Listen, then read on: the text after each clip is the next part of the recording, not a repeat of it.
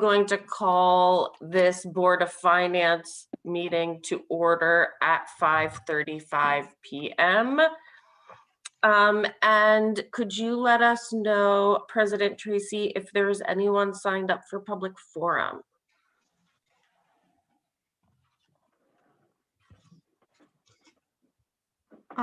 President Tracy, I think you're muted, but I will check. So I'm in the box. I only see one in the box from today, which is for regular public forum. So we should be good. I don't see any on the sign up sheet either that look like they're specific. Great. As usual, while you're looking at that, I didn't even get a motion on the agenda. Would anyone like to make a motion on the agenda? Motion to approve. Thank you, Councillor Paul. Is there a second? Councillor Pine. All in favor of adopting the agenda, please say aye. Aye. Aye. Any opposed, please say nay. The motion passes.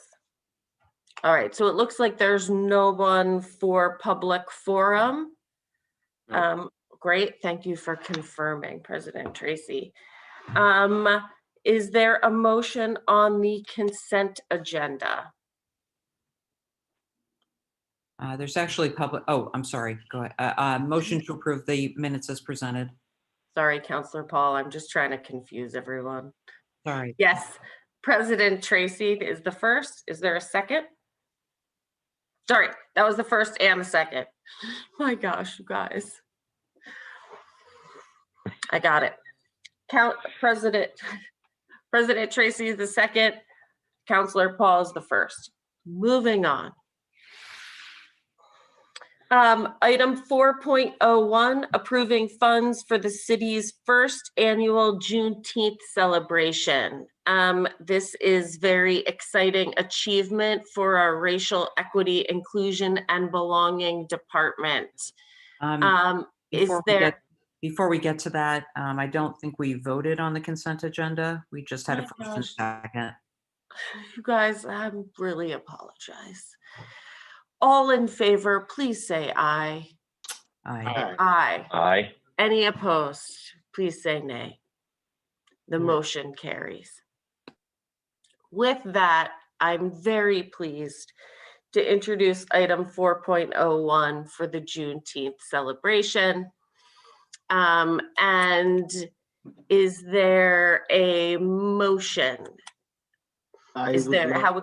Yes, Councillor Jen. Thank you. I would love to make the motion, but was wondering if the director of the Racial Equity, Inclusion, Belonging and team can give us a quick overview of what is Juneteenth and why it's important to celebrate it. Excellent, thank you. It looks like we have the whole team. Perfect, thank you, Councillor Pine. And it looks like we have the whole team here, so I will turn it over to you first, Director Green. Thank you. This is really, really exciting. And I'm going to ask that Skylar speak on this. Blaine and I are also a part of this massive team that includes a lot of city departments, but a lot of community members. But Skylar is leading the effort. So I'm going to ask Skylar to speak on this on our behalf. Yeah, just to clarify, are we talking about what Juneteenth actually is, or what the celebration is leading up to be currently right now? Just so I'm clear. Maybe both. 1965, and now this year we're bringing that celebration officially to Burlington with a citywide celebration that is shaping up to have an entertainment component, an education component, a reunion aspect to it. That is going to take place at 4 to 5 different locations across the city. And so right now the people working on that, obviously myself and the rest of the REIB team, but we also have an empowerment committee of 7 community members who are giving us a community vision for the Juneteenth celebration, as well as an internal city planning committee that spans multiple different departments, from the BCA to planning to parks and so on and so forth, to really lift this celebration up. And so just before, we can get into more details, but just an overhead view of the day as it stands so far right now, we're planning on starting with a gospel brunch, and then kicking off activities at different sites all across the city for people to enjoy. Wonderful. Thank you. Thank you, Councilor Janga. Are there any other questions for myself or for Mr. Nash? Thank you, councilors. We have a first and a second, so it sounds like we're ready to vote. All in favor, please say aye. Aye. Aye. Any opposed? Okay, the motion carries. Thank you, REIB team, and all of your committee and volunteers. We're all very excited about our first Juneteenth celebration. Gonna be a really good time. I'm looking forward to seeing everybody there. It's gonna 10 a.m. to 10 p.m. It's gonna be a great celebration. We have high expectations, so we're confident you're gonna help us live up to them. Yes, yes. Okay, item 4.02.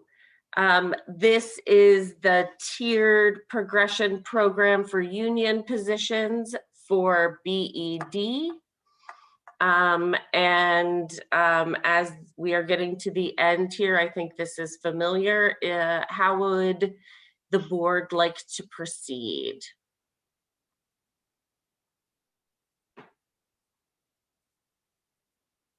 Yes, Councilor Pine. I would move to recommend the City Council approve the attached resolution. I'll second that. Thank you, Councilor Pine and President Tracy. Any discussion? Okay, are we ready to take a vote? Excellent. All in favor, please say aye. Aye. Aye. Aye. Any opposed? Please say nay. The motion carries unanimously. That brings us to item 4.03, corrected retroactive pay for 2 reclassified DPW employees. How would the board like to proceed on this item? I think it, Yes, Councilor Paul. I think it would be, I apologize, I know Councilor Jang had his hand up first. I think it would be helpful to have, for the public to have an understanding of exactly what we're doing here. Okay, I'm going to start and then I'm going to turn it over to Director Spencer. And as you can see, it's a real team effort. This really was part of a reclassification package involving several DPW members that happened in November of 2020. And for the large majority of people who have been reclassified, both in that DPW package, as well as others. You may recall around that same time we were doing CEDO reclassifications. And almost all of them, it was appropriate to go back to the beginning of the pandemic for the reclassification. And so in that, frankly, Director Spencer and I had miscommunication, and the 2 employees here are owed money, retroactive pay from beyond that, but it was not processed at the time. And I will turn it over to him so that he can describe a little bit more of the situation and how we got here. Thank you, CAO Shad, and thank you, Board of Finance, for giving us time tonight. So as CAO Shad said, these 2 employees had been doing additional work beyond their job description, and we had been moving a reclass forward. due to multiple priorities within our shop and then transition in who our HR manager was. This did not move as quickly as I'd like. And then due to this miscommunication, these two employees were only given retro pay when the council approved it back to the start of the pandemic. And there is an additional period that we are seeking here tonight when these employees, due to the capital reinvestment and demands of what the council and the administration wanted to see, did work, additional work beyond their job description. And so as a result, we're seeking that retro pay. There is a disconnect between the pay listed in the memo and the resolution. So if the Board of Finance is seeking to approve the resolution tonight, which I hope you will, I can assist with correcting the resolution amount to be consistent with what you saw in the cover memo. Are there other questions, or is someone prepared to make a motion? Yes, Councillor Pine. It would seem that we ought to just correct it at the moment, correct? I think that's what I was just hoping we would do, is just make that correction right now. So I will move it, and then a second, and then we can correct it, I guess. I believe that is appropriate. I do not, oh yes, of course, the city attorney is here. I think that's okay, right, City Attorney Blackwood?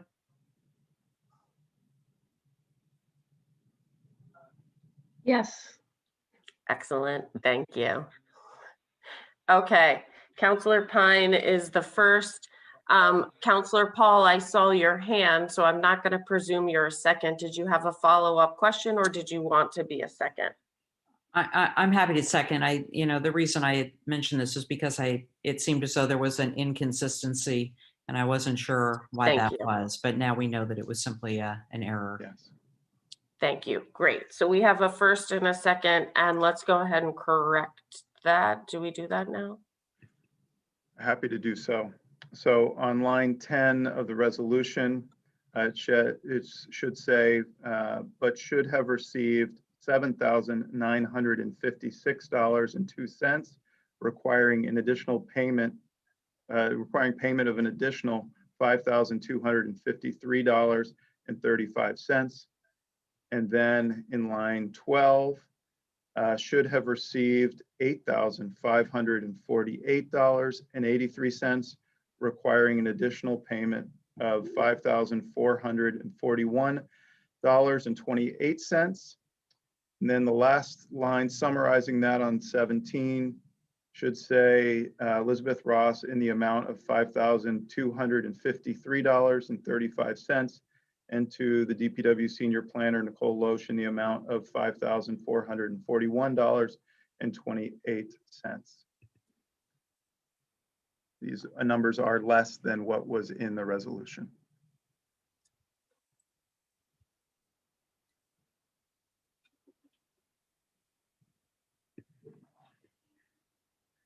Yes, Councillor Paul. I just would, this is a fair amount of money. It's not a slight oversight. It's a fair amount of money. Has there, I'm not sure of if we have any rules or, if there's precedent for this. It would seem as though this amount of money that, are there any rules about what is incumbent upon us to return to them as well, in addition to the retro pay? Yes, I'm going to let City Attorney Blackwood answer that question. We did discuss that. I'm not sorry, I didn't follow the question. The question was simply that, as I said, this is a significant amount of money that has been owed to these employees for some time, and wondering if there are any rules that the city has regarding, this is clearly an error on the city's part. Are there any rules regarding what additional compensation could be due to them? So the error on the city's part is since November. Prior to that, our what the city's rules say is an employee can put in a request for a reclassification, but the city tries to get to it in due course, and in this case, the due course took some time, particularly with COVID. So we don't really have any other provisions about anything else being owed to them.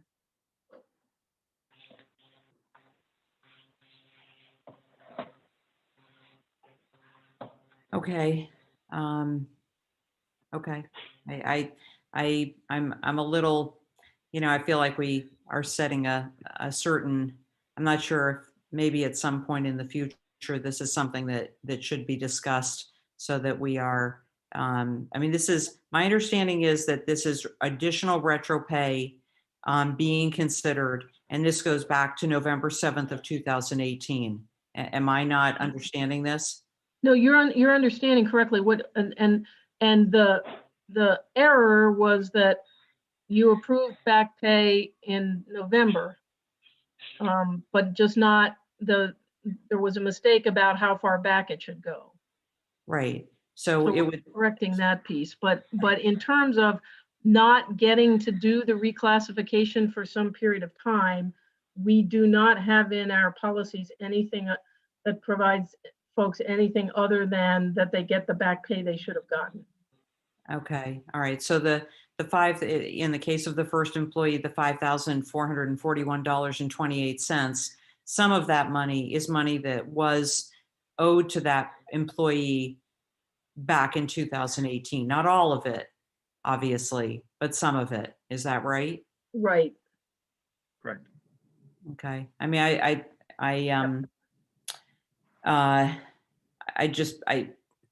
don't know. I don't feel great about that, but I'm assuming that you're going according to the employee manual or the personnel manual. We're going according to, to the employee manual. If you want us to, look at whether or not there's a change that for fairness sake ought to be made to that, we can certainly look at that.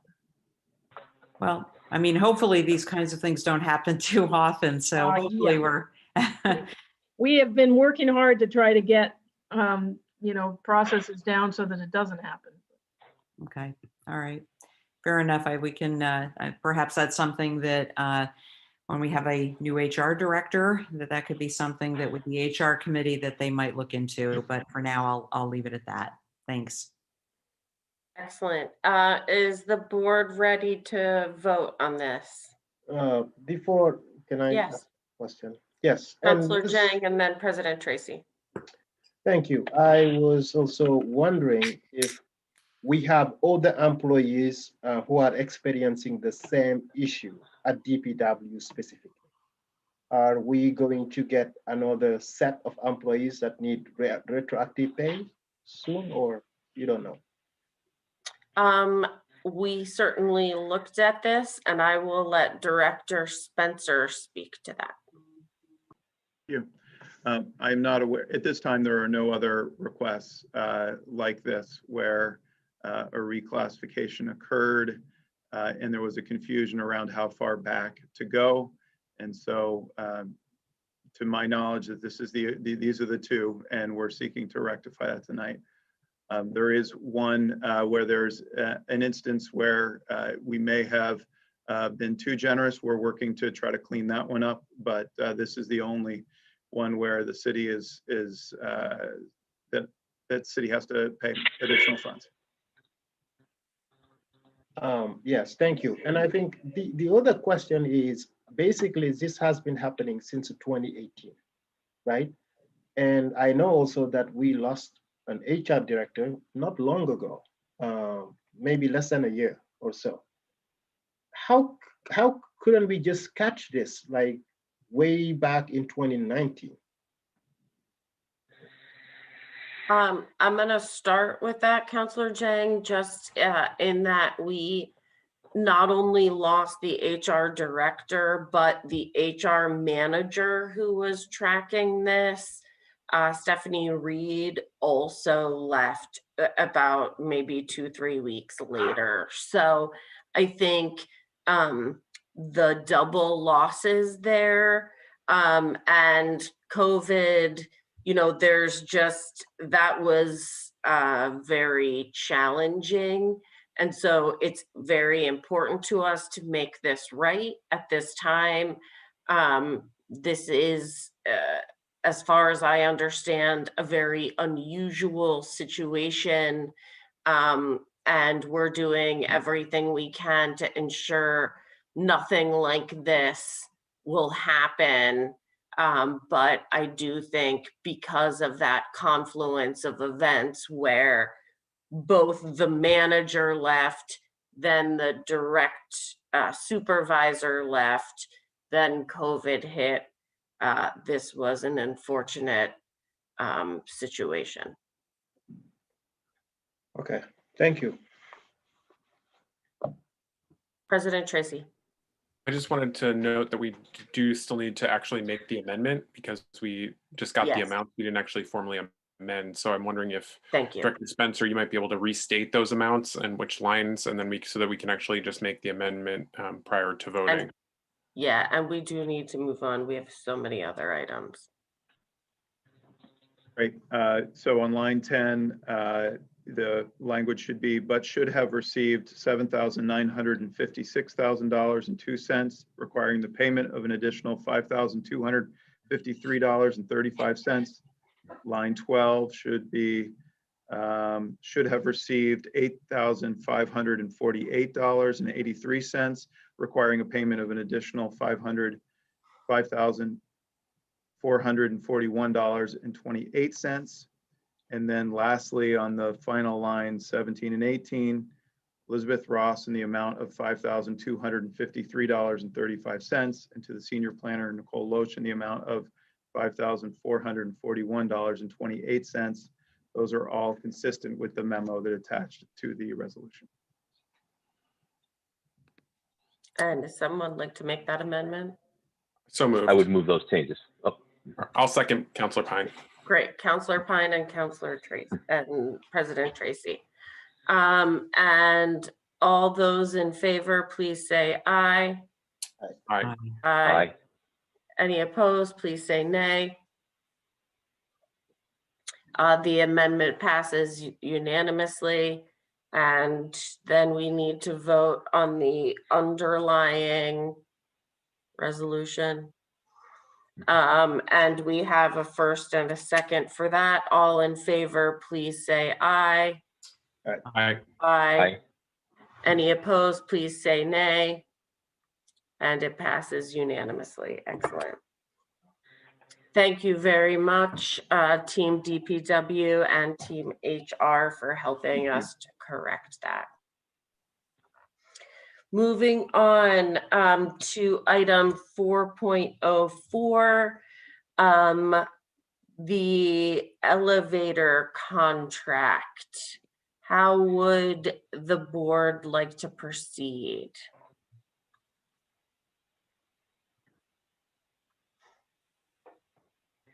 Yes, Councilor Pine. I would move to approve and recommend the City Council authorize the Director of Parks, Recreation, and Waterfront to sign a contract with Otis Elevator Company, doing business as Bay State Elevator Company, in the amount of $148,493, with a contingency of $14,849, for a total amount not to exceed $163,342 for the modernization of the elevator in the Fletcher Free Library, subject to final review and approval by the City Attorney's Office. Thank you. Is there a second? Councilor Paul. Is there any discussion? All those in favor, please say aye. Aye. Aye. Aye. Any opposed, please say nay. The motion passes unanimously. Thank you, Team DPW and BPRW. Item 4.05, the amendment for wastewater disinfection improvements. How would the board like to proceed? Yes, Councilor Paul. Thank you. I'll make a motion to take the recommended action as detailed on board docs. Excellent. Then Councillor Jang, your second. Yep. Is there any discussion? Great, let's proceed to a vote. All in favor, please say aye. Aye. Aye. Aye. Any opposed, please say nay. And the motion passes unanimously. Thank you, Team DPW. And continuing with Team DPW, it's a theme tonight. The Vermont Clean Water Revolving Fund. How would the board like to proceed with item 4.06?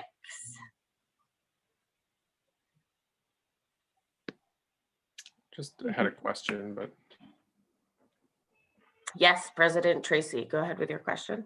so I was curious as to how, if at all, this relates to combined sewer overflows specific to that that particular outfall, and if this is going to at all contribute to their reduction.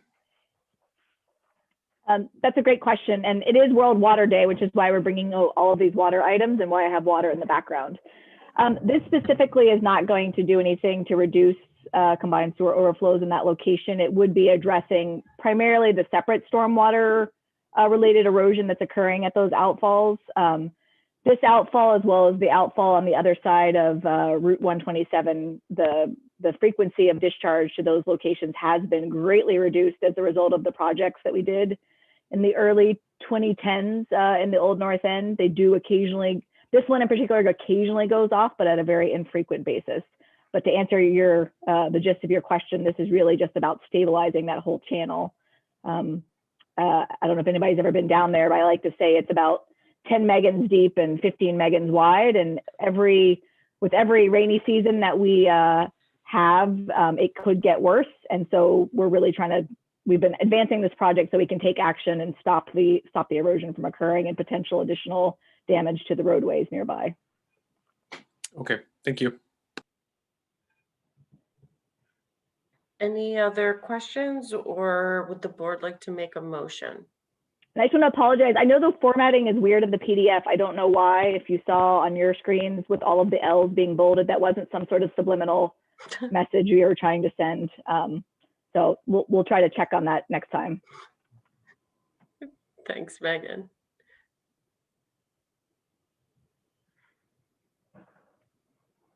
Yes, Councillor Pine, is that a first? I will move to recommend the City Council approve the attached resolution. Thank you. I mean, it is World Water Day. And that's a second, President Tracy. Thank you. All those in favor, please say aye. Aye. Aye. Aye. Any opposed, please say nay. The motion carries. And then item 4.07, we're going to stay with our friends in water as we seek to execute an amendment for catch basin cleaning services. How would the board like to proceed? Yes, Councillor Jang.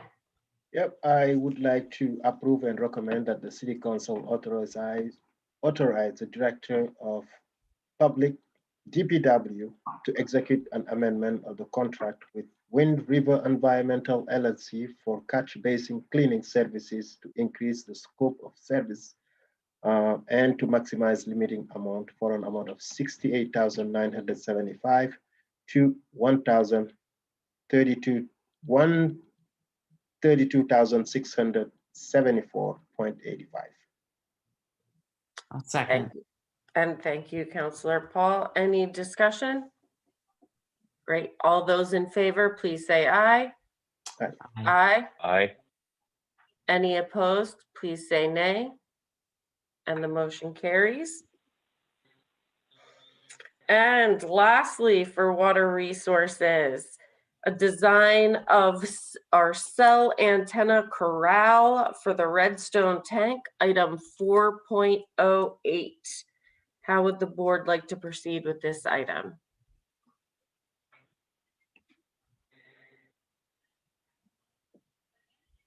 Come on, this is cool. Yes, thank you, Counselor Pine. Is that a Second. first? That's a first. Yes. Second.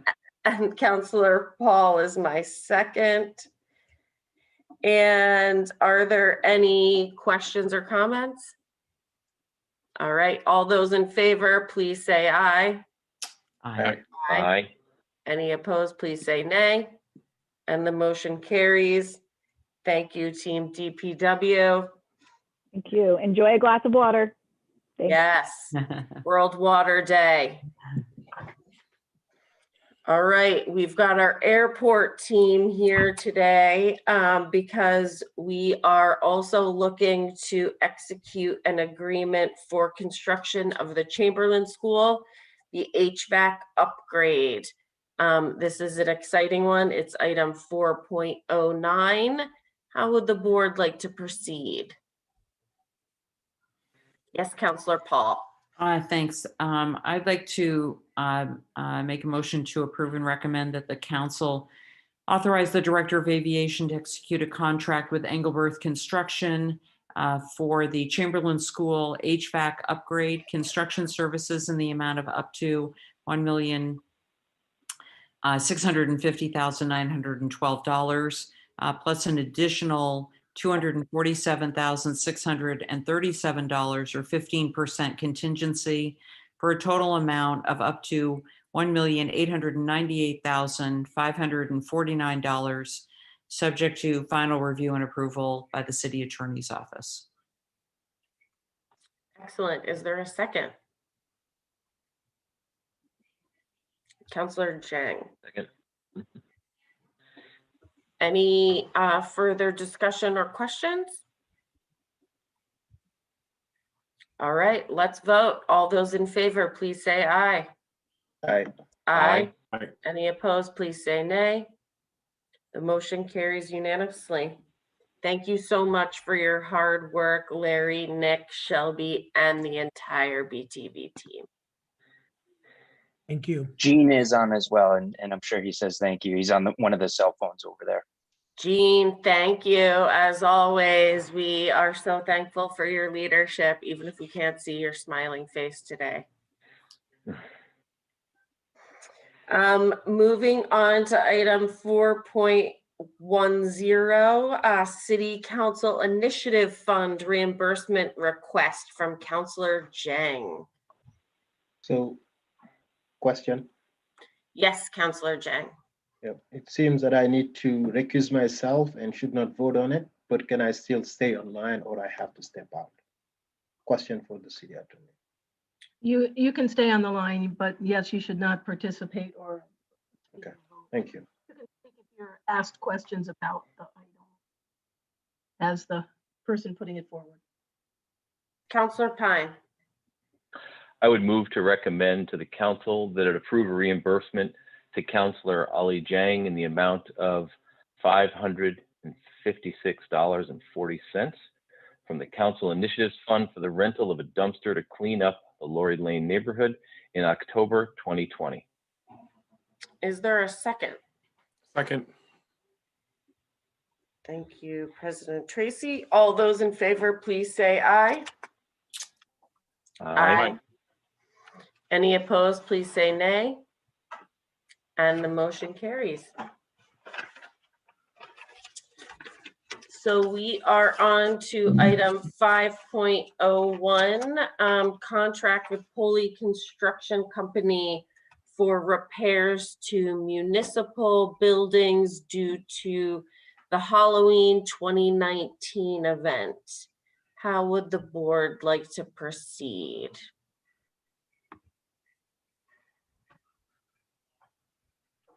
Yes, Councillor Pine. I would move to authorize the Director of the Department of Parks, Recreation, and Waterfront to execute a contract with Pulley Construction Company in an amount of up to $84,045 with a 10% contingency of $8,404, totaling up to $92,449 for repair to city facilities related to the 2019 Halloween event, subject to final review and approval by the city attorney's office. Is there a second on the motion?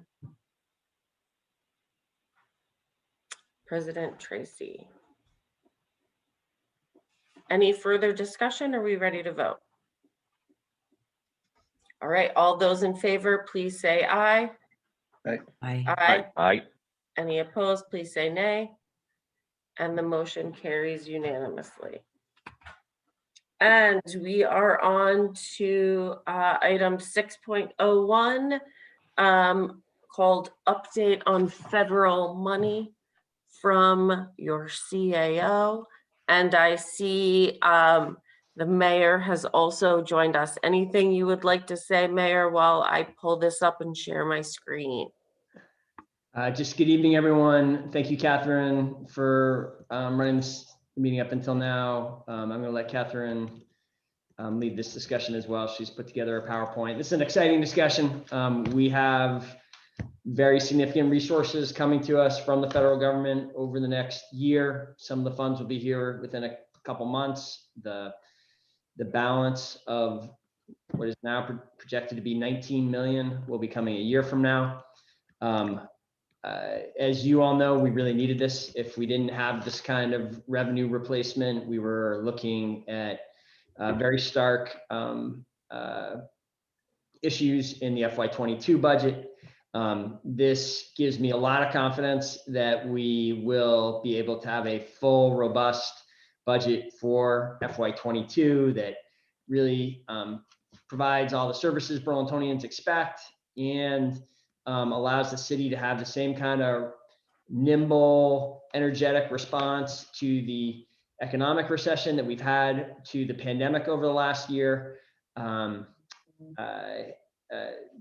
of that should be possible without needing to go to Burlington taxpayers for more funds during this time.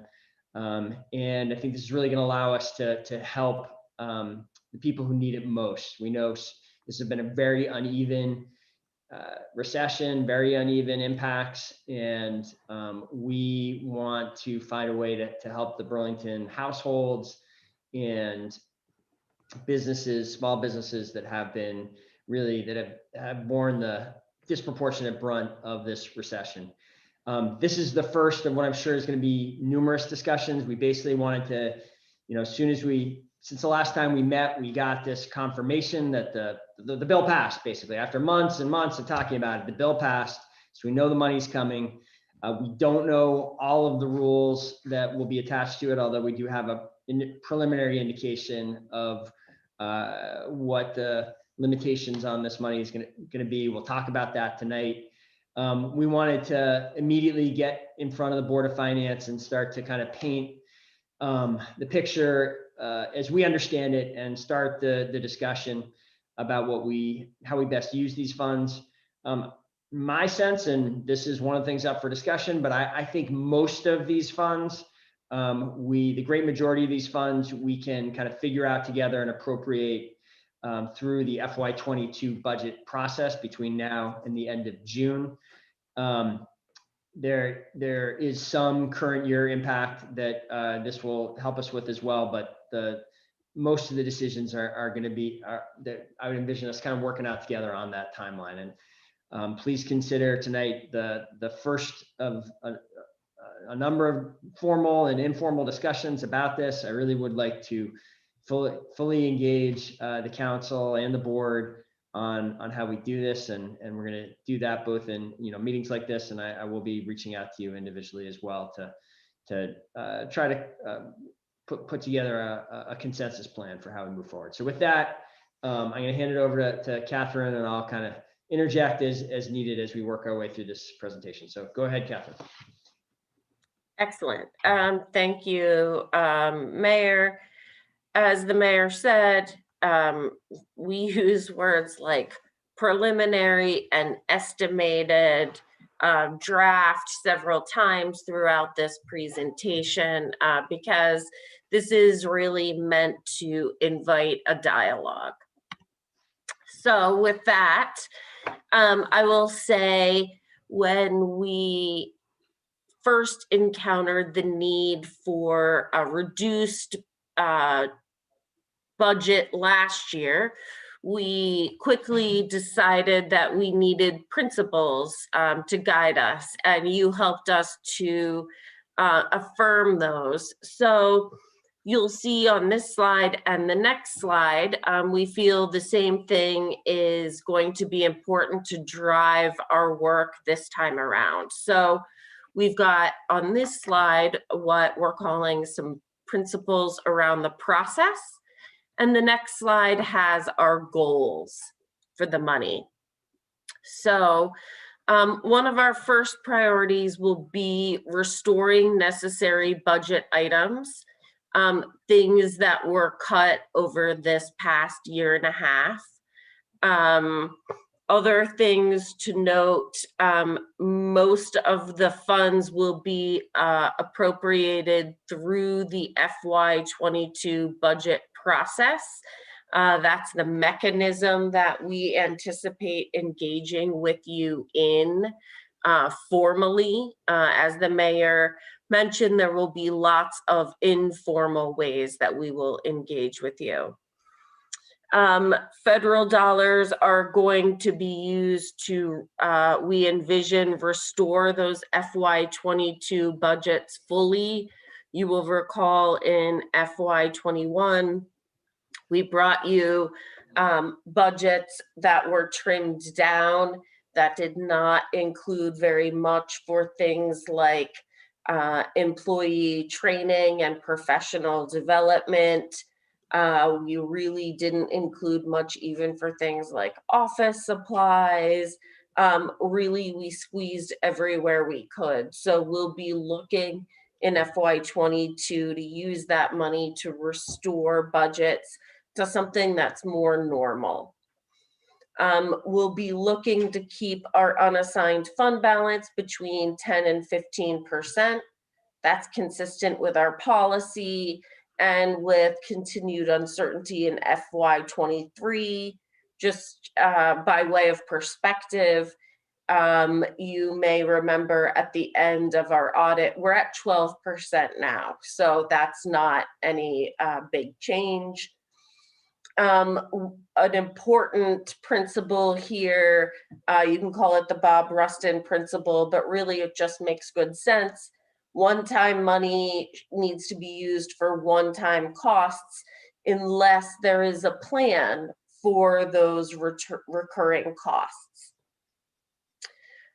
During the recovery, we had certain abilities to act decisively and impact, make quick impacts.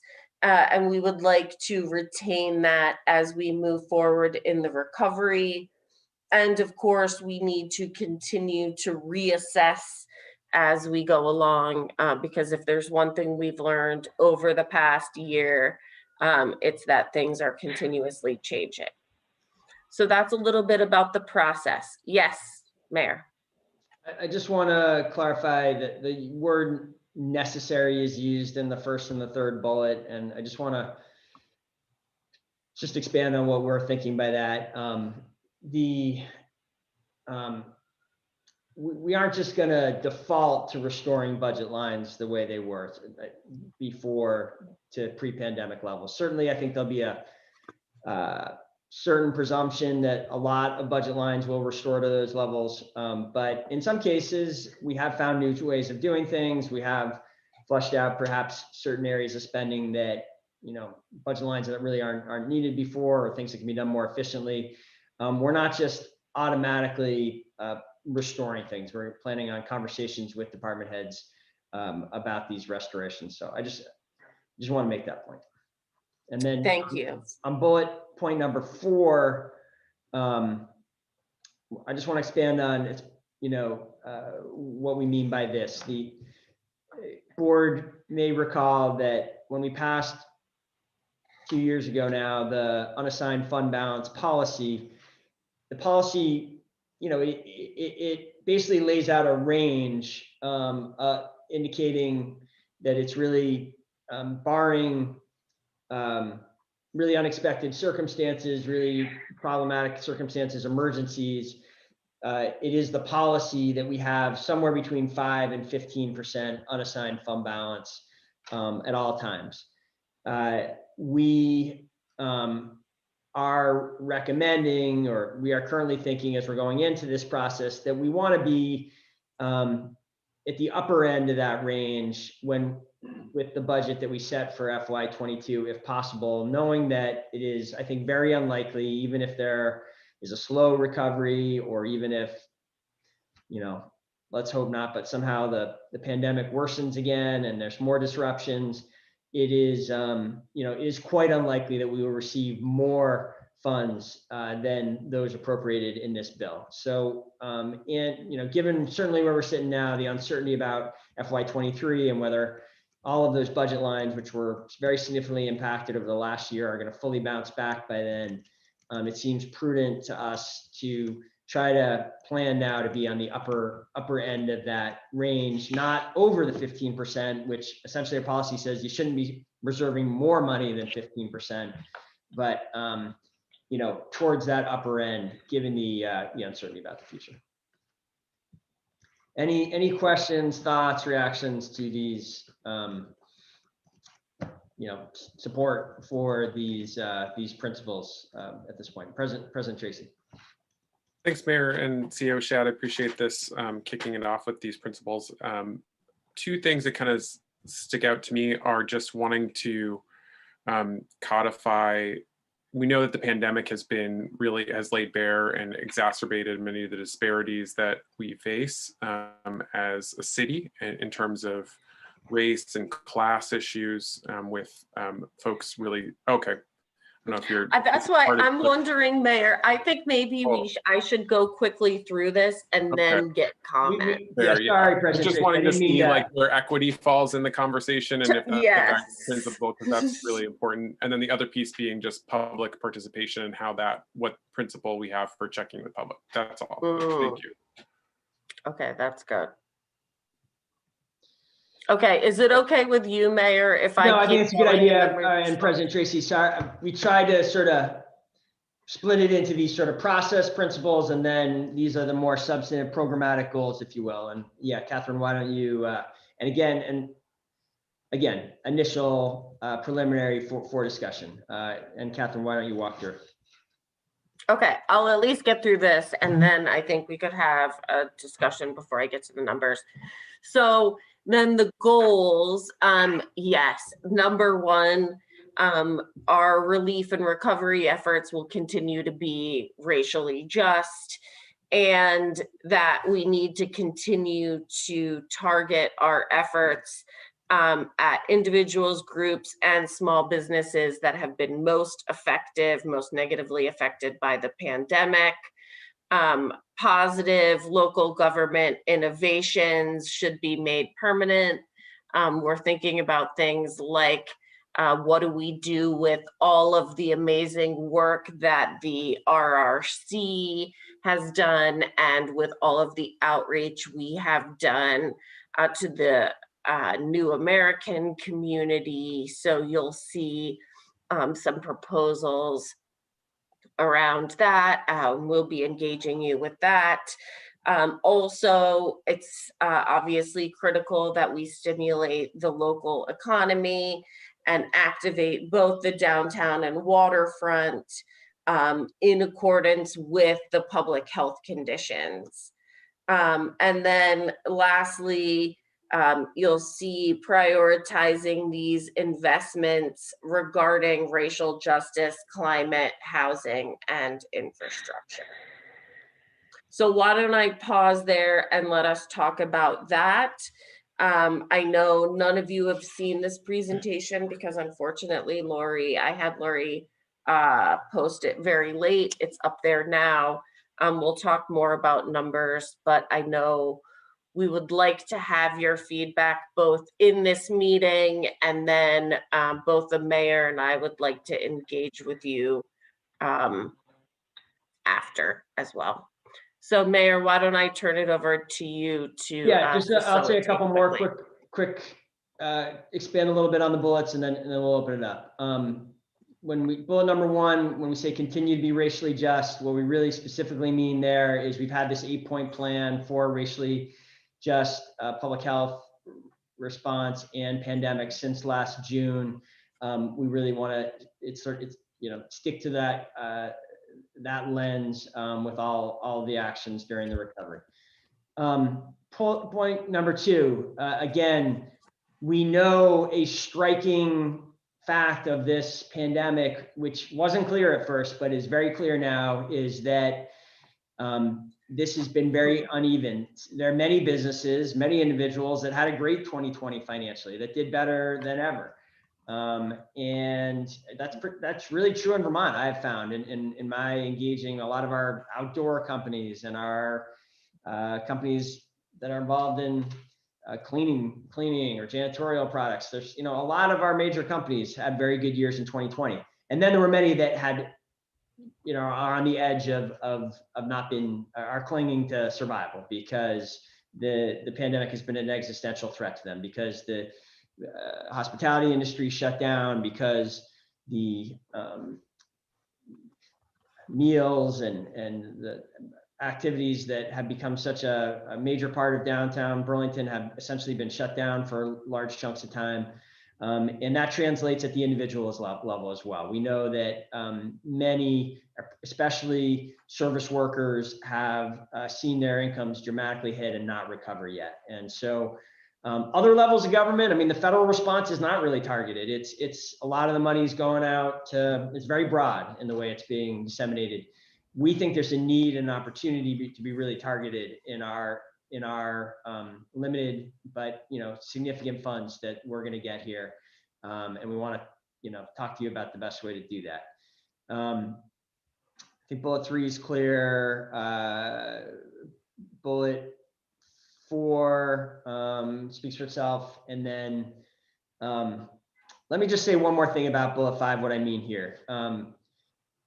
When I think we had a really good joint community success with using emergency funds, homeless funds, to not just house individuals experiencing homelessness that needed some kind of low barrier institution. We didn't just house them during the emergency. I mean, part of our response did that, right? We had, as Councilor Pine knows well, we had a sort of exceptional temporary situation at the facility at the Holiday Inn. We had the North Beach temporary facility, but later in our efforts, we were able to take these emergency dollars, $2 million of emergency dollars, and get them invested in what is going to be an enduring community asset with a shelter on Shelburne Road that A New Place now is owning and operating with city support. And I think there's going to be a whole lot more, or at least a number of additional strategic investments like that, where we can use these one-time dollars, emergency dollars, in a way that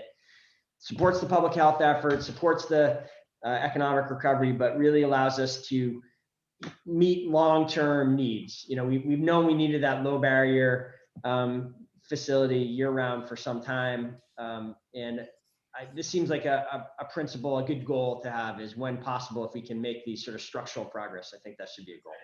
So with that, I'll open the floor to any reactions at this point. Councilor Pine. I think a couple slides down, it talks about what the funds can be used for. I would just, under infrastructure, I think I'd like to make a plug for specifically in this document and in our plan, our thinking to include energy and energy efficiency in that one, because I see that as an investment that has the climate impact, it has social and racial justice impacts, it has economic benefit, and it lasts. It's something, if we invest in with this one-time money, it will bring dividends for a very long time. So I hope we'll be really focused on making some of those climate-related investments in a very meaningful way in relation to and connection with our other efforts around weatherization and energy issues. I hope we'll actually plan to devote some serious resources to that. Great, and I don't want to like go back and forth on everything that's raised, but I do just want to kind of, I think this is a good segue to this slide here, that these are the federal rules at this point as we know them. I think we believe there could well be sort of more detailed rules promulgated. Doesn't explicitly call out climate investments as one of the kind of allowable uses, but we want to dig into the details and understand. I agree with you, Councilor Pine, and I think as we really figure out how we're allowed to work with this money and what's fungible and what's not, I agree it would be great if, I think that's an area of great common ground within city government, administration, council, and we know there's some major needs there, so agreed. Thanks, and I just want to second the comment Councilor Tracy asked about, and that is how we're going to engage the community in defining these priorities.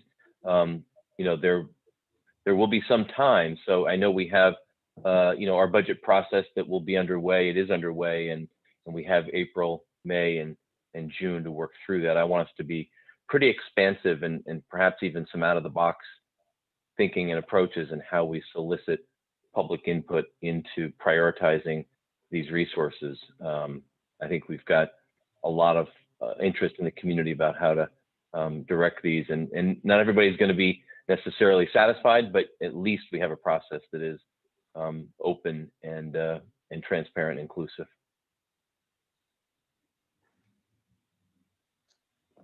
Great, agreed. And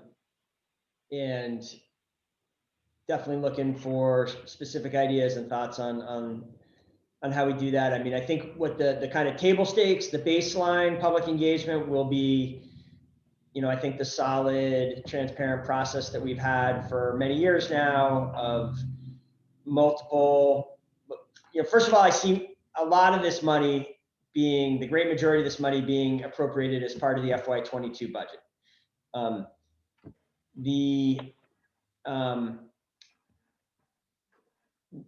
That means, we have the rest of March, April, May, June to do that. Of course, that doesn't mean every decision needs to be like, we oftentimes create kind of reserve funds or items that require more process after the budget passes. But, we'll have our multiple meetings, we'll have multiple departments involved. We'll try to get Channel 17 to help promote the, kind of broadcast of those meetings. And that's sort of for starters. In addition to that, I think it's likely we'll have the additional sort of public process and public engagement of perhaps RFPs for certain areas of this money. So, for example, like during the pandemic, we had $100,000 that went to food programs. We had an open competitive process for community groups to come forward and say, here are ideas for how to use, best meet that need. I bet there's some areas like that we'll want to identify together and do that way. I'm certainly open to engaging the MPAs in new ways for certain aspects of this. Yeah, we have I think we have an unusual opportunity here, and we should think out of the box in unusual ways and make this a really a process that as many people as possible feel good about.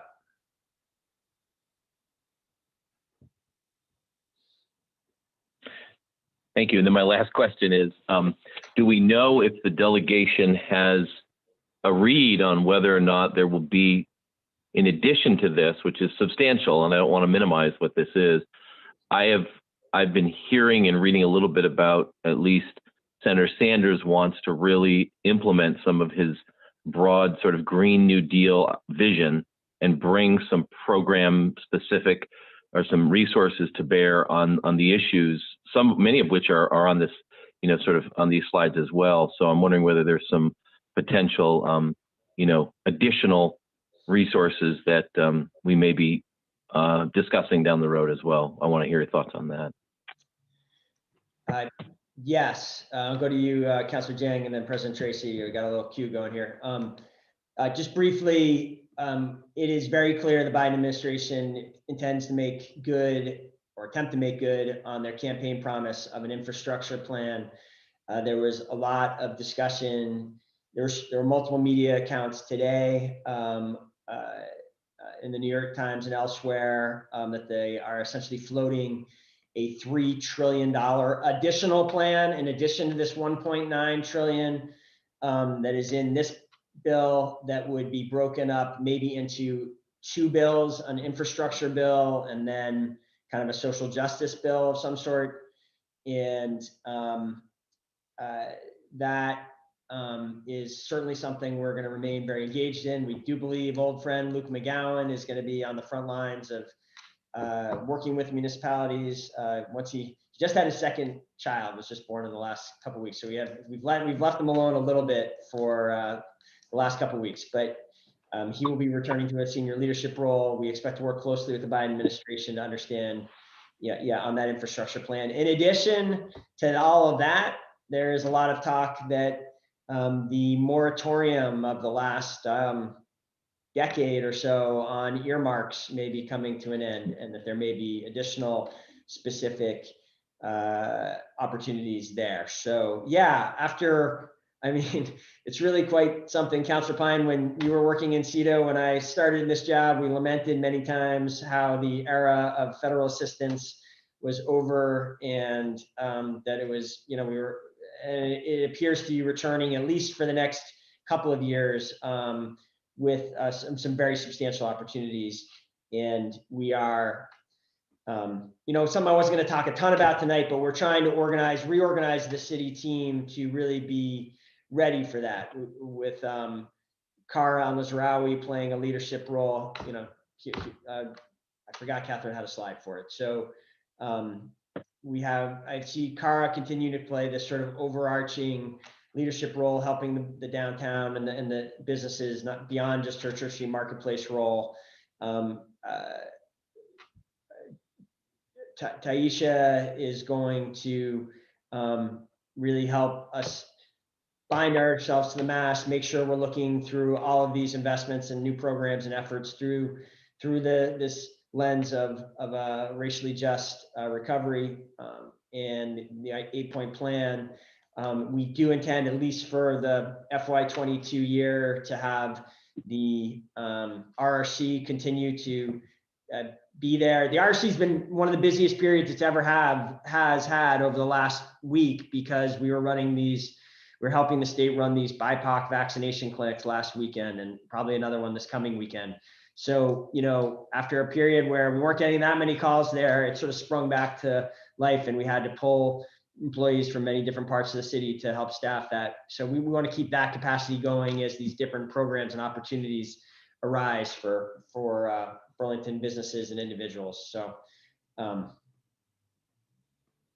we want to make sure, maybe the most important thing we can do is make sure that Burlingtonians can access, Burlington individuals and organizations can access these federally funds, and we're going to stay focused on that. Sorry, I went on probably too long with that. Councilor Jang, and then President Tracy.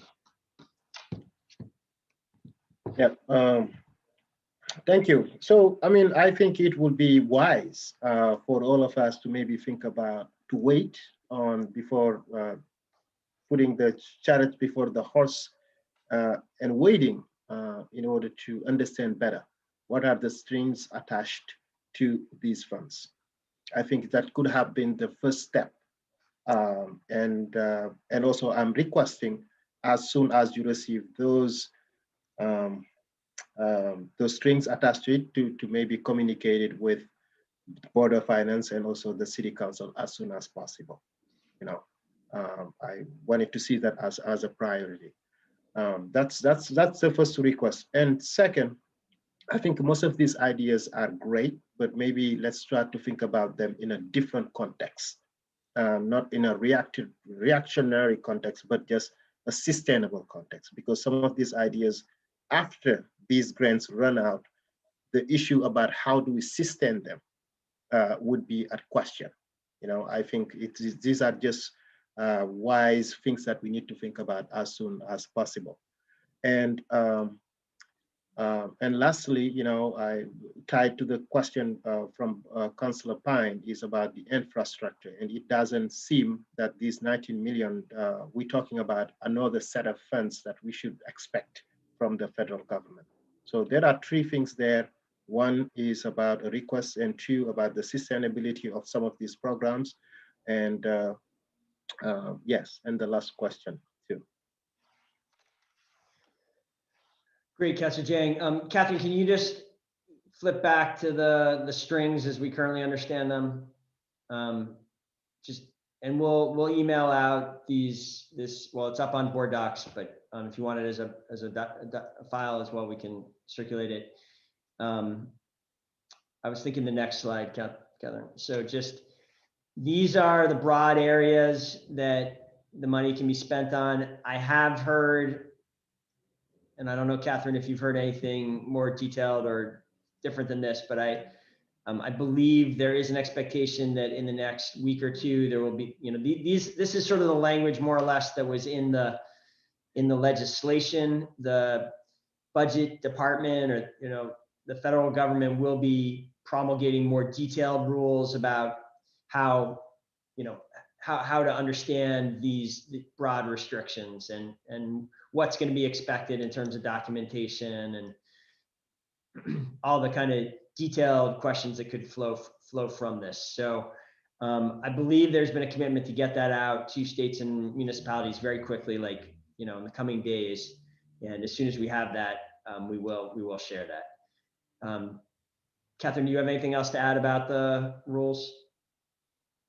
No, I would say that's exactly right. Everyone's anxious for them, and we will certainly share them per your request, Councillor Jang, and I'm sure everyone else is anxious for them as well.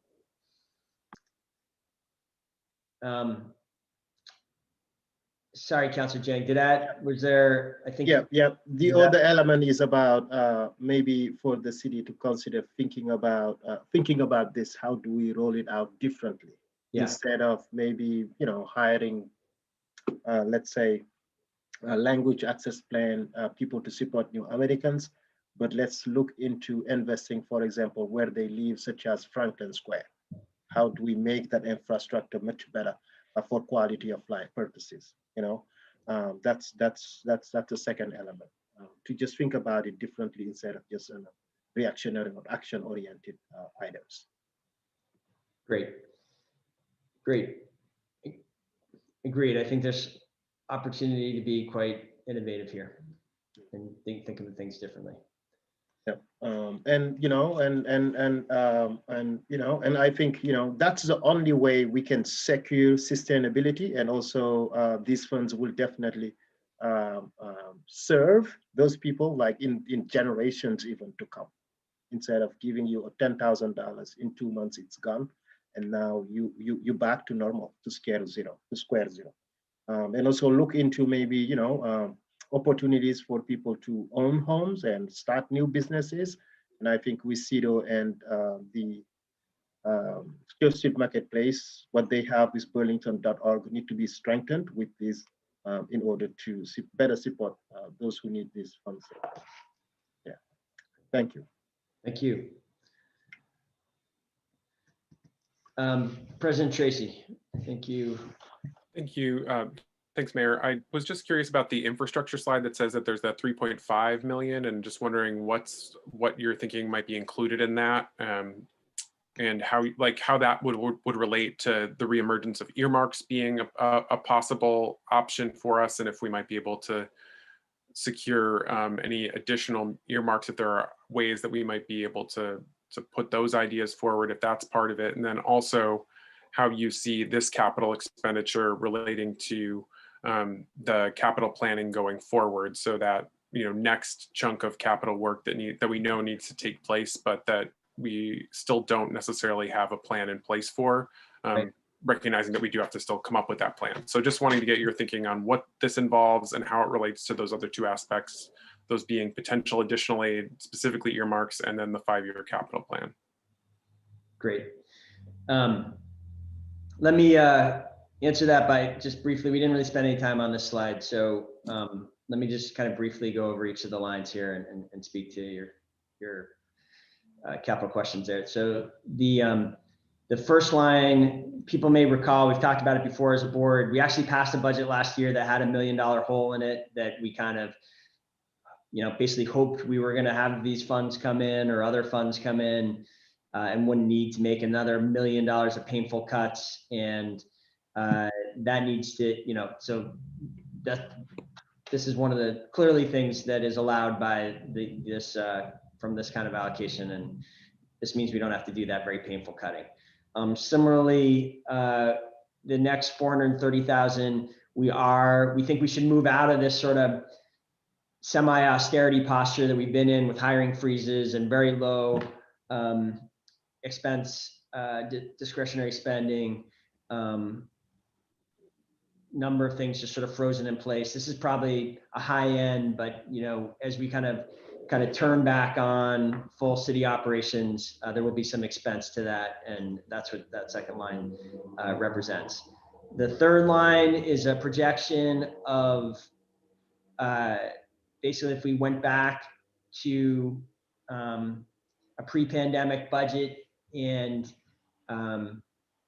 we wanted, again, not to have a full robust FY22 budget.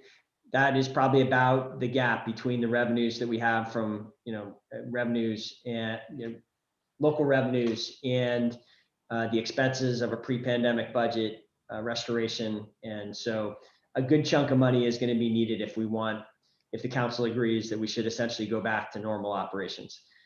Then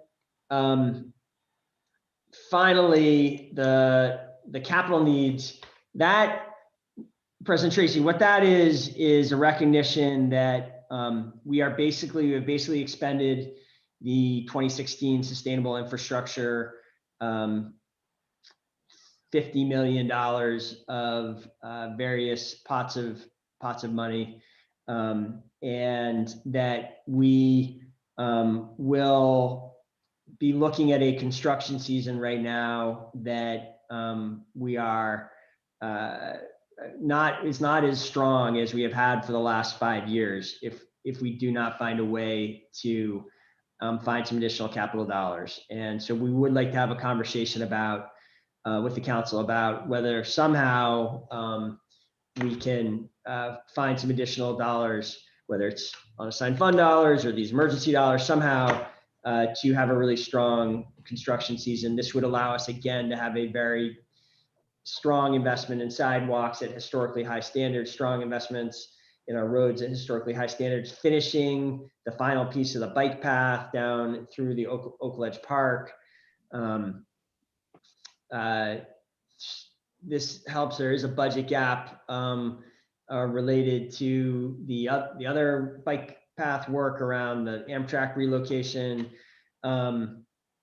So, basically that, to boil it down, and we haven't gotten into the weeds, even, I haven't gotten into the weeds yet on it, but a 3.5 would represent something comparable to a really strong construction season like we've seen over the last 5 years, bridging us until the next round, as I think your question was asking.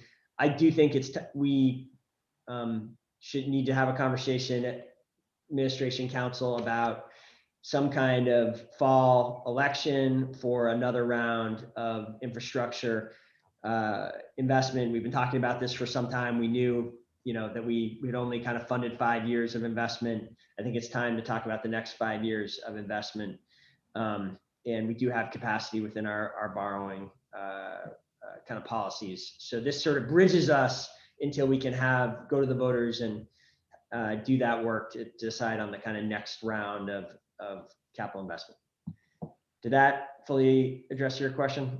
Yeah, no, that was helpful. Thank you, Mayor. And then the other piece that I just wanted to understand is how you see CEDO playing into this, specifically the specific effort, and particularly around housing. I see, small business support, which I think is going to be necessary coming out of this, but understanding that when that eviction moratorium lifts, there's probably going to be a significant need throughout the community for support for tenants in particular, and to make sure that we don't see just a wave of houselessness emerge in the wake of this, causing real pain and hardship in the community. So just wanting to see how the housing work that CEDO does already might be expanded, or if there might be new work that could take place, and how you see that particular element going forward. Because I'm particularly concerned about business eviction, but particularly housing evictions coming forward.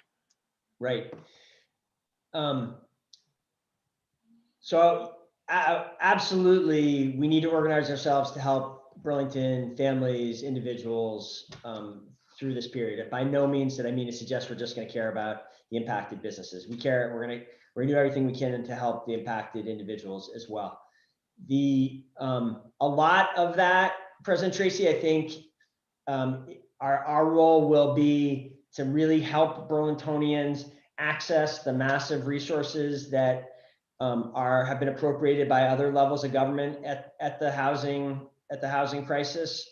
Hundreds of millions of dollars have been appropriated within Vermont for rental assistance in one form or another, and foreclosure assistance. And before we start using the dollars that we control to address that in some way, I think the first line of our strategy should be making sure Burlingtonians are fully aware of those opportunities. And we're going to do that through the RRC the way we have throughout this. We're going to have the advertisements and the posters and the flyers going to people's homes and the call center set up and the great web resources. We're going to keep that really kind of rich and current and helpful.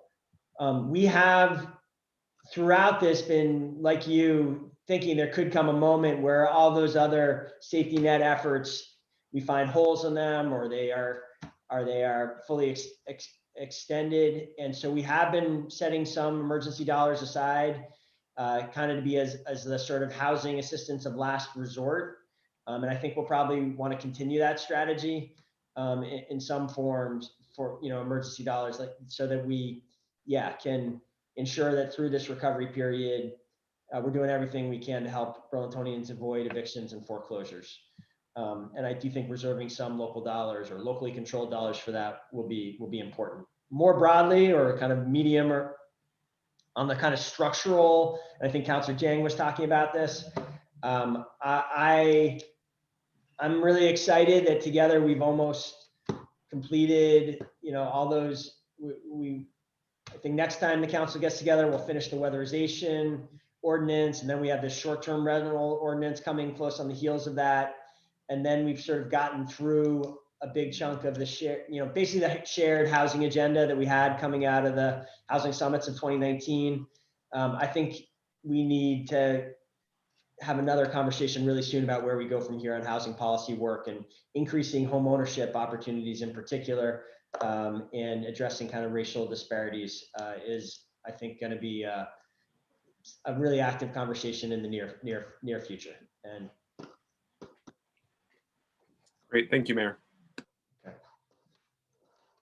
And so you asked that through what CEDO housing people absolutely be engaged in that, but we also, this whole effort we've set up around the RRC will also be engaged in it. It won't just be owned by CEDO. This is going to be quick. Go ahead, Councilor Jang. Yeah, and it is about it's infrastructure, but do we have any thinking around Memorial Auditorium about this funds we will be receiving? About Memorial Auditorium? Yeah. I don't believe investment in Memorial Auditorium is sort of squarely programmatically, or maybe even within the dollars we're talking about. I'm not sure how much we'll be able to get done on that through this appropriation. Maybe there's another stage of planning or whatnot. I do think between infrastructure and the possibility of earmarks, absolutely more Memorial Auditorium, Main Street investments, or further investments in Moran, investments in some type of cultural empowerment center that we've been talking about over the last year related to our racial justice work. Those are some kind of big big items that might well fit into the infrastructure or earmark opportunities. So we have a big decision to make as a community where what we want. Do we continue? I there's a lot to talk about with Memorial Auditorium and that gateway block, and maybe some whether the pandemic or other events in the community do we just go back to where we were at with that plan before the pandemic, or do we want to think about something different? It's not obvious to me which way we go with that. Okay, thank you. All right, I think we're getting close to 7 o'clock, and it feels like a good first discussion. Can we just go to the next steps slide, Catherine, before we wrap up?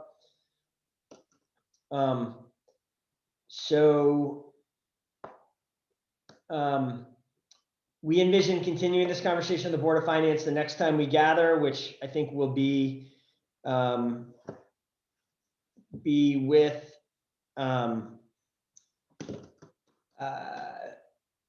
we'll be with the new Board of Finance. I think the next Board of Finance meeting is after reorganization day, and so we'll continue this conversation then. I expect we'll have more detail by then. We'll also have a schedule for you by then, or for the new board, of the full budget schedule, and we can talk more about additional public participation we want to work into this year. So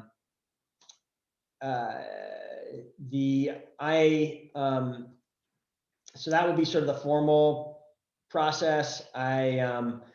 The CAO is going to share this presentation with the full council for feedback, and I am going to try over the next couple of weeks to have some of you have had individual conversations since the election already. I'd like to touch base with every counselor before reorganization day, and hear broadly about where we go from here as a city, and how the council administration work together on that, and specifically kind of budget ideas. I'm going to be reaching out to people individually as well. So hopefully by the time we reconvene the week after organization day, 3 weeks from now, we'll be able to flesh out this conversation in some important ways. That said, any additional things we should have on this list? Any feedback on these sort of next steps page at this point?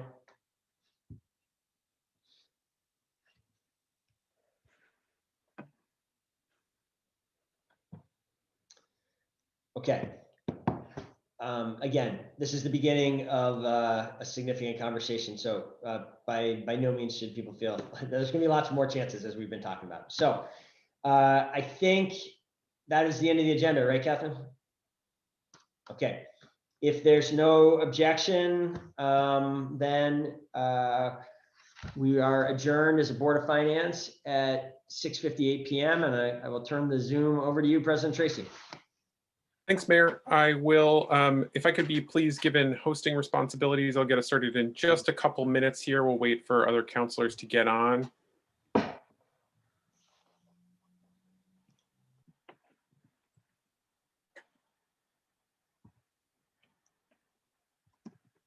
Thank you for that. If folks are interested in signing up for public forum, you may do so by going to burlingtonvt.gov/citycouncil/public forum.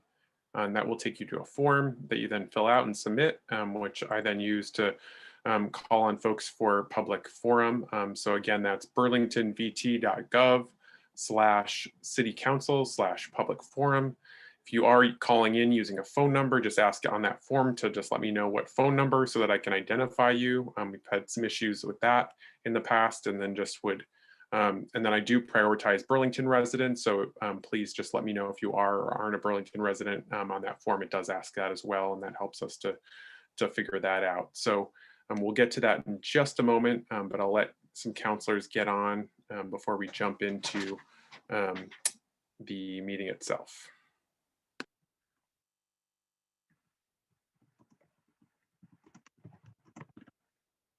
I'm sorry. President Tracy. Yes. Hi.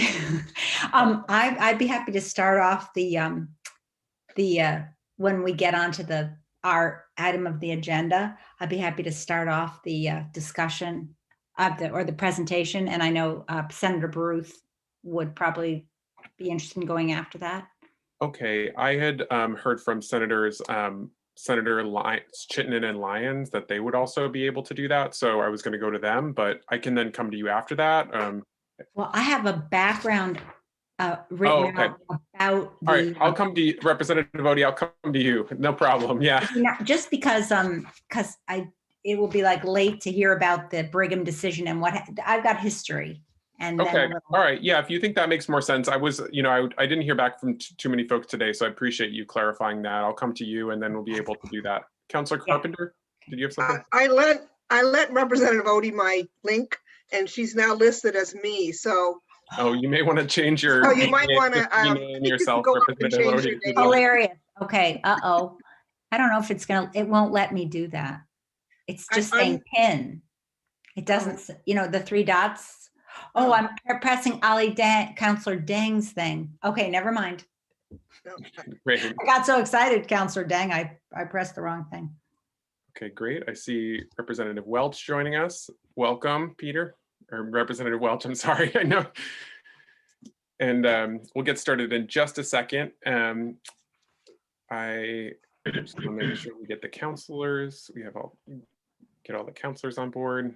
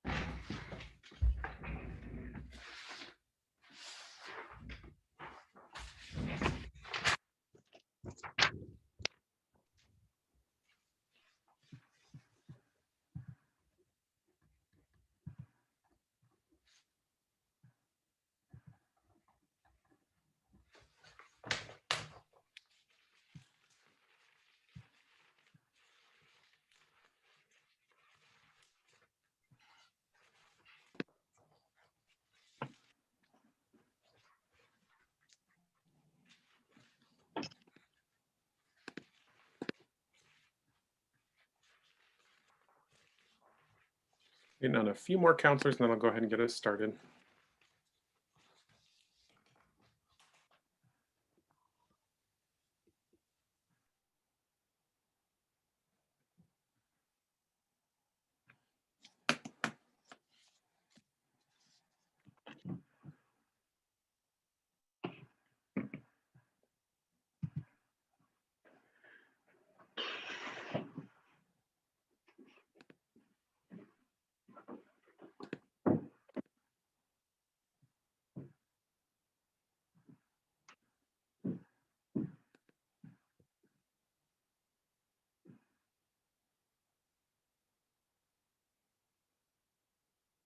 Okay, I think we have all the counselors on board.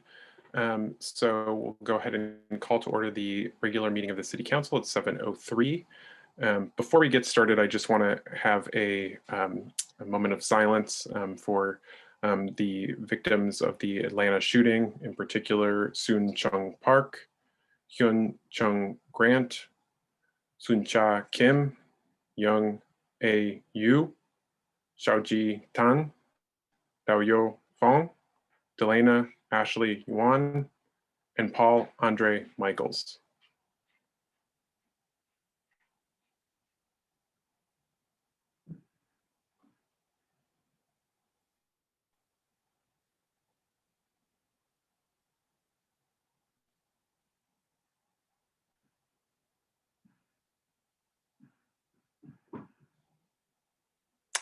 Thank you, everyone.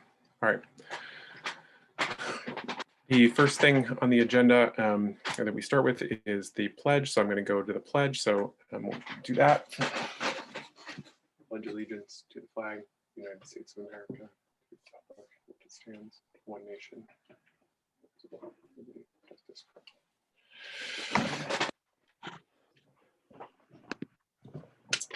All right. So with that, I will, we have our next item on the agenda is the agenda itself. We have an additional item on the agenda that it will address after we make the main motion on the agenda. The reason for that is that we generally require resolutions to come in on the Tuesday beforehand. Sometimes there will be things that happen after that deadline happens that are timely, and as has been our practice, we have had what we've done is we've put that on as a motion to further amend the agenda, just wanting to make sure that the full council is on board with addressing that particular item and making sure that everyone's had a chance to review that and feels comfortable with it. So I just want to explain why that is the case for this particular meeting, as it is something that we've done in the past, but that we don't usually do. So just wanted to clarify that for members of the public. So with that, may I please have a motion on the agenda, Councillor Stromberg? Yes, Councillor Tracy, my connection's a little strange. Can you hear me okay? Yep, you're coming through just fine. Okay, if you don't mind, I'm just going to keep my screen off so I stay clear, and then I'm going to switch my Wi-Fi after this. Sorry about that. I move to adopt the agenda as follows. Note written materials for consent agenda item 5.27, resolution corrected retroactive pay for 2 reclassified Department of Public Works employees, Board of Finance per CAO Shad and City Attorney's Office. Note revised version of this agenda item per City Attorney Blackwood per BOF. Add to the consent agenda item 5.28, communication Mark Barlow, member Parks and Recreation Commission, regarding resignation with the motion to waive the reading, accept the communication, place it on file, advertise the vacancy, and send a letter of appreciation to Mark Barlow, thanking him for his time served as a member of the Parks and Recreation Commission. Add to the consent agenda item 5.29, communication David White and Megan Tuttle of the city's COVID-19 analytics team regarding state workplace guidance changes regarding bars and social club operating restrictions, with the motion to waive the reading, accept the communication, and place it on file per David White. Remove, withdraw from the agenda item 6.02, resolution joining the Vermont Coalition for Equity in Education, Councillor Shannon and Jang per Councillor Shannon. Note revised version of agenda item 6.03, resolution recognizing the 200th anniversary of the independence of Greece and celebrating democracy in Greece and the United States. Full City Council per Councillor Paul. Thank you, Councillor Stromberg. We have a motion on the agenda. Is there a second? Seconded by Councillor Jang. Any discussion? Hearing none, we'll go to a vote. All those in favor of adopting our agenda, please say aye. Aye. Aye. Aye. Any opposed? Okay, that carries unanimously, which brings us to 1.02, which is that further amendment that I was speaking about when I kicked us off. Councillor Jang. Thank you, President Tracy. I would like to make a motion to further amend the agenda with the additional agenda item 6.6, resolution condemning hate crimes against Asian American and Pacific Islanders by Councillor Jang and the full council. Thank you, Councillor Jang. We have a motion from Councillor Jang. Is there a second? Seconded by Councillor Paul. Any further discussion on this? Okay, hearing none, let's go to a vote. All those in favor, please say aye. Aye. Aye. Any opposed? Hearing none, that carries, and we will also add that to our agenda item as item 6.06. Thank you for that, Councillor Jang. One change that I will note for folks as a result of a request in this meeting, and I'm sorry I didn't do it at the beginning of the meeting, is that as a result of a request from Councillor Freeman, we have enabled or added the live transcript function within Zoom. Those of you who watch on YouTube know that you may know that you can use the CC button to turn on that function when you're streaming it on YouTube, because these meetings are also streamed on YouTube, but you can also turn on the live transcription function through Zoom. if you would like to, and that's just at the bottom of your screen, and then you're able to turn it on and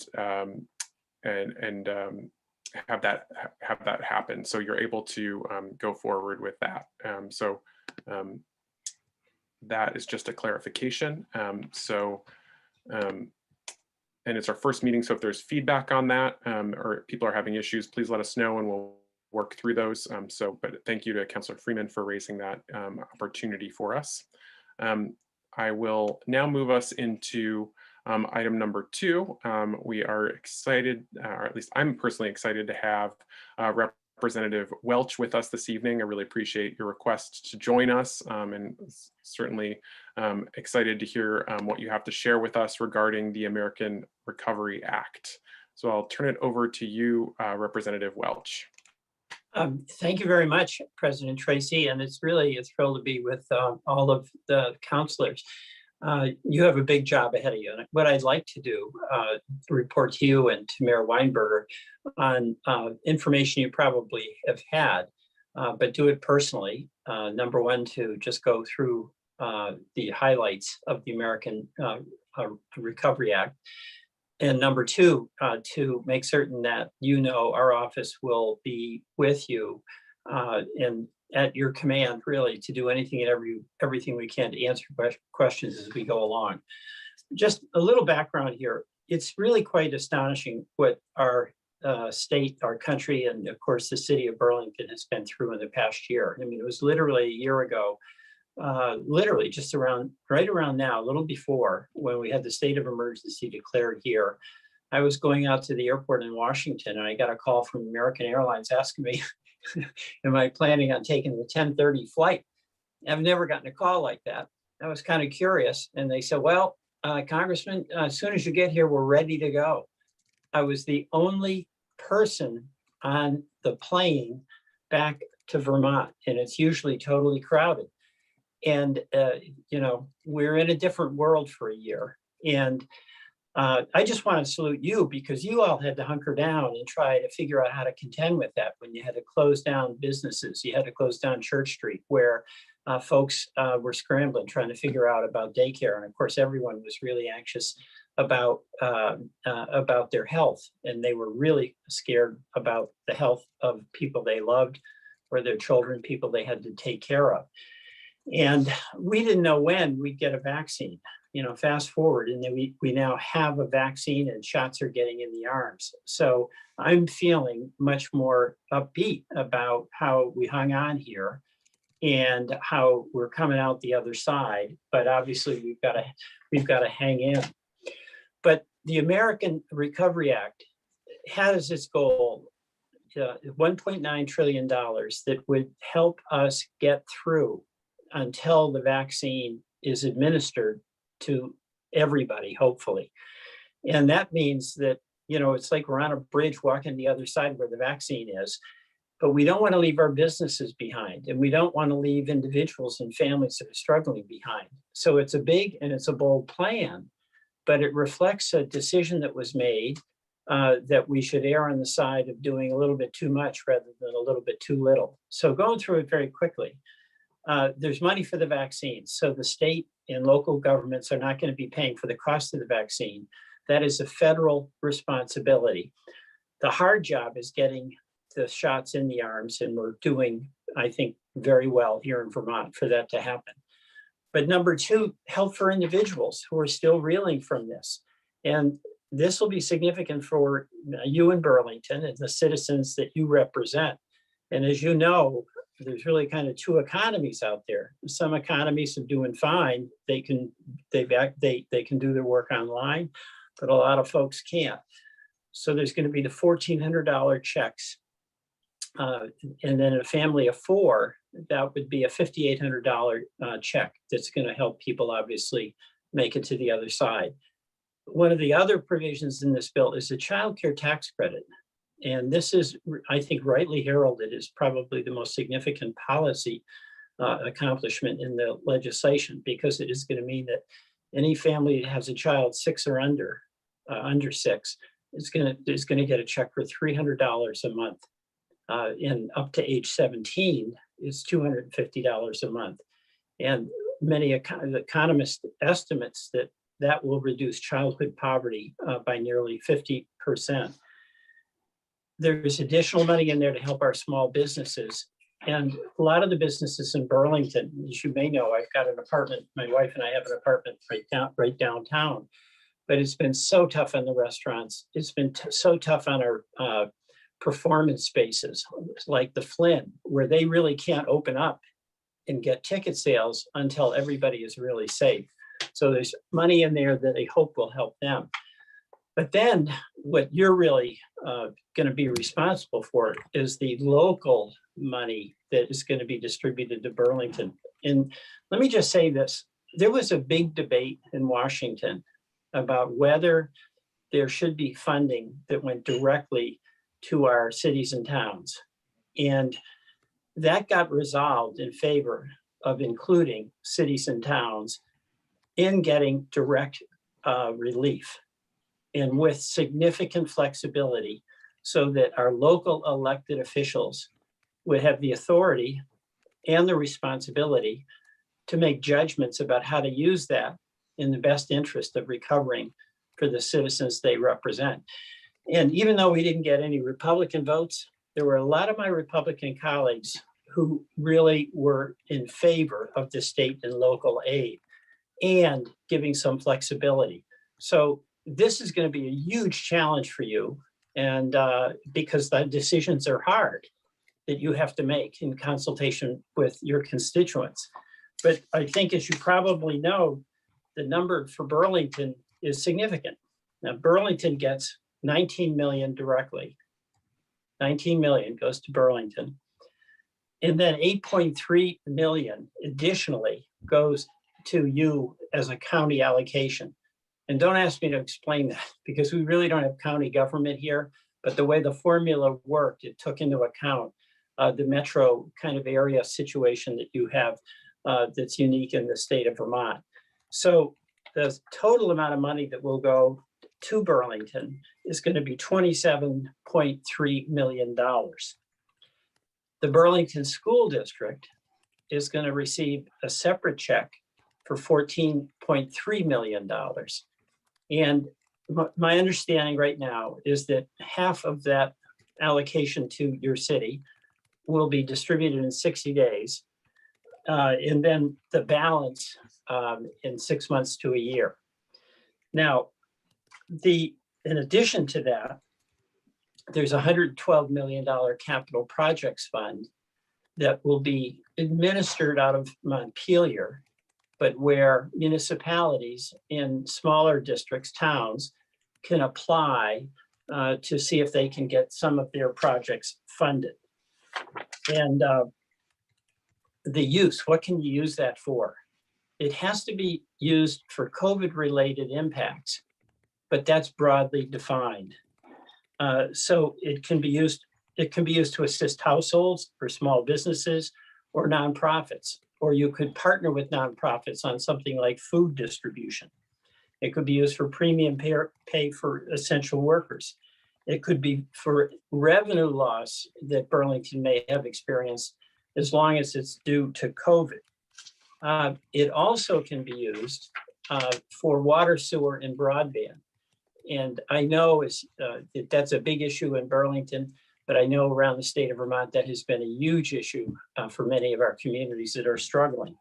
So you are going to see, as a result of the legislation, significant financial assistance that's going to go to Burlington, to the Burlington School District.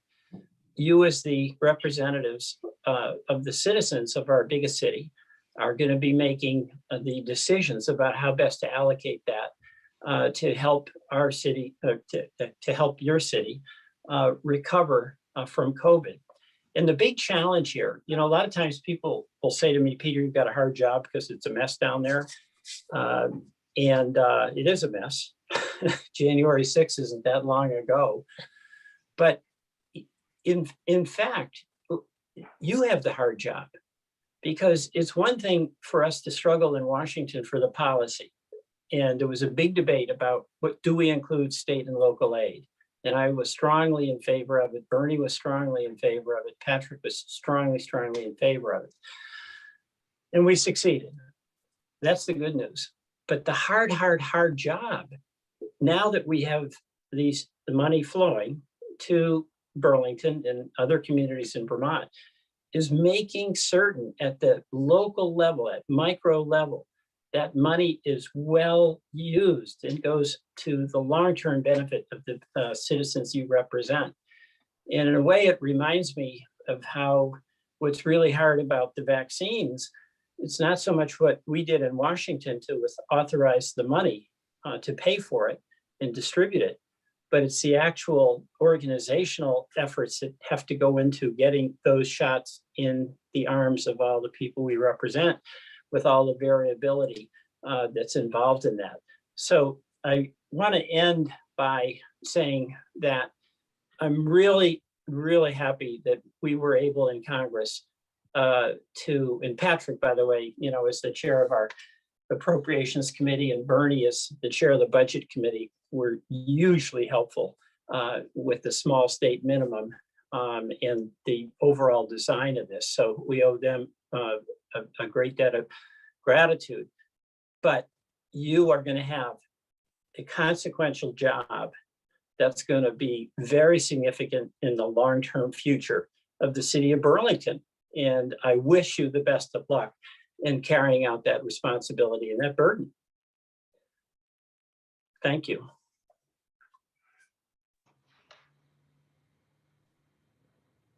I'm not hearing you. Thank you for that. I appreciate it. So I will now open it up. We've got about 10 minutes, councilors and mayor, for any questions you might have or thoughts you might like to share before we get into public forum. I know that's a little bit of a brief time, but I see Mayor Weinberger, if you'd like to go, and then if councilors are interested in engaging, please let me know. Go ahead, Mayor. Thank you, President Tracy. Appreciate it. I just wanted to say thank you, Congressman Welch, for joining us tonight, and moreover for your many months of hard work to make this American Rescue Act possible. It has already started to have impacts here on the ground. We have already taken steps to lift the hiring freeze and other really local government austerity measures that we've had in place over the last year in response to the passage of the legislation. We are reorganizing city government to be able to meet the tasks that you just laid out there and make sure that this money gets out into the community in a way that impacts and helps Burlingtonians to the greatest degree possible. Just as federal dollars have allowed the city to be very active and nimble throughout the public health emergency, this money means we're going to be really able to help people through and really help lead the recovery, lead the way out of these dark times. We met tonight as a city, the Board of Finance met and got a presentation from our Chief Administrative Officer, Catherine Shad, to begin to figure out how we do this work together. And I commit to you, this is going to be a major focus over the months ahead, and we'll make you proud. We'll make sure that this money gets out and helps our shared constituents in the greatest way possible. We're going to be very focused on having a racially just recovery, as we have been for the last year, since we've had an 8-point plan to ensure a racially just pandemic response and recovery. And we're going to try to make, to the best we can, not only make sure that we really help the people that have been negatively impacted by COVID. This has been a very uneven pandemic. We know it's hurt certain households, individuals, and businesses much more than others. We're going to really try to make sure this help gets to the people who need it. And we also are going to, whenever possible, just to use this once in a lifetime opportunity to make progress on some of the structural challenges that we face as a community, whether that's with the climate emergency or racial justice or our housing crisis or our infrastructure challenges. We're eagerly awaiting some of the more refined rules to figure out how we do this best, but we look forward to working with you and your team to make sure we really maximize this opportunity for the people of Burlington. Thank you. Thank you, Mayor. Councilor Pine. Thank you. Thank you very much, Congressman Welch, for being here with us tonight. Really appreciate this. The money that's coming forward in this recovery package is critical and is much appreciated. And I would just point out that 40 years ago, Burlington received a couple $1 million annually from the federal government under something called federal revenue sharing, and it was eliminated. So if we had revenue sharing, we'd be in a much different place. And I just want to acknowledge that. But just ask you if you could tell us whether cities should expect to see the notion of earmarks, which I think were maligned by people because of the way some members of Congress may have decided to use those resources. But I believe through your work and Senator Leahy and Senator Sanders, you can prove that earmarks are actually in service to the American people. And I'm wondering whether you can speak to whether earmarks are really going to return and what are the prospects for that. Brian, they are going to return. That was decided last week when the Republican conference agreed, along with the Democrats who had done it the week before, too. We have a different word for it. It's called congressionally directed spending. I mean, it's not just a euphemism, though. This is really the truth. This is kind of an absurd situation we had. Congress has the power of the purse. It's much like you and your board have the authority to decide how to spend taxpayer money, and you have to be accountable for that. And there was an abuse of that during some previous Congresses. The bridge to nowhere, of course, is the famous one. So the new directed spending requirements are very strict. It has to be nonprofit. If I'm going to promote a spending for a nonprofit in Vermont, I have to put my name on it. I have to sign a statement that I have no financial interest whatsoever. So we're trying to build in the accountability at the beginning, and that would allow for the return of congressionally directed spending. Excellent. Thanks for your great work. Thank you for that, Councillor Pine. Are there further comments from councillors or questions? Good time for Councillor Hansen. Great.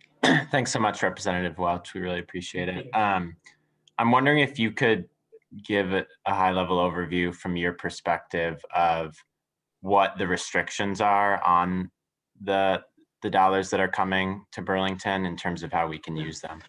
Well, I can tell you broadly that it has to be COVID related. Right. So, for instance, a big area of concern has been pension funds around the country. Vermont also has an issue there. And that was really a bottom line non-negotiable demand by Republicans that it not be used for pension funds. And actually, that's not COVID related because whatever our pension situation is pre-existed COVID. So that's an example of what it wouldn't be allowed to do. But broadly speaking, anything that's related to the COVID recovery, and that's impact on businesses, its impacts on individuals, its impact on, for instance, your nonprofit or your performance spaces, you've got a lot of that in Burlington. You'd have a lot of flexibility there. There can also be some capital spending, like on many communities are really excited about getting money that might help them with broadband. Also, it's always the case that when these federal programs get started, some agencies start writing the rules, and the rules sometimes are frustrating and in conflict many times with the congressional intent. We saw that with the payroll protection plan, and we went back and advocated for changes in the rules to accommodate the intent of Congress and the needs of our businesses. So one of the reasons I wanted to get together with you, and Rebecca Ellis, my state director, is on with us, is to say we're all hands on deck in responding to your questions as they come up, okay? And what I'm advocating with other municipal officials is if you're experiencing a problem with the rule, the likelihood, is it Winooski is or Colchester is probably going to affect you in the same ways. So we want to make certain that we regard it as our responsibility to you to hear your practical on the ground concerns and try to work with the administration and the agencies to get it right. Thank you so much. Okay, we have time for one more quick one, councilors. Anyone else? Councilor Paul, go ahead. Thanks very much, Congressman Welch. Nice to see you. I I very clearly remember you tweeting that photo of you on the plane as the sole occupant. Right. Can't believe a year has passed since that time. But we're looking forward to better days. One of the things that's in the plan was funding for housing and funding for rental assistance. And we know that that there is going to come a time where we're going to once again be faced with people who are facing homelessness or facing eviction, and just wonder how much of ideally, we would love for the 19 million that has come to us, that we not have to use that money for that purpose and be able to use it for other things. However, that's obviously a significant concern in Burlington. And so I'm just wondering, in your opinion, of the money that is coming to the state, the money that's federally going for housing and rental assistance, how you feel about that in terms of being able to provide, and for how long, right, for those people that are, have had a bit of they've had a moratorium right now, but that is not going to last forever. No, you are asking, I think, a really practical and important question. There is significant money in the federal bill that is going to help individuals. The $1,400 check, the $300 child tax credit. I mean, this is really significant. That's not to say that it's enough for some families, and it's probably more than other families need, quite frankly. But there's also very significant money in the plan for rental assistance. Okay, so if I were in your position, where I was really concerned about two things: one, the well-being of the people that really need the help, and two, the finances of the city. I really would be coordinating as best I could with the state, because they're going to have a lot of money from this program for rental assistance, and you want to use your money wisely and you want to help. So even though it's a big number, it's a finite number. So the suggestion I'm offering is to really try to coordinate so that how much rental assistance can be provided with the funding that goes to the state, rather than you have to pick that part of it up. And then you have to make a decision about whether you think that's sufficient. You may have to supplement it with some of the latitude you have with your funds. And that's what I meant about the hard decisions that I think our local officials have to make. That is hard. But I think start with the fact that the state is getting significant money, and in some cases individuals with that child tax credit are getting funds that are going to really be a lifeline for them. Great. Thanks very much. Thanks for being here. Yes. So that brings us right up to public forum. So I just want to thank you again, Representative Welch, for joining us and for sharing this update regarding the American Recovery Act. Very much appreciate it, and look forward to continued collaboration as this rolls out. Well, likewise, President Tracy, and as I said, we're here to try to help answer these questions as we go along. And good luck to you. I really, really admire the efforts that you're making on behalf of the city of Burlington. Thank you. Thank you. Have a wonderful night. Yeah, you too. Okay, so with that, that brings us to our public forum for this evening. Again, if members of the public are interested in speaking at this evening's forum, you may sign up by going to burlingtonvt.gov/citycouncil/public forum. That's burlingtonvt.gov/citycouncil/public forum. We have a very light agenda this evening and only a few folks signed up. So I let the clerk's office know that I will be giving 3 minutes this evening for folks to speak, as is the case with our forums.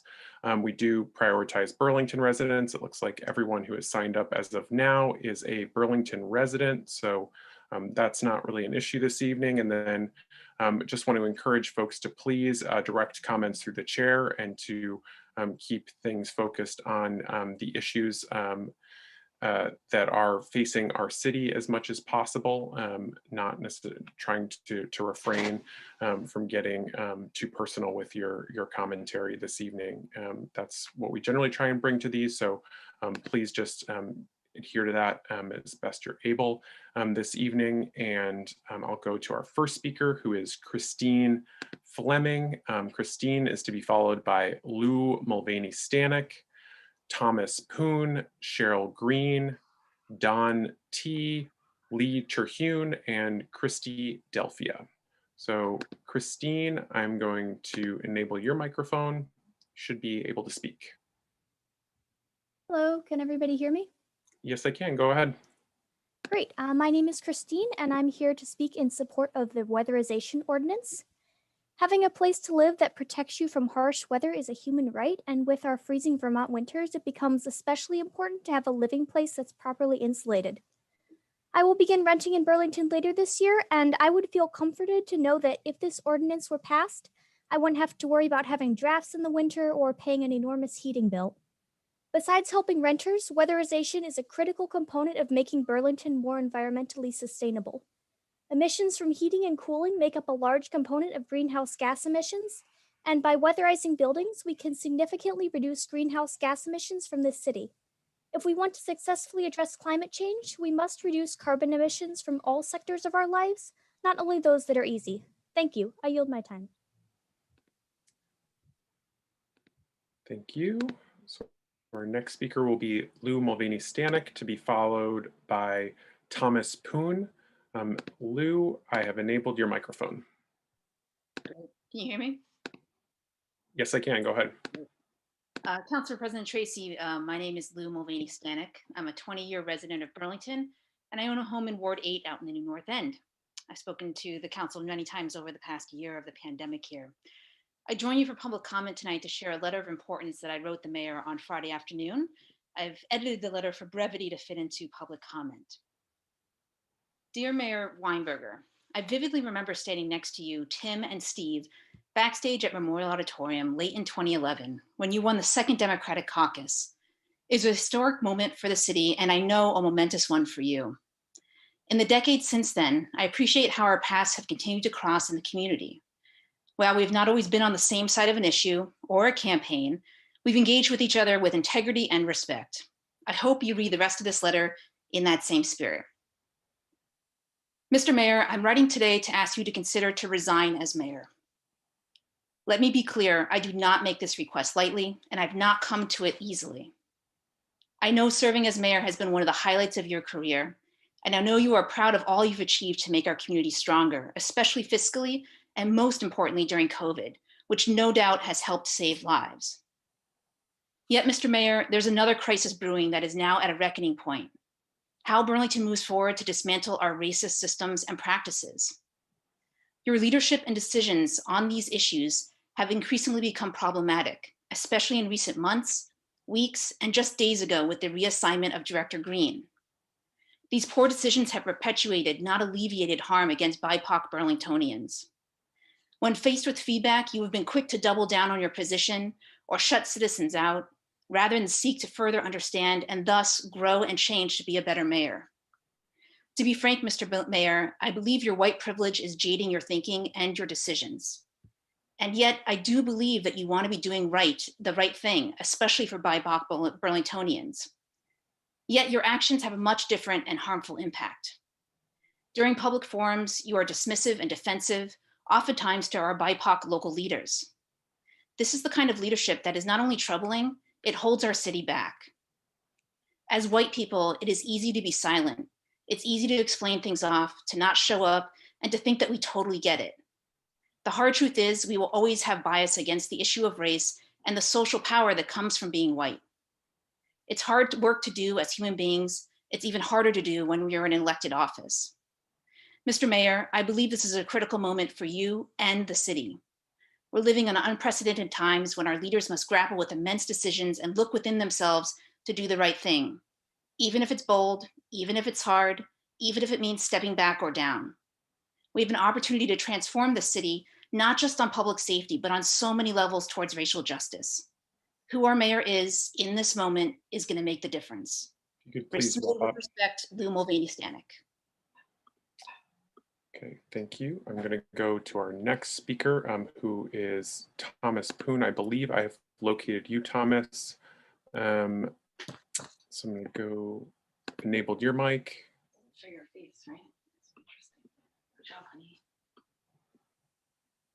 Believe I've located you, Thomas. What's wrong?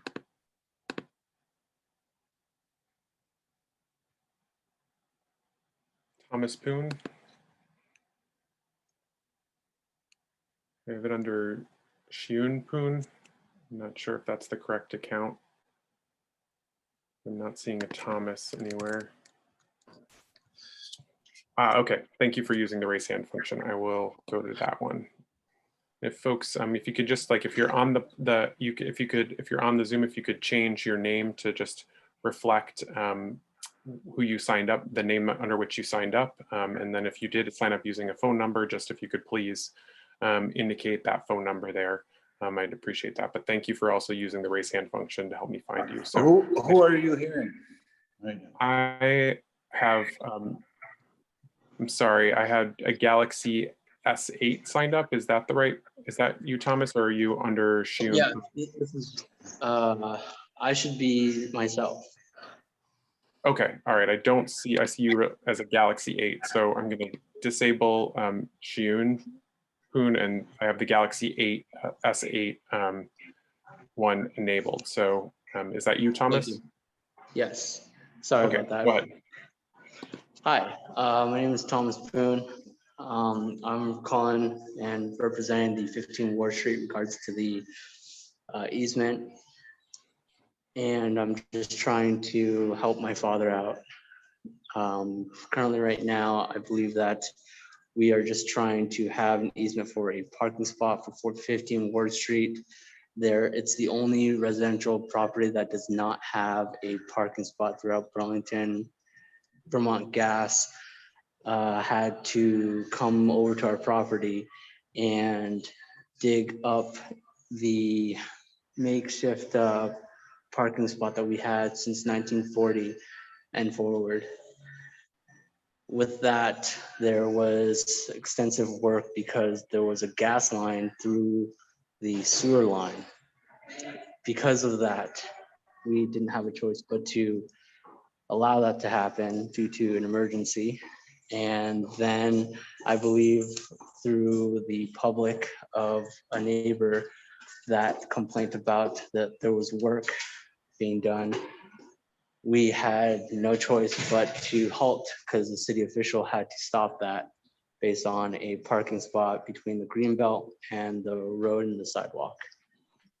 That being said, for the record, I want to point out the fact that we have a prescriptive easement, and I believe that it's in our right to be able to utilize that given the certain circumstances of the property as well as the land only available to the house and the property. Thank you. Thank you. Okay, our next speaker will be Cheryl Green, to be followed by Don T. So Cheryl, I found you and have enabled your microphone.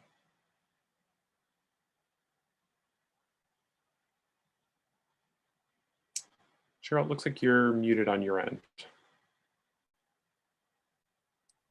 There you go. Thank you. I sent this letter directly to the mayor via email last Friday. It is part of the public record.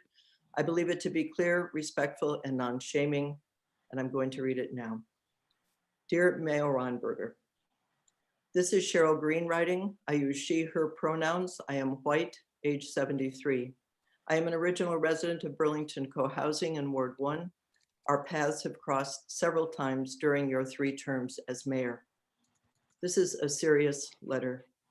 I am requesting that you consider resignation at the end of this month, March 2021, and not be sworn in for another 3-year term. Here's why. I have followed the course of the City Council on Zoom for the last year, missing only 1 or 2 meetings. More recently, I attended a police commission meeting, and on March 15th, the public safety meeting. On March 15th, with your announcement that you were removing Taisha Green from her role in overseeing the contractual study of the BPD and transferring that responsibility to Darren Springer of BED, a white man, you crossed a line. Not a line in the sand, rather to my thinking, a line in fresh poured concrete, and that has solidified. Your attempt to walk back across that line by reinstating Taisha Green gets her rightful responsibility back in place, but does not get you, as mayor, back across that line. Your leadership style is different than what Burlington needs at this time. I wish you and your family all the best. What a brave and brilliant quartet you are. All four of you need to be relieved of the stress this job entails for you, particularly in addressing the issues of racism and traditional policing. As white people, we are in a time of serious reckoning that includes deep listening. I am sure I am not the only person voicing this request for your resignation in the next 12 days. It is possible for you to resign with dignity and self-respect. Lots that's positive has happened during these 9 years of your tenure as mayor. Sincerely, Cheryl Green. Thank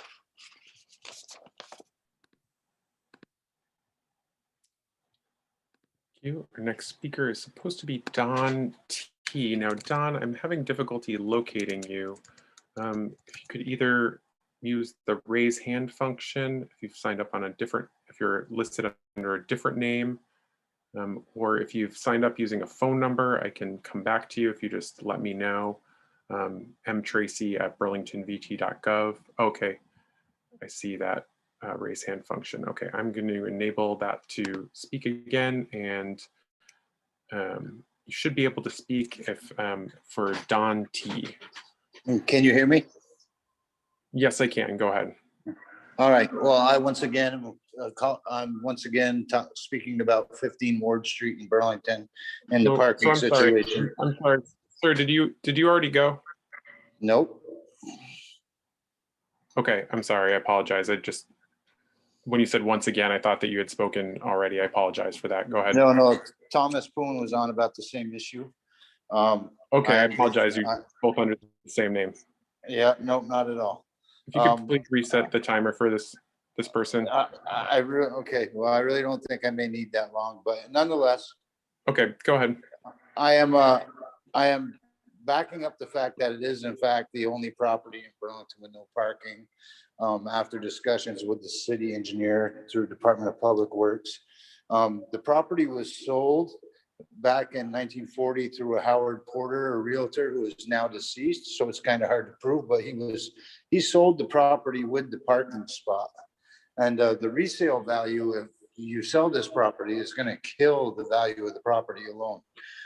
As well, the curb cutout's been there for way over 50 years. That curb cutout is intentionally there because it is the actual parking spot and driveway for the property. And considering that Burlington has a winter parking ban, I really don't know what you would expect one single family home to do about the parking situation. That is, to me, just kind of a little bit absurd. We're talking about, probably 17 by 10 foot easement in the front of the property that has been there all along, as long as the property's been there, I'm sure. And we had spoken to an attorney by the name of Benjamin Luna, and he's the one who guided us towards searching for this easement, so and trying to obtain that. Now, we've already done an encumbrance permit and we want to do that and, go by that. But once again, with the encumbrance permit, it states that after 5 years, the city's going to take back that property. That shouldn't be allowed, really. I mean, they're talking about statutes and laws and rules that have been created in the last, 4 or 5 years.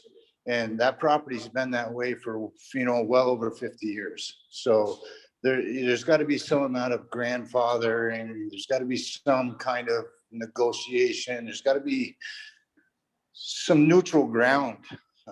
It seems to me very singled out, very one-way. It's only one property in the whole entire city that doesn't have a parking spot, and that's because what we're fighting for is actually its parking spot. So it would make sense that everybody just saw it that way.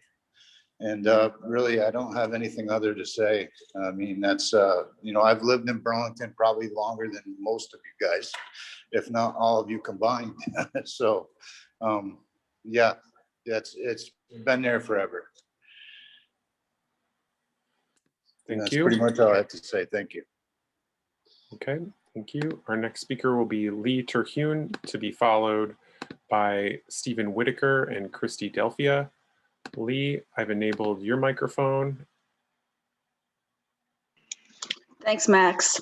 I'm calling in tonight to talk about the management of the operational and functional assessment of the police department. The decision has been reversed, but irreversible harm has been done. This decision was considered since September of 2020. And in the last 2 months, someone said that it had been discussed with Black leaders in the community. So the repercussions of this decision had been discussed in advance. It wasn't any kind of a knee-jerk reaction. Mr. Dodson told the Joint Commission that when he was appointed as Director of Police Transformation in September 2020, it was always his intention that he would represent the city as the facilitator of the operational and functional assessment of the police department. But because of delays, the city hadn't started the contract yet. His tenure's coming to an end. He's going back to the Y. So the mayor needed to find someone else from the administration to represent the city, someone who shows up as pretty neutral. There's a pattern of bias here that includes the mayor's handling of the parade mural in 2012, the ongoing environmental justice issues related to the dumping of traffic into the King Maple neighborhood, and now claiming that a white male would be seen as a neutral facilitator of the BPD assessment. The mayor and all city employees have an REIB director to check them on their racial bias. Either they're not checking with her or not listening to her. I'm asking the council to create a space on every agenda for a report on our progress toward becoming an anti-racist city, an opportunity for the REIB director and staff to address current issues and present the anti-racist response as a model for our community. Like the health commissioner guides us through COVID pandemic, the REIB director can guide us towards a healthy recovery from the epidemic of racism. I think that the mayor's actions were not an isolated incident. There's a pattern of racism there, that either he's got to take some crash courses from Director Green or, yeah, resign. I don't think the mayor is the right person to lead our city in the next 3 years. Thank you. Thank you. Our next speaker will be Stephen Whitaker, to be followed by Christy Delphia. Stephen, having difficulty locating you. If you used a phone number, if you could please let me know by using the raise hand function or sending me an email.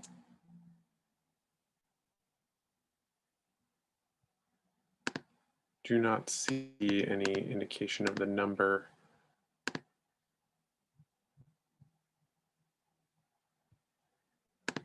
Stephen Whitaker, I'm still not having it to locate you, Stephen. Use the raise hand function. I'll check my email again.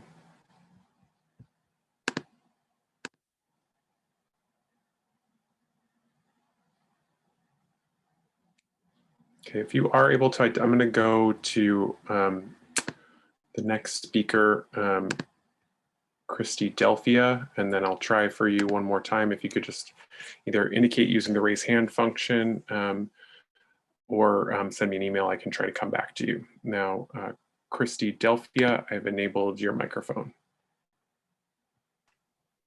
Good evening. I am speaking from 37 years of experience of renting in this city. Time and time again, this person has shown that the pedestal that they have built for themselves by stacking up broken promises, disrespect, racism, lies, and hatred is much more important than even the words of colleagues that have trusted and respected them for decades, causing their friends to throw their hands in the air. This person should completely understand the damage that they have caused to our BIPOC community, as the people of their own faith have endured the worst atrocities by the hands of others through racism and sheer hatred that this world has ever seen. Yet their last actions were planned behind closed doors. And by the time that damage was realized, it was too late, causing further pain to someone that did not deserve it. I hope this part of my comment holds the most impact and rocks this person to their core. Their repeated disgusting actions have torn the very fabric of our community, and holding it hostage through their racist actions and sheer terror by removing our ability to protect ourselves against their money and power, then has the audacity to steal from it our democracy, our dignity, our safety, our security, our respect, our health, and the most sacred thing we have in the figurative and physical sense, the very life of this city, have all been absolutely obliterated. This person may occupy a chair in the office named by government, but has never earned the title of mayor. Do the right thing. Publicly apologize for destroying Charles Chicky Winkleman's life with Brandon Del Pozo and a fake Twitter account,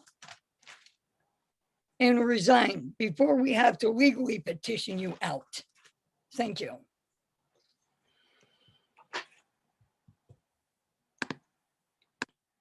Thank you. Our next speaker, I was able to locate Stephen Whitaker. Thank you for letting me know. So I've found you, Stephen, and have enabled your microphone.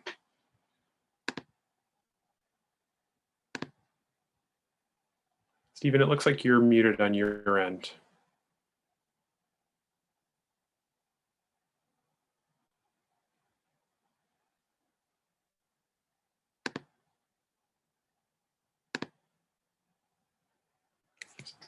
Looks like you're still unmuted, or you're still muted on your end. There you go. Sorry about that. Steve Whitaker, addressless at present. I have been raising with every public official I can find since last fall the restroom issue on the waterfront. With Public Works, the folks that lock and unlock the parking lot by the Leahy Center.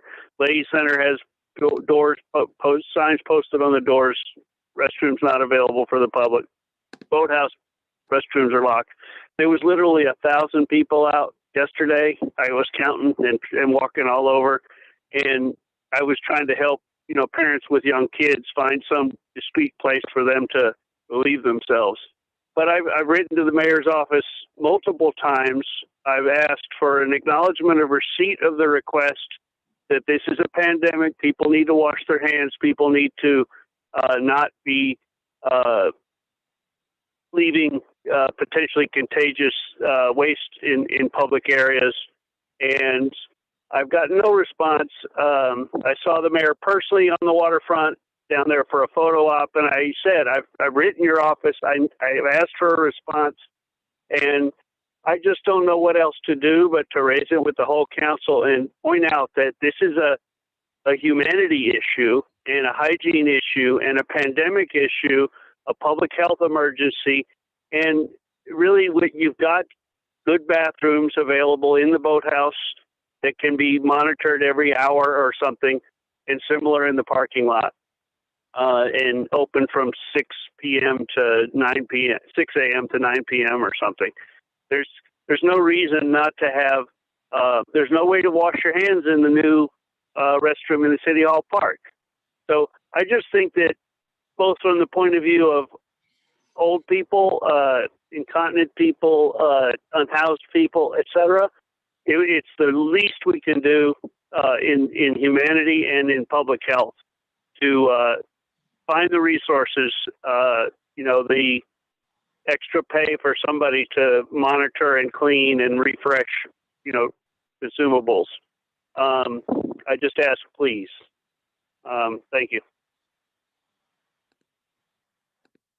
Thank you for that. And that is our final speaker. Let me just check one more time. Yep, that is our final speaker for this evening. So I'm going to go ahead and close the public forum. We will now move into other agenda items. So our next item on the agenda is our climate emergency reports. Did any councilors have a climate emergency report to offer?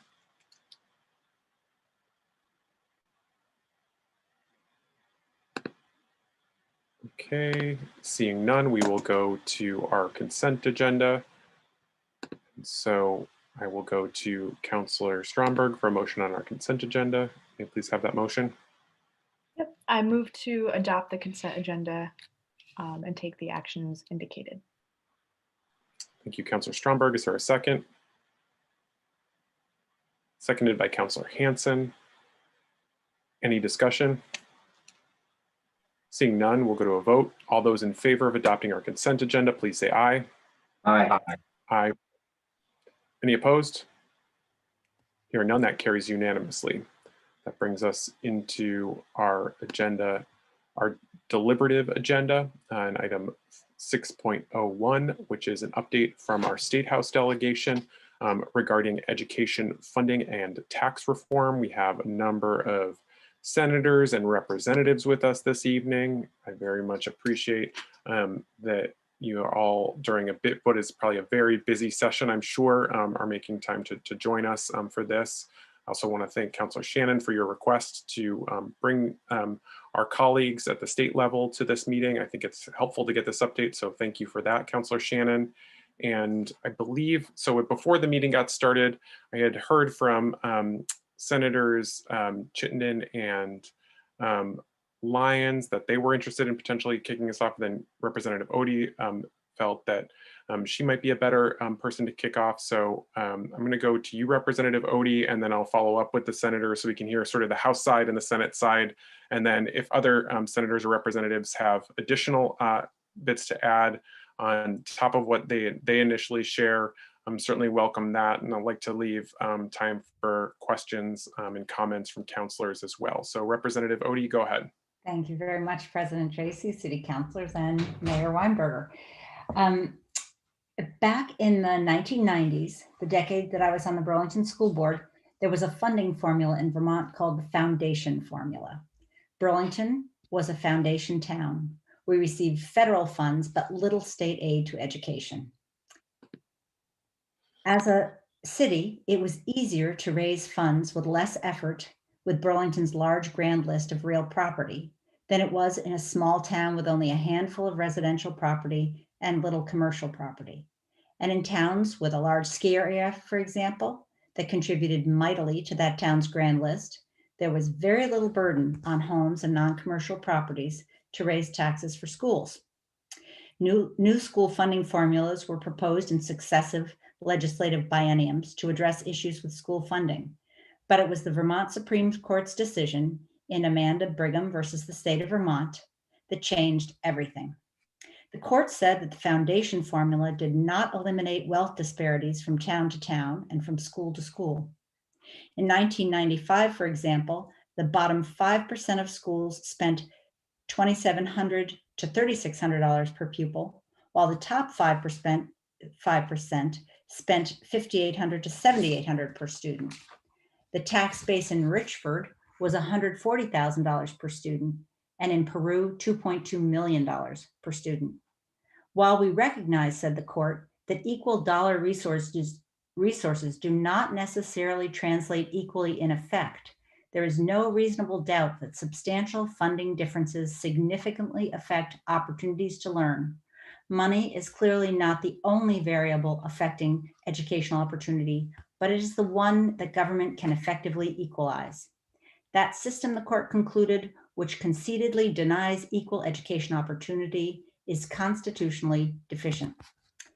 How and with what resources we choose as a state to fund education is up to us, the government of the state of Vermont.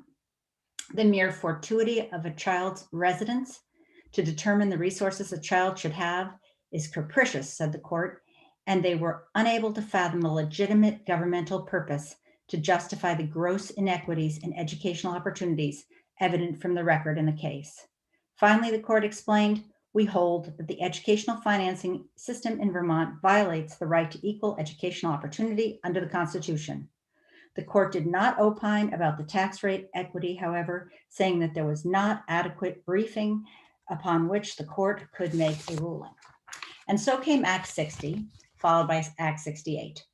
And with Act 60, acknowledging that students enter schools with different needs and that they need different levels of support for a common outcomes, students were assigned weights. A regular K-8 student was assigned the weight of 1.0, a high school student 1.25, then that changed to 1.13, the special education student 1.25, an English language learner 1.2, and a child in poverty 1.25. And it was thanks to a concerted effort by then Winooski Superintendent George Cross, and joined by my efforts, that we were able to get additional weights for ELL students. 20 years have passed, and we've not updated the weights for students.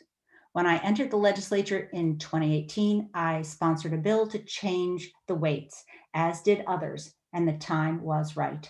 And the weighting study was commissioned. The results came out last biennium, and it has forced conversation and action.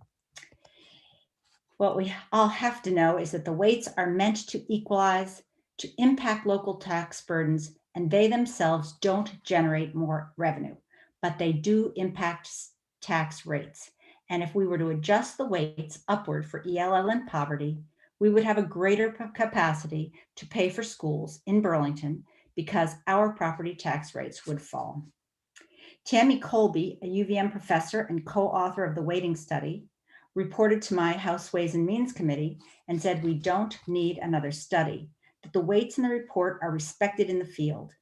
Further, to those who would argue that if the weights were to change, they would not trust that we would make funding choices, such as investing in teacher professional development, for example, or to teach phonological awareness so that the science-based teaching of reading is employed, or the nurturing of school leadership so that teaching and learning is supported school-wide, or summer enrichment is offered so that some of our students who are most likely to fall behind after a summer away from educational opportunities is provided, or mentoring, tutoring, mental health services, and other supports are made available. To those who would question what might happen if the rates were to change as a result of updating the weighting, I pose this question. We have trusted school boards across the state to propose budgets based on current weighting, and we have trusted communities to vote on those budgets across the state based on current weighting. Why now, assuming the appropriate setting of student weights as recommended in the study, do some question the ability of school boards and communities to make decisions about how to educate their students? I am grateful for the Herculean efforts of the Burlington School Board to work toward a funding formula to achieve equity in educational opportunity. And so finally, in the 1990s, I came before the City Council as the Burlington School Board Chair, and I asked the City Council, please join with us to advocate for more funding at the state and federal level. I am so pleased that you have invited your Chittenden County delegation, representatives and senators here tonight, so that we can join together to work for educational opportunity for Burlington's school children and for Burlington's property taxpayers. Thank you, President Tracy. Thank you, Representative Odie. I will also welcome, I know that Senators Lyons and Chittenden wrote to me saying that they would also, that they also had an element to share as well. So Senator Lyons. Thank you, Max. Thank you. It's a pleasure to be here with folks and really appreciate the opportunity. Before Senator Chittenden and I weigh in on the work that we're doing currently in the Education Committee, I'd like to turn it over to Senator Baruth, and he does have some historical perspective, if that's okay with you. Absolutely, yeah. No, happy to do that. Whatever you feel would be more helpful in this situation. So Senator Baruth, if you'd like to share with us, please go ahead. Thank you to President Tracy, and good evening, councilors. So I appreciate Carol's long history, because this is an issue stretching back decades. What I'm going to give you is the last 4 years. And I think, like the 2 decades before it, it's really a record of resistance to this change. So if you go back 4 years, in Act 49, the Education Committee in the Senate put forward the weighting study. The House signed on, and that was passed into law. It required the Department of Education, or I'm sorry, the agency, to conduct the weighting study. Then Secretary Holcomb simply refused. You might not remember that, but it was a very odd incident where a newly passed law was being explicitly disregarded by an agency head. Her logic was that she didn't have the funding to do it, and that she, as an agency head, had the right then to prioritize which laws to abide by. So letters of protest went back and forth, and in the next year, we passed $250,000 to allow UVM to conduct a study rather than AOE. Professor Colby managed that study brilliantly and produced work that no one has disputed on any kind of scientific level. So I think the agreement across the board is that the numbers that Professor Colby developed are state-of-the-art, accurate, and in need of use. So that's where we were until last year. And last year, the Education Committee passed out a bill implementing those numbers, calling on the agency to develop an action plan. That went on the last day of crossover to the Finance Committee, and that was March 13th, 2020. And that was the day we left the building for good. So that bill died, as did many other bills. I knew that I was going to be heading out of the chair of Senate Education. So one of the last things I did was to put in a bill this year called S13 that would get the Education Committee started on a discussion, much needed discussion about how to implement. And to my pleasure, they've been doing that. And Senator Campion, who runs the committee now, has done a great job, as have Senators Lyons and Chittenden. So with that, I'll turn it over to them to explain what S13 is. That has passed out of their committee and is now in appropriations. All right, I will come back to you, Senators Lyons and Chittenden. I don't know which one of you would like to begin. I'm happy to begin, and maybe we'll play tag team a little bit. So thank you, Senator Baruth, for that. The bill that we received for an implementation plan is now has been really, I think, fully developed, so that we will see a task force put together, mostly of members of the House and Senate, also a representative of Secretary of Education, and that task force is going to look at the Kolb report that we have, and then begin to analyze how to build equitable funding for education. And just to let you know, I think we all agree it's absolutely a moral imperative that we do this. There's no doubt about it. as we took testimony, and as I'm pretty sure Senator Bruce had heard testimony when he was chair of education, there were concerns about moving too quickly and not having some transition for schools, including school districts, including Burlington and other districts across the state. So the new weighting factors will include absolutely include ELL, economic disadvantage.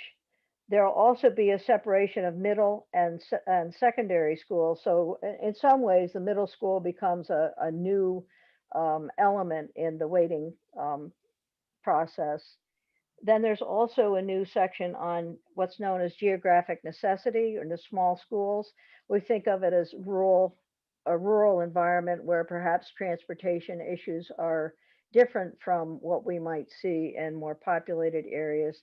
And then finally, a population density factor. So actually a set of weighting factors for population density that have been elaborated in the proposal.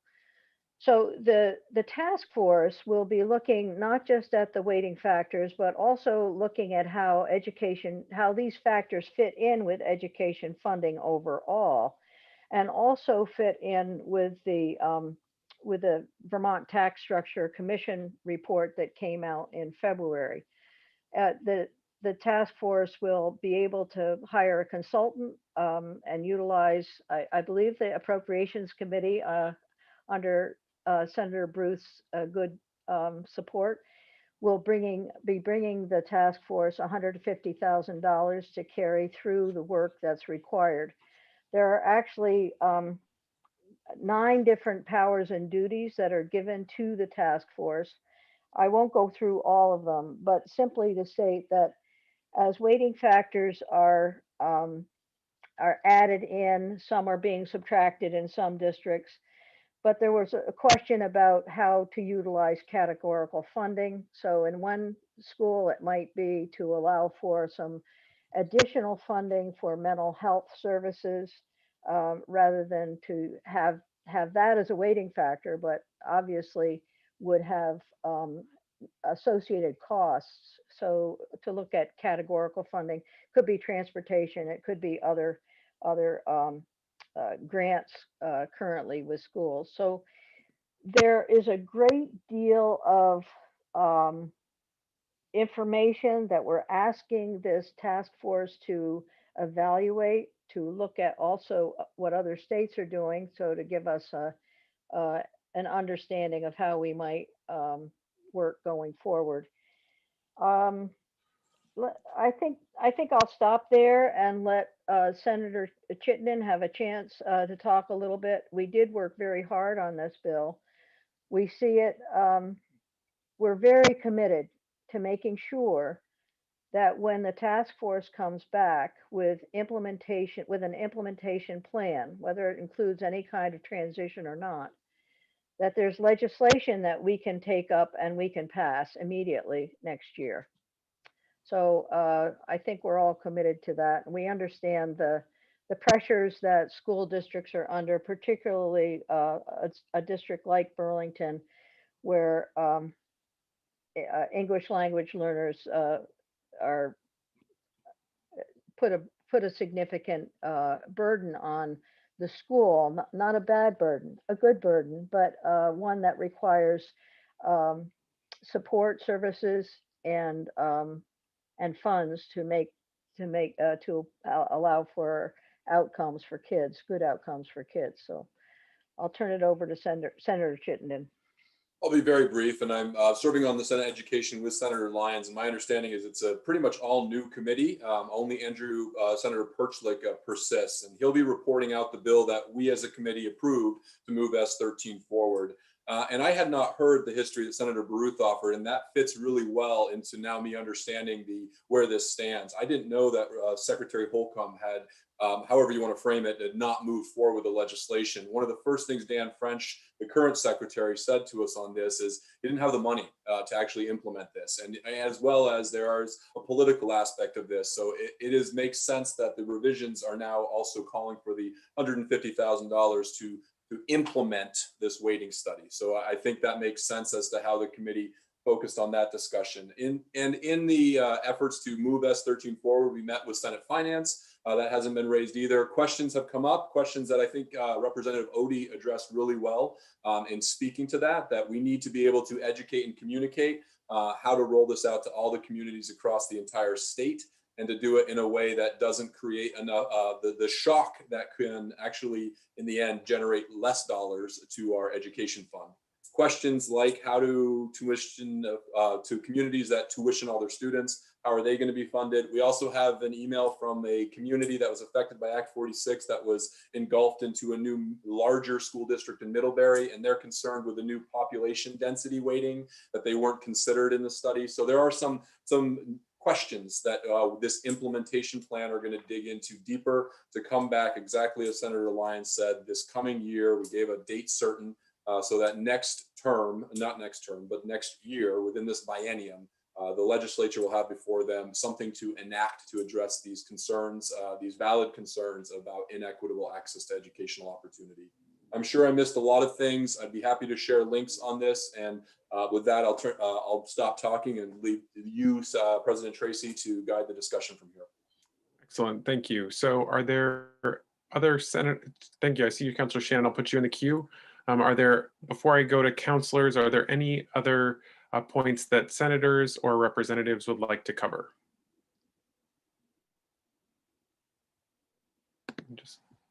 Okay, Senator Pearson, go ahead. Sure, Max. Thank you, everybody. Not on the weighting study, so if you want to divide it up that way, I'm happy to wait, but can give a quick overview of the go right ahead. I think it would be helpful to get it out there right now, and then we can transition in. And I see Representative Stebbins. I'll come to you right next. Thank you for using the raise hand function.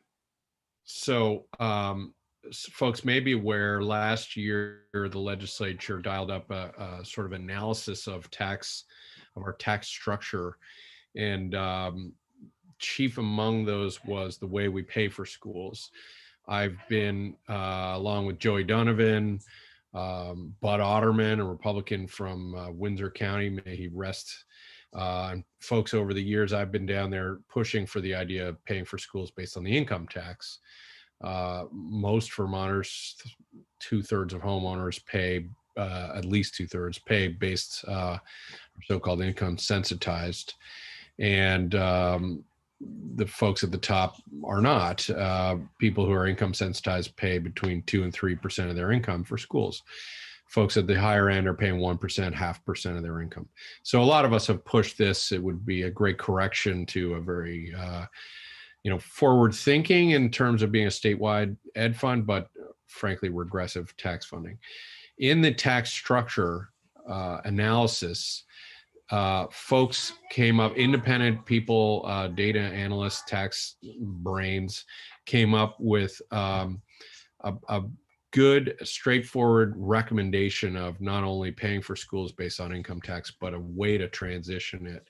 They, unlike our proposals in years past, handled renters in a way that I think is good and allows the prospect of towns and communities, school districts deciding to have a 3% jump in their school budget and therefore seeing a 3% increase in their tax bill. A nice connection between what we're deciding locally and what I'm going to pay locally.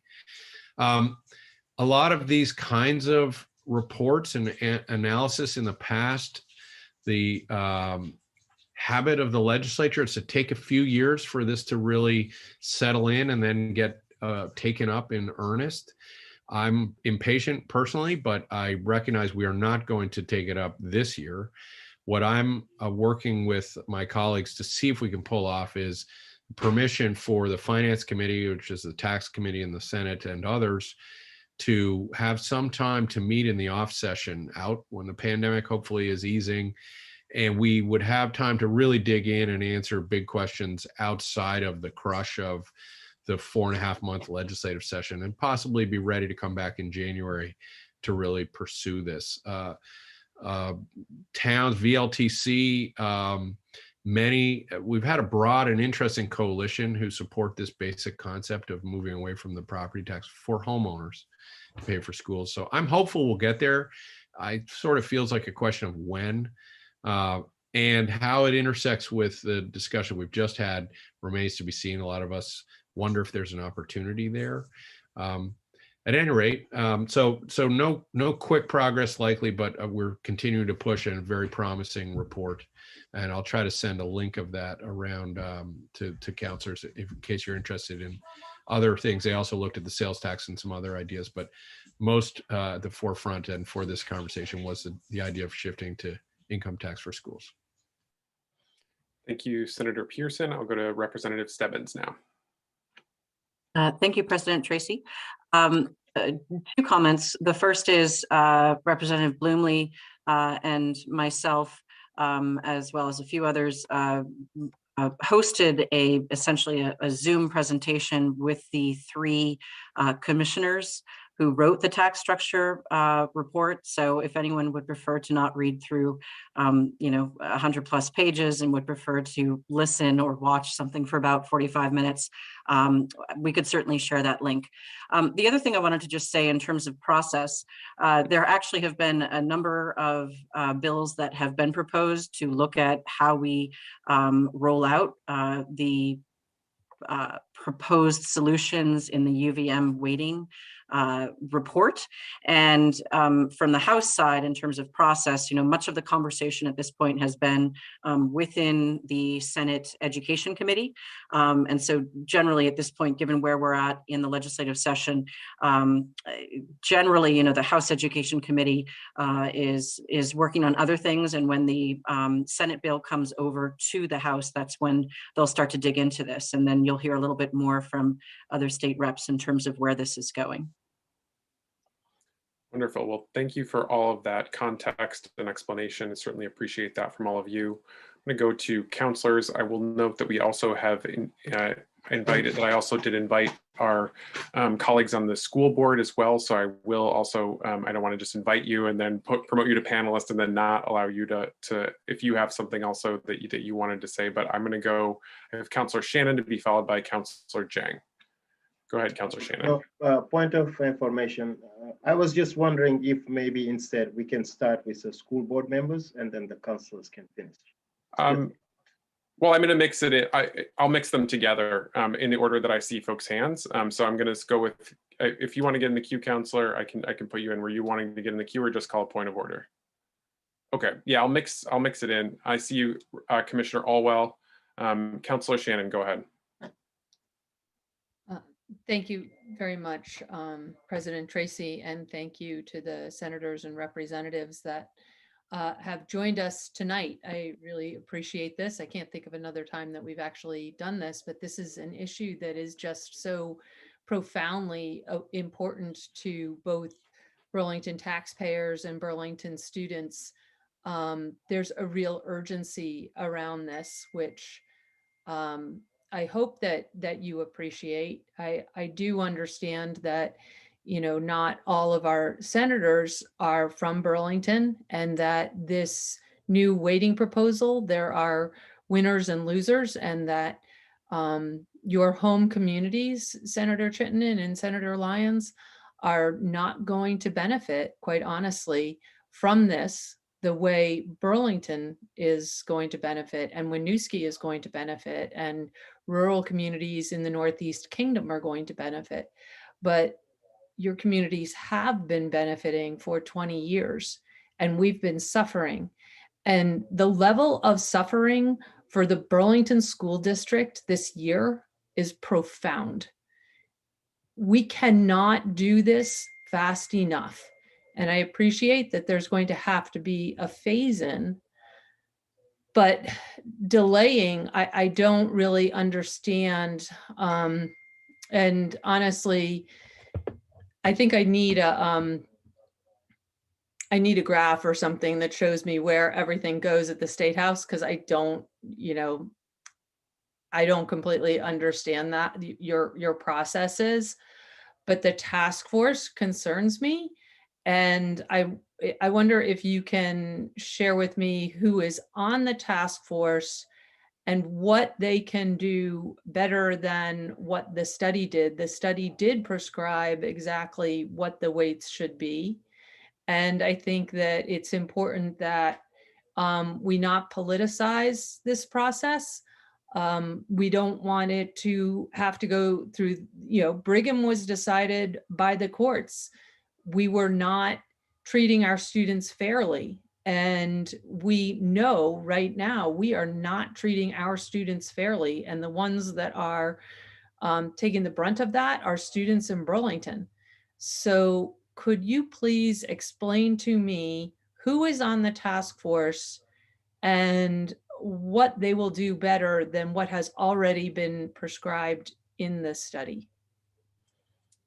Thank you for the So question. I will try to answer the question to your satisfaction. I have met with other school boards who are school districts that will not benefit in the way that Burlington and Winooski will, but I am actually passionate about providing weighting factors that benefit Burlington and Winooski. I have seen for years the extenuating circumstances that exist in those districts, particularly with respect to our BIPOC culture, particularly with respect to our English language learners. And when I hear that there are 79 languages in one school district, and I talk about that in Montpelier, uh, people don't believe it.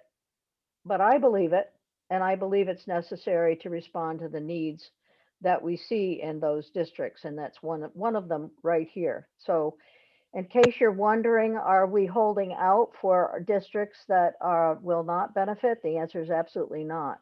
This has gone on for far too long.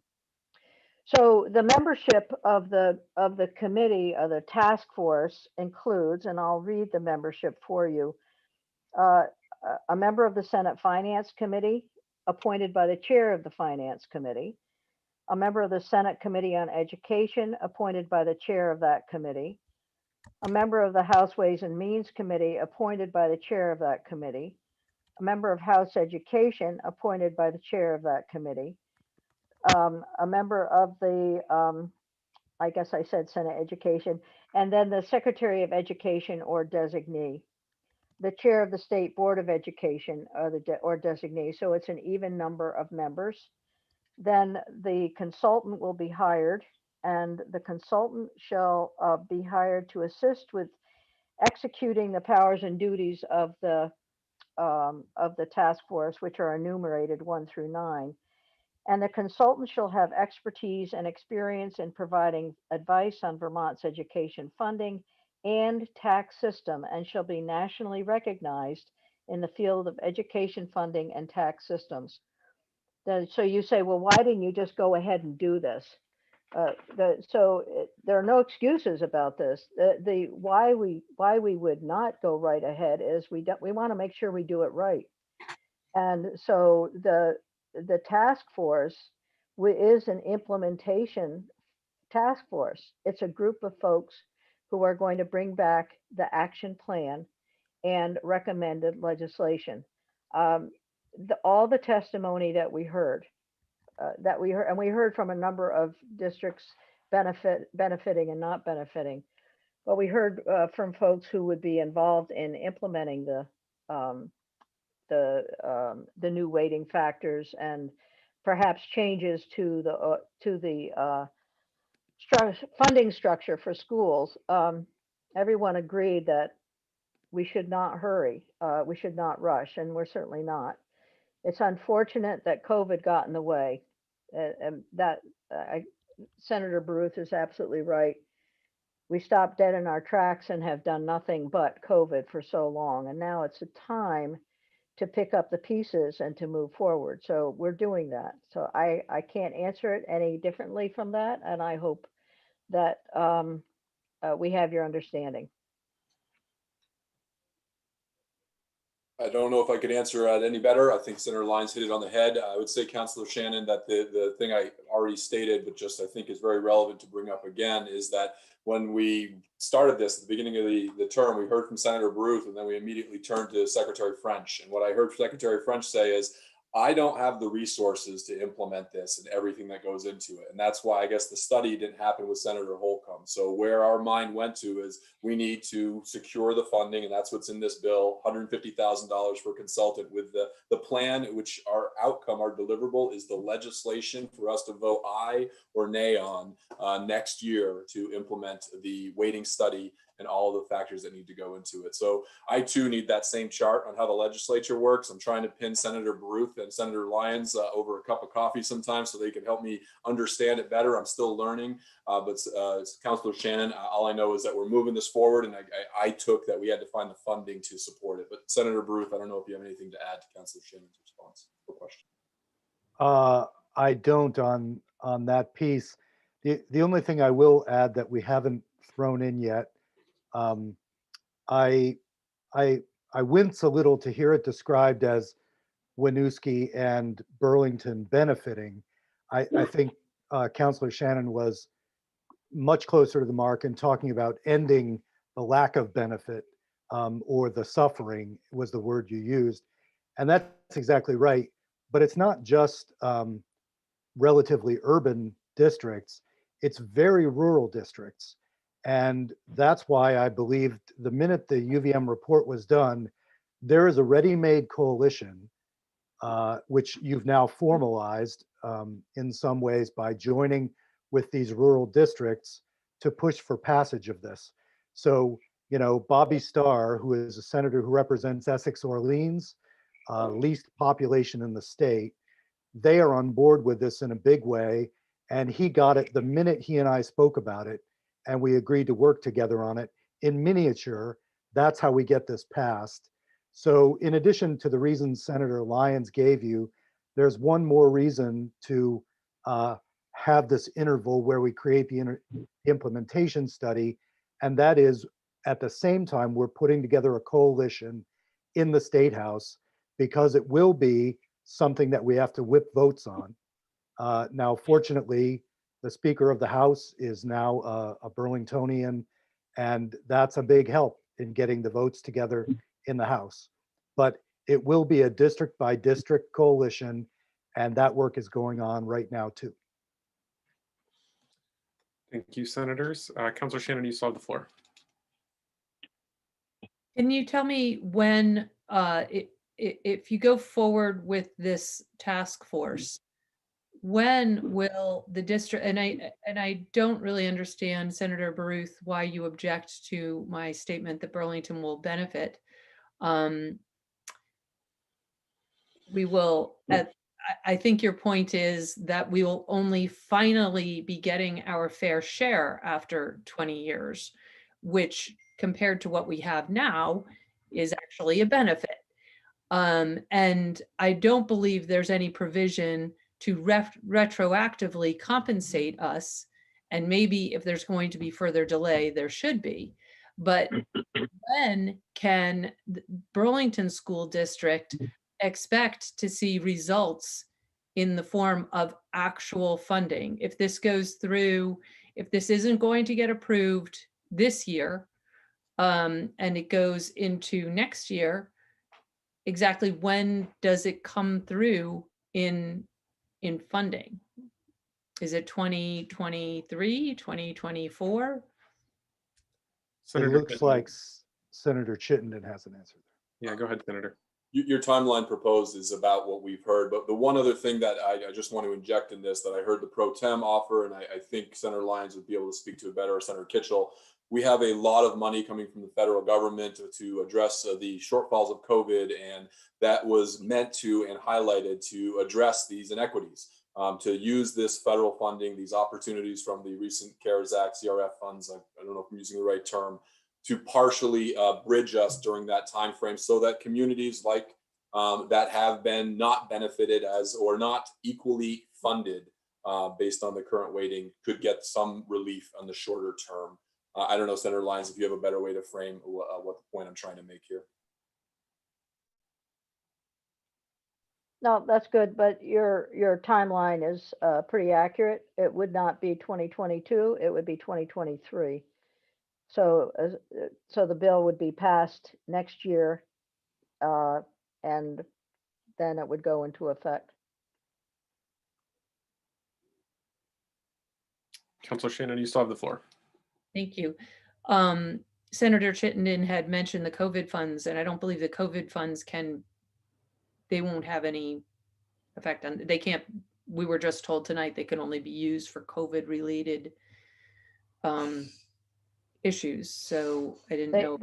That's absolutely true, but, and I'll let Senator Bruce speak to this as well, but there are guidelines for use, and then school districts that have found themselves with expenditures, unexpected expenditures as a result of COVID, or including things like mental health counseling and so on for kids, because which is quite serious, will be eligible for funding. So it may tie up some loose ends, but I'll let Senator Bruce speak to that as well. I was just going to add that there are ways to use COVID for approved expenses and relieve pressure on the general fund, freeing up sums of money for things like this that we need to do, but in a tighter budget year might not be able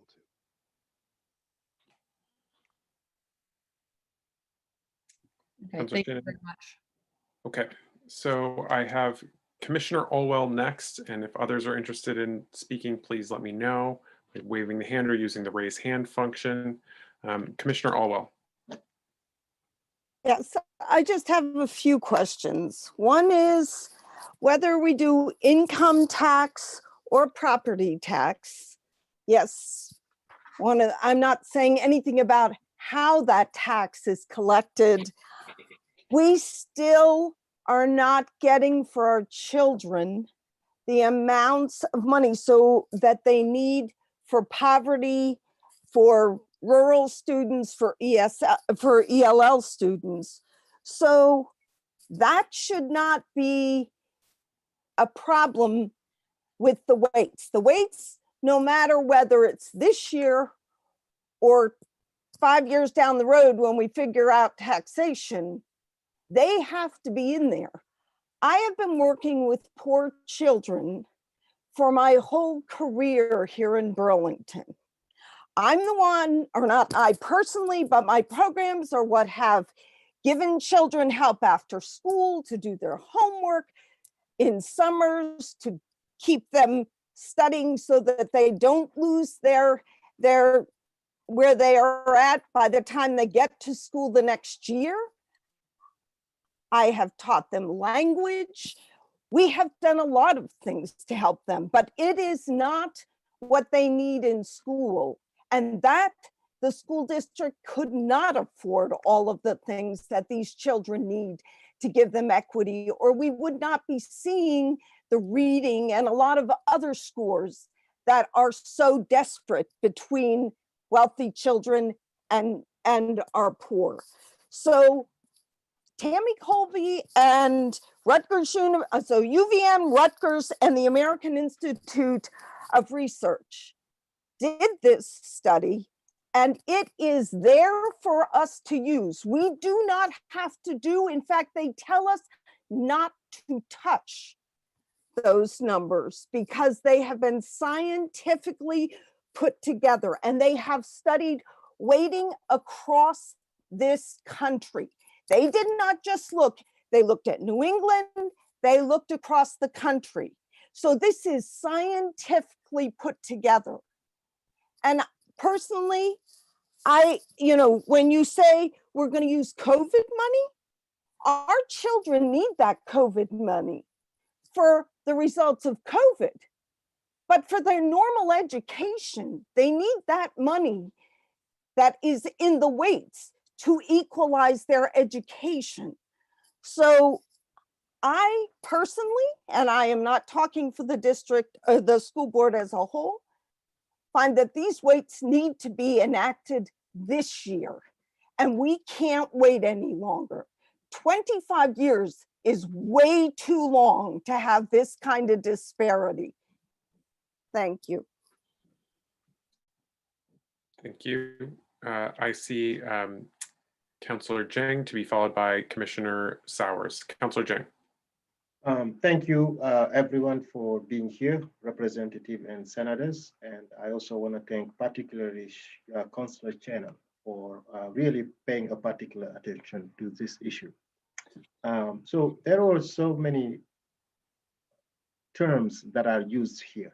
And I think one of them is specific to the passage of a bill and also the introduction of the bill. I just want to make sure we're talking, or we are all on the same page. If Senator Ginny Lyons speaks about the bill will be introduced in 2022, right? Do we have assurances that it will be passing and then funding will be allocated to communities starting in 2023? Just wanted to be very clear, we're talking the same language. Sure. Yeah, we're talking, that's the language we're talking, yes. Okay. So, Yeah, and yeah. Let me make sure that, let me make sure that I understand exactly what you're saying. This task force will recommend legislation. One or more senators or House members or both will introduce a bill into the House and into the Senate. So there'll be bills in both places. Then it will be a process for the Education Committee to go through, review the bill, understand it, and then if there are additional appropriations to be made, it'll go to the Appropriations Committee, and then it will be taken to the full Senate, presented to the full Senate, then presented to the full House, and then signed by the governor.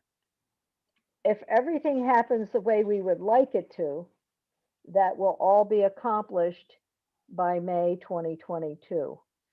And at the same time that that work is going on, it will be absolutely incumbent on the Agency of Education to put in place the mechanisms for schools to work through and change change the funding formula for schools. So, Senator Bruce, sorry, I'm sorry, Max. Okay, go ahead, Senator Bruce. Thank you. I just want to speak to Councillor Gang's word assurances. As you know, in your own body, there are no assurances. You know, we're a deliberative body and we vote. And what I was trying to refer to before is that this describes this funding formula works within a weighted system that's a zero-sum game. And a number of people have pointed out that other communities around the state, Manchester comes to mind, South Burlington actually comes to mind. In other words, relatively well-off population centers that don't have a lot of weighted poverty or English language learners, their taxes stand to go up, so in some cases dramatically.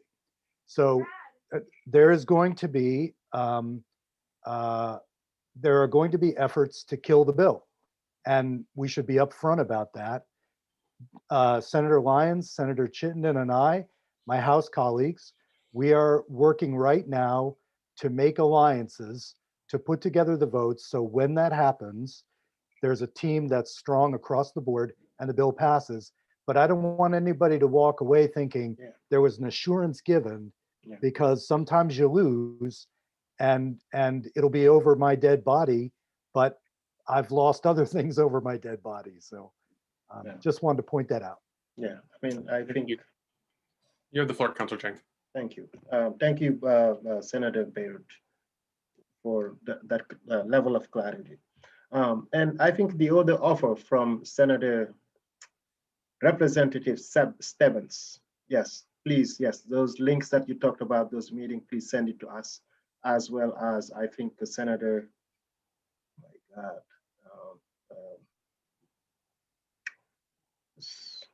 Senator Chittenden, yeah. Any like link that you can send us, maybe in an email, both of them together, so someone can coordinate all of them for us. And I think Commissioner Owl did have a point. For us, what we're looking for is sustainable, equitable funding, and not maybe COVID relief money. I thank you all again for being here. Thank you, Councillor Jang. I have Commissioner Sowers to be followed by Commissioner Fisher. Commissioner Sowers. Great, thank you. Thank you all for having this really important discussion. I think it's super important. And as Councillor Shannon said, the time is really, has been overdue by about 20 years, and we need to be addressing this. We all need to be discussing this. And we're hoping for a solution really this year. And I know that things take time in the legislature, but I had a question about the task force, because for me, that's one of the most concerning things when I look at the bill. Does the task force mandate that they follow the weights? Or is it simply a recommendation? My understanding is it incorporates the weights into next steps. But like Senator Pearson highlighted, it also asks to factor in the recent study from possibly shifting to an income-based approach. Another concern, as I think I mentioned, is that there's communities that got wrapped up into larger districts in Act 46, which are trying to now split or divorce from the larger union, and they're concerned that the current weights are going to very drastically not serve their needs. So it's to answer those questions. I don't know if that answers your question, Commissioner Sowers, but that's my attempt. I just want to be sure, because we really want to look at these weights, and I hope that it kind of can get separated from this, the income tax funding. I think that's a really big issue, and that can slow progress for the weights. And I feel like the study has been done, the research has been data driven, it is there. And so I would urge everyone to really recognize the harm and the damage that has been done and continues to be done by every year not funding our children, our most vulnerable children. And so we really need to be focused on this. And I want everyone to know that the Burlington School District is really committed to this effort, and we would like to be allies in pushing this effort and helping in any way that we can.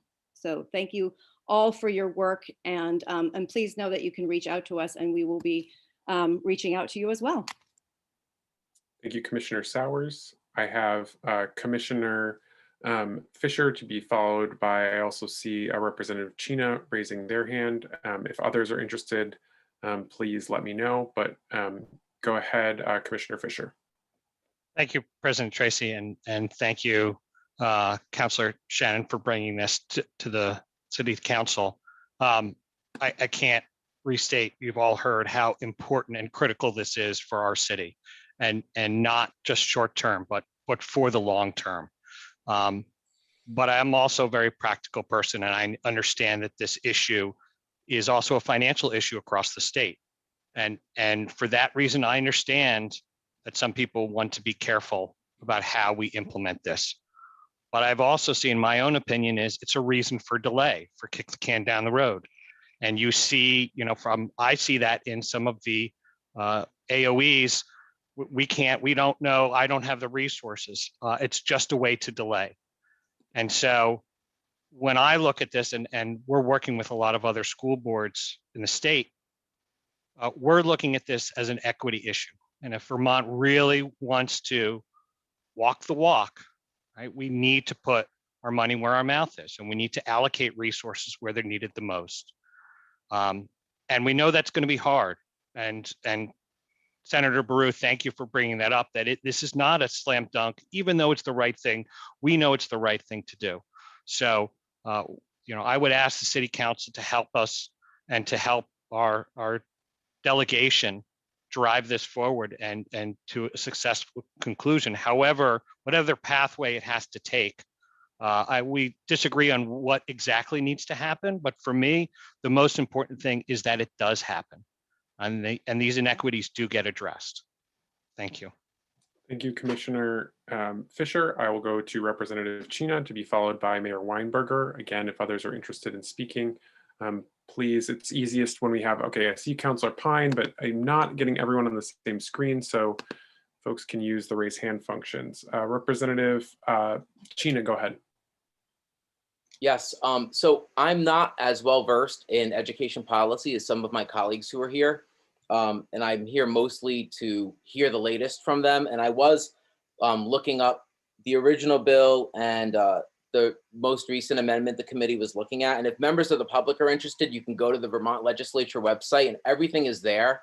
And if you look in the Senate Education Committee, the report's there, the slideshows, the testimony, the different versions of the bill.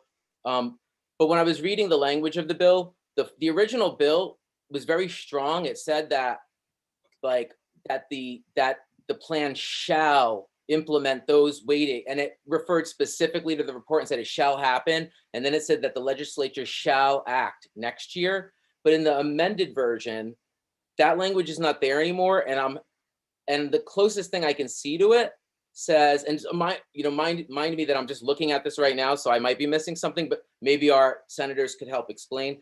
It talks about the report, and then it says that they shall take it into account, but it doesn't say they shall do what it says exactly. And so I'm curious if there's a reason why. So this is more of a question because someone asked about this earlier and then I looked and it's unclear to me. So are we making them implement those exact weights or are they just taking it into account and they could do something different? That's my question for others. So they, Senator Bruce, go ahead. oh, sorry. I guess I'll start. So the bill I put in last year was the original language you described. I put that language in again this year to start the conversation in advance of testimony and knowing that I wasn't going to be on the committee anymore. And then the committee has gone through testimony and a process, so I'll turn it to them for where the amendment came from, because that was the committee's work this year. Senator Lyons. Yep, so thank you. So yes, the weighting factors are included with the task force. They will look at those weighting factors. But the other part of the task force work is to put those weighting factors into the broader context of how funding, school funding is calculated and is put in place. So it's not, I'd rather have done the previous work rather than this work. This is a little more complicated. But it was a recommendation that we do it this way, and I believe also that the consultants would agree with what we're recommending and what we're asking to have happen. If the weighting factors were the only factors in our school funding, then we would implement them. But there are other considerations to be given, and as you read through the bill, you'll see what some of those considerations are. When the report, it's not even a report, it's a recommended action plan and a legislative action. When that comes back, then we'll be working hard to make sure that we put that into place. I have no interest in taking out any of the weighting factors that have been recommended, and I don't think other legislators do. So I just, it is a process, and I think it is a very complex process. It isn't simple. And the more you work with it, the more you find out that it's complex. May I? Certainly, go ahead, Senator. Representative Chena, I think some of the language is from the report itself. So I was just reviewing page 96, and it talks about at the end in the conclusions about findings from the study suggest that it's time to incorporate new cost factors and weights into Vermont's education's funding formula. So we want to stay true to the weighting formula as much as in this report as possible. But I hearken back to that point where we went to Dan French and we said, how do we move this forward? And you said, I don't have the money or the resources or the personnel to do this. And so that's where our direction went in this way, to call for the $150,000 consultant to bring forward the implementation plan to take this and enact it, to implement it. So I don't know if that answers your question, Representative China. Okay, my apologies if I mispronounced it. Okay, all set, Representative China. I just, you know, I will look at the bill more, but the way that some of this is worded makes me question like how much they're bound to actually enact those weights. Because like in the powers of the duties, I'm sorry to turn this into a legislative committee meeting, everyone, but I mean, I'll just make this point and stop. But like the powers and duties of the task force, it says that there should be a recommended action plan to the legislature. And then it says, recommend which weighting factors to modify or create in their associated weights and whether any weights should be eliminated in lieu of categorical aid. And then it goes on and on, but it never says you shall implement what came out of that report exactly. So it sounds like the task force is being given some power to actually start with that report, but not necessarily, they may end up somewhere else. That's sort of like what I'm wondering based on this, but maybe I'm missing something, or maybe it is that flexible. I think it allows for discussion, and it allows for the consultant to provide information. It may well be that the consultant that's hired is the same consultant that did the original study. We don't know, but it will be someone who's very familiar with education funding in the state of Vermont and is familiar with the study that you've been looking at on weighting factors. Thank you for that. All right, I'm going to go to Mayor Weinberger and Councilor Pine. We've been on this item for about an hour at this point, so if folks could just please be brief, and if others are interested in getting in the queue, just let me know. But again, really trying to wind this down so that we can get back to some of the other items on our agenda as well. Mayor Weinberger. Thank you, President Tracy. I'll try to be brief. I just wanted to say to our representatives and senators, thank you for joining us tonight. Thank you for making this a high priority issue. I really don't think there's anything more important for the future of Burlington being discussed in Montpelier over this session and the next than getting this weighting factor right. I want to congratulate the Burlington School Board and Superintendent Flanagan for their advocacy and getting this issue front and center in Montpelier for the 9 years I've been in this role. This is the conversation I've always thought we needed to have in Montpelier. We've had many other conversations that have been sort of periphery to really the central challenge of properly educating our children, which is recognizing the huge equity issues and unique challenges that many of our students face. I just want to offer my full support for adjusting the formulas pursuant to the weighting study. I want to offer the resources of my office and the lobbying efforts that we make every year in Montpelier in partnership to the school district, and also offer, and I've made this offer to Superintendent Flanagan as well. I also know that most, if not all, of my fellow Vermont mayors feel similarly that this is critical to their communities, and we're kind of standing by wanting to be supportive as this coalition moves forward. We'd like to be part of that coalition to help you get this done. So please be in touch and look forward to working with you on this critical issue. Thank you, Mayor. I'll go to Councilor Pine. Thank you, President Tracy. I'm going to just state something that may be rather obvious, but I think we should just repeat it a few times, is there's no such thing as low income kids, right? So when we were talking about closing schools in lower income neighborhoods in Burlington, parents and administrators kept talking about the low income children of Lawrence Barnes and H.O. Wheeler. And one of the parents stood up and said, kids are kids. Kids don't have incomes. They're not high income or low income. We should be thinking of children in Vermont as all part of the same sort of, cohort, if you will. It shouldn't matter what their address is, what their zip code is, should have nothing to do with it. So the notion that somehow senators and representatives would be looking at how does this affect my taxpayers and my kids and all that it's kind of just a little off-putting when you think about it, really. It's kind of, we are all in this together. Children are raised by an entire society. They're not like narrowed down to a school district or a zip code. So I just think it's really important to point that out. I just want to ask, since there's about 60 people on this meeting tonight, and all of us probably share this, agree on this, what is the best strategy as a city council? What can we do as a city, in addition to what the mayor just offered in terms of his full support, besides joining a coalition? Is there anything else to be done as a city? Councillor Pine, to whom are you posing your question? Well, we've got a few bright people here. I'll let them answer.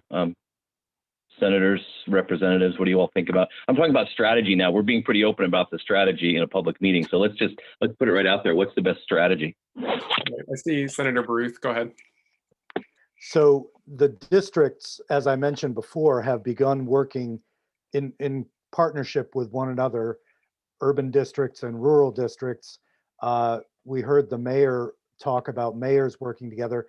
I don't see why the Burlington City Council shouldn't reach out to select boards in all sorts of rural communities around the state and have a third coalition that would pretty much cover the waterfront. If we had select boards, mayors, and school districts, those are, I would say, the most powerful institutions we have in every municipality. So that would be my basic take on it. And I would encourage, as you're reaching out and you're building the coalition, that you speak directly to the benefit that kids will receive as a result of the changes that we're talking about. Because this is not about additional money. This is about outcomes for children. And the more that we talk about that, and I think that you bring that argument to the State House, probably the faster we can get this work done.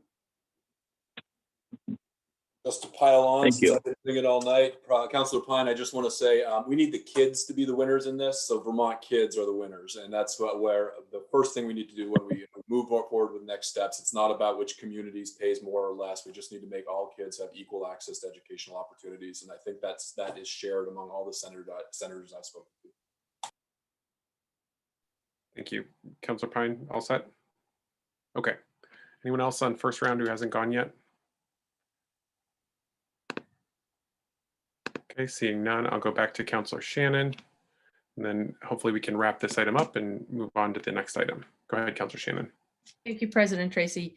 I know that we're out of time, but listening to the discussion really raises more questions and concerns for me. So I would like to throw a bunch of questions out there, and I can also send these to you by email. But I would like answers in writing to these questions. Senator Lyons, you said it was recommended to do it this way. And by this way, I think you meant the task force, but I'd like to know who recommended doing it that way. Senator Chittenden, you said we would implement the weights, quote, as much as possible.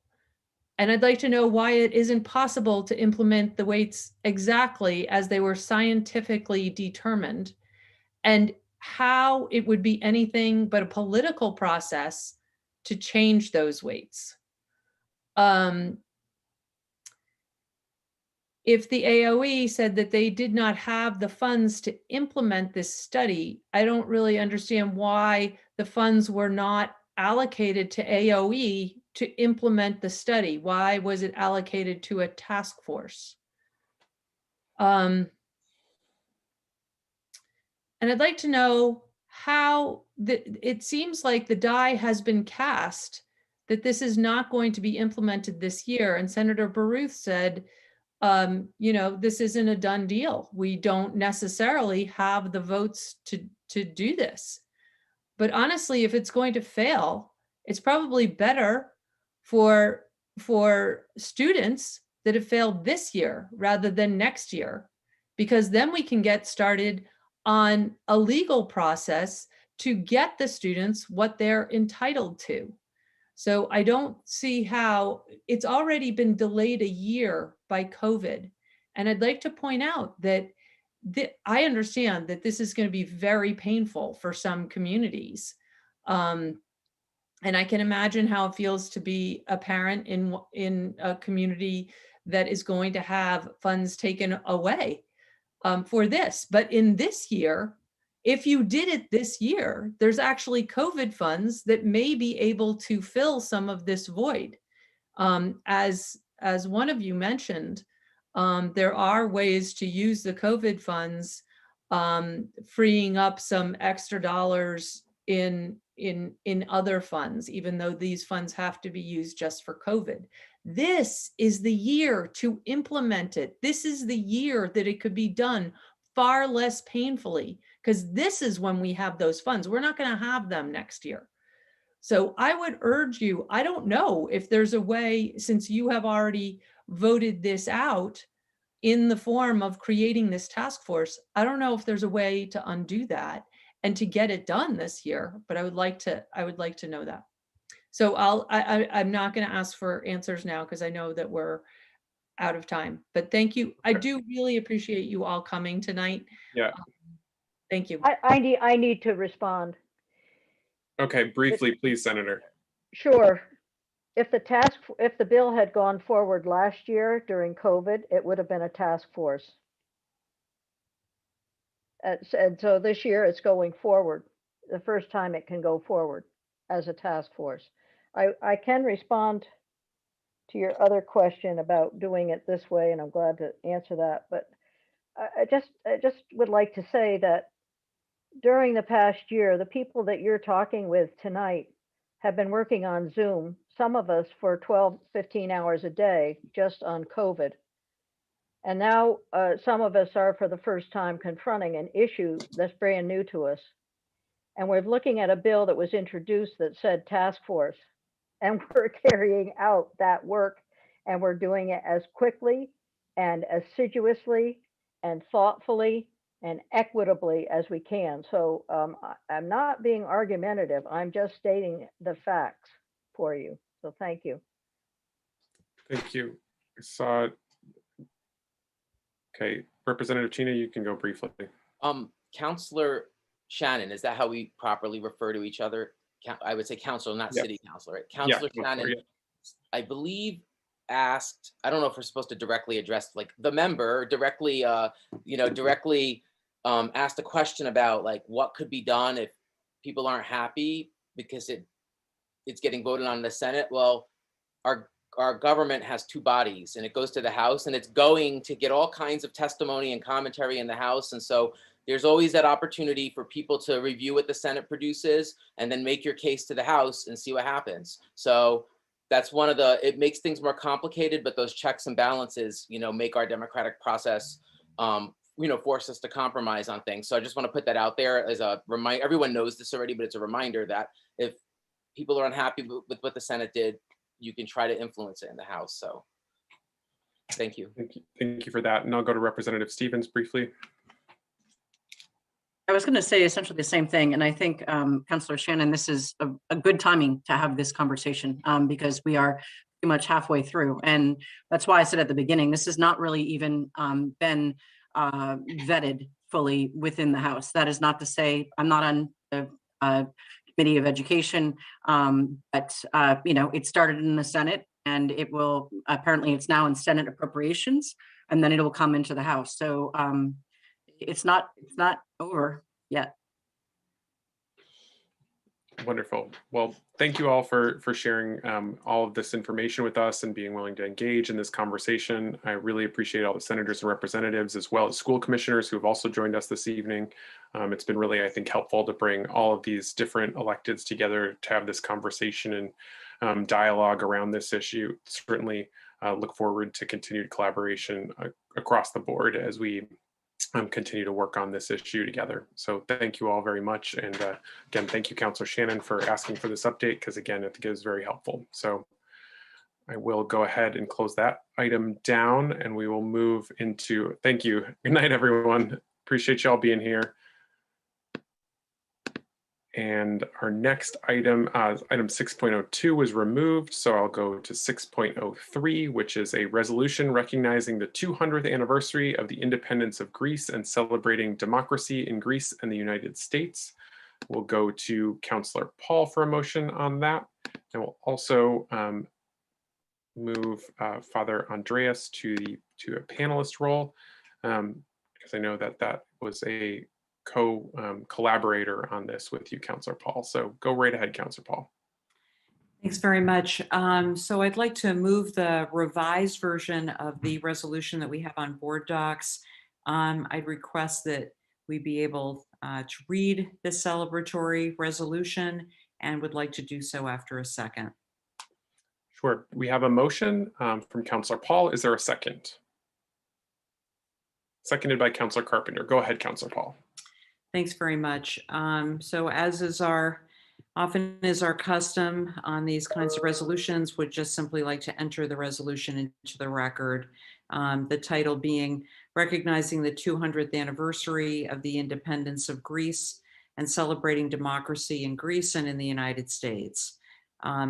Whereas the country of Greece is celebrating the 200th anniversary of its independence from the Ottoman Empire, and whereas the people of the United States generously sent humanitarian assistance to the people of Greece during their struggle for independence, often through Philhellene committees, and whereas it is proper and desirable for Burlington to join the United States to celebrate March 25th, 2021, Greek Independence Day with the people of Greece. Now therefore be it resolved that the Burlington City Council extends warm congratulations and best wishes to the people of Greece and to our Greek Burlingtonians as they celebrate the 200th anniversary of the independence of Greece.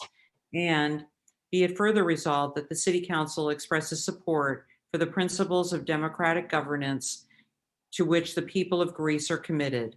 And be it further resolved that the City Council commends the Burlington Greek American community for its contributions to our city and its role as a bridge of cultural awareness between our city and the vibrant culture of Greece and the Greek people, and is grateful for the important role that Greece has played in the community of nations since gaining its independence 200 years ago. And be it further resolved that the City Council asks the mayor to declare March 25th, 2021 to be Burlington Solidarity with the Greek Bicentennial Independence Day, and further requests that a signed copy of this resolution be sent to the Dormition Greek Orthodox Church as a sign of our recognition of their proud heritage and contribution to our great city. And would also like to say thank you very much, President Tracy, for promoting Father Andreas. He has been on this call, patiently waiting for an opportunity, I believe, to say a few words of thanks. So thank you very much. Sure. Thank you, Councillor Paul. I will turn it over to Father Andreas. Welcome. Thank you so much, Mr. President. Thanks for having me on here. I'm very grateful to you and to Karen and to all of the City Council for their support of us for this 200th anniversary of Greek independence. It's a very big deal for us. I guess, as we all know, Greece was the foundation of the city-state of democracy. 2,500 years ago in Athens was when the whole concept, like we do here in the city of Burlington, of citizen involvement and just the sense of volunteerness and just democratic ideals came about. So we're very happy as a community, as a Greek American community, to be here. We're also very happy right now in the context of Burlington to be a church that can really reflect and see a lot of the issues that are out in the world there, just a church in a Greek American community, because I estimate probably about half of our members were born overseas.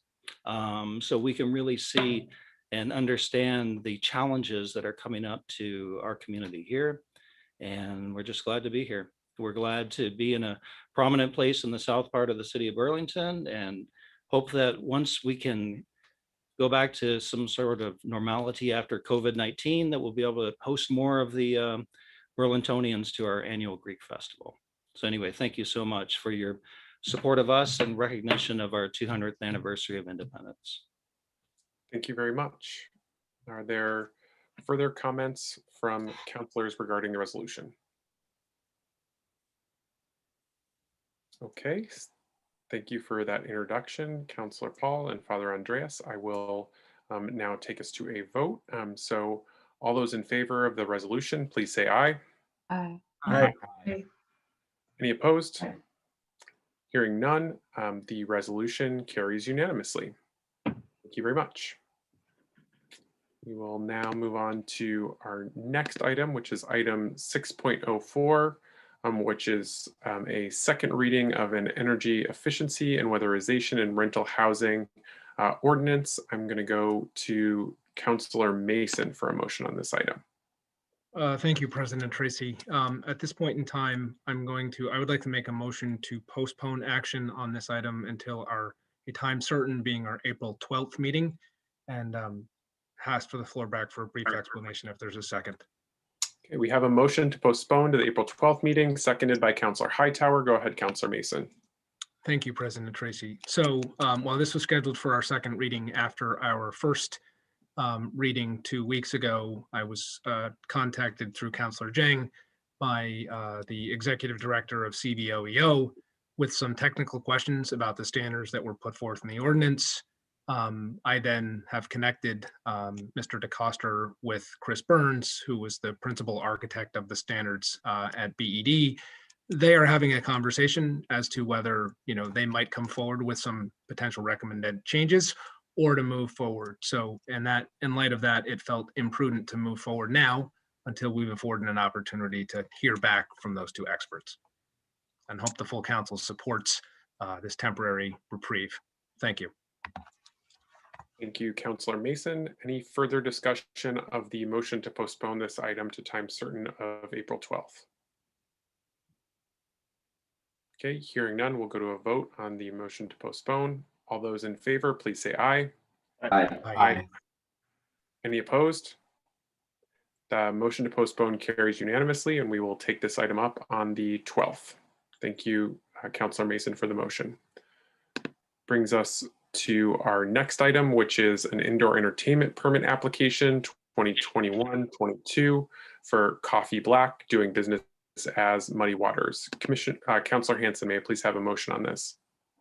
Sure, yeah. I'll move to approve the 2021-2022 indoor entertainment permit application for Coffee Black LLC, doing business as Muddy Waters, 184 Main Street, with all standard conditions.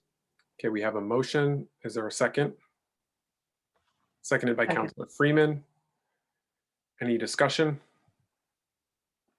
Hearing none, we will go to a vote. All those in favor, please say aye. Aye. Aye. Any opposed? The motion carries unanimously. And just for folks' reference, we do have local control, but I'm going to go to that after item 6.06. I was wanting to, we had several presenters first, and so I wanted to not make them wait any longer. And so I put that towards the end, and then now we've added item 6.06. So I want to get to that before we will recess for the local control before heading back into the meeting to finish up with the committee reports and so forth. So I'm going to now go to Councillor Jang for a motion on item 6.06. Thank you. Yes, thank you, President Tracy. And I would like to make a motion to introduce a resolution condemning hate crime against Asian American and Pacific Islanders in the city of Burlington, and ask for a second and the floor back. We have a motion from Councillor Jang. Is there a second? Second. Seconded by Councillor Pine. Go ahead, Councillor Jang. Thank you, Councillor Pine. Thank you, Councillor Tracy. So as you all know, in our country, we are again shaped up by actions of hate, and this time it is geared toward people from Asian descent. And since the beginning of the coronavirus, as you all know, the rates of hate crime against Asian Americans, including verbal, physical, psychological abuse, have increased exponentially in the US cities and the rate of anti-Asian hate crime has increased by over nearly 150%. And as you know, and I had no idea that in the city of Burlington, after white, Asians are the second largest community members in our city, and they represent around 11% in our Burlington School District. And it is important for all of us to come together and to show our Asian community that we stand with them, behind them, in saying no to hate. I think we have done similar resolutions in the city of Burlington when George Floyd was killed, and we raised the Black Lives Matter flag. Burlington, to me, we are trying to always do better. And doing better is to always come together again and support people who are minorities in the city. So I want also to take the time to thank all the city councilors, actually, who are co-sponsors of this resolution, everyone. And also the city attorney for allowing this to happen, as well as Lori. This resolution came very late, and they all worked very hard behind the scene in making sure that it comes in front of the council today. Thanks to you, particularly President Tracy, as well. So this resolution is basically now, therefore, be it further resolved that the Burlington City Council condemns any type of hate crime against Asian, American, and Pacific Islanders, AAPI, and stand behind our community members of AAPI descent. And also it is tasking the Burlington Parks and Arts Culture Committee to better coordinate with the Fletcher Field Library, the Burlington City Art, and also to better promote the month of May as an Asian History Month and highlight the contribution of Asian American in our city. And also be it further resolved that the Burlington City Council strives to make our city safe, welcoming, and equitable place for all. And we hope that we all will gonna approve this resolution and try to move forward. Thank you, President PC. Thank you, Councillor Jeng. Are there councillors wishing to speak to this item? Councillor Pine. Yeah, I just wanted to share I'm going to sort of paraphrase a message that I got recently. It's a recording, it's a video on YouTube by Jim Kim, and the Executive Director of the Advancement Project California, Stop Hate. And essentially, the notion here is that this violence is not only a sad hallmark of this pandemic, because it really has been a very disturbing pattern, the pandemic, but it's also really a hallmark of BIPOC history in America, and that many BIPOC folks were brought here as economic value to be extracted. And when they began to build, whenever they begin to build political power, BIPOC folks become a target, become a real threat, and that often turns to violence. BIPOC folks facing a common fate of violence targeting them that's rooted in systemic racism, white supremacy, indigenous genocide, and sort of an anti-Blackness and persistent disdain and denigration of groups that don't fall within the dominant racial and cultural paradigm. So if we all stand together and hold each other up when BIPOC are attacked, we are much stronger as a result. And to have each other's backs and to speak out with one voice, because if we stand in solidarity while folks are being mistreated, we build genuine popular power. And only with that power can we collectively and finally bury this shameful American legacy of white supremacy and build our shared future, our shared destiny. We were all seen and heard and allowed just the proper space to just live our lives, which was really all people are asking for. So we're not asking for, people aren't asking for a lot extra here. We're just asking for basic respect. Thank you. Thank you, Councillor Pine. I see Councillor Jeng again. I can come back to you, Councillor Jeng, but I'll just want to see if others on first round who haven't spoken yet are interested in getting in the queue. Okay, seeing none, go ahead, Councillor Jeng. Thank you, President Tracy. And again, this is also an invitation to our Asian communities here in the city of Burlington to speak up. When they are being targeted, they have processes here. The Racial Equity, Inclusion, and Belonging Committee is a great place. The mayor's office, I'm pretty sure, is a great place, as well as the police.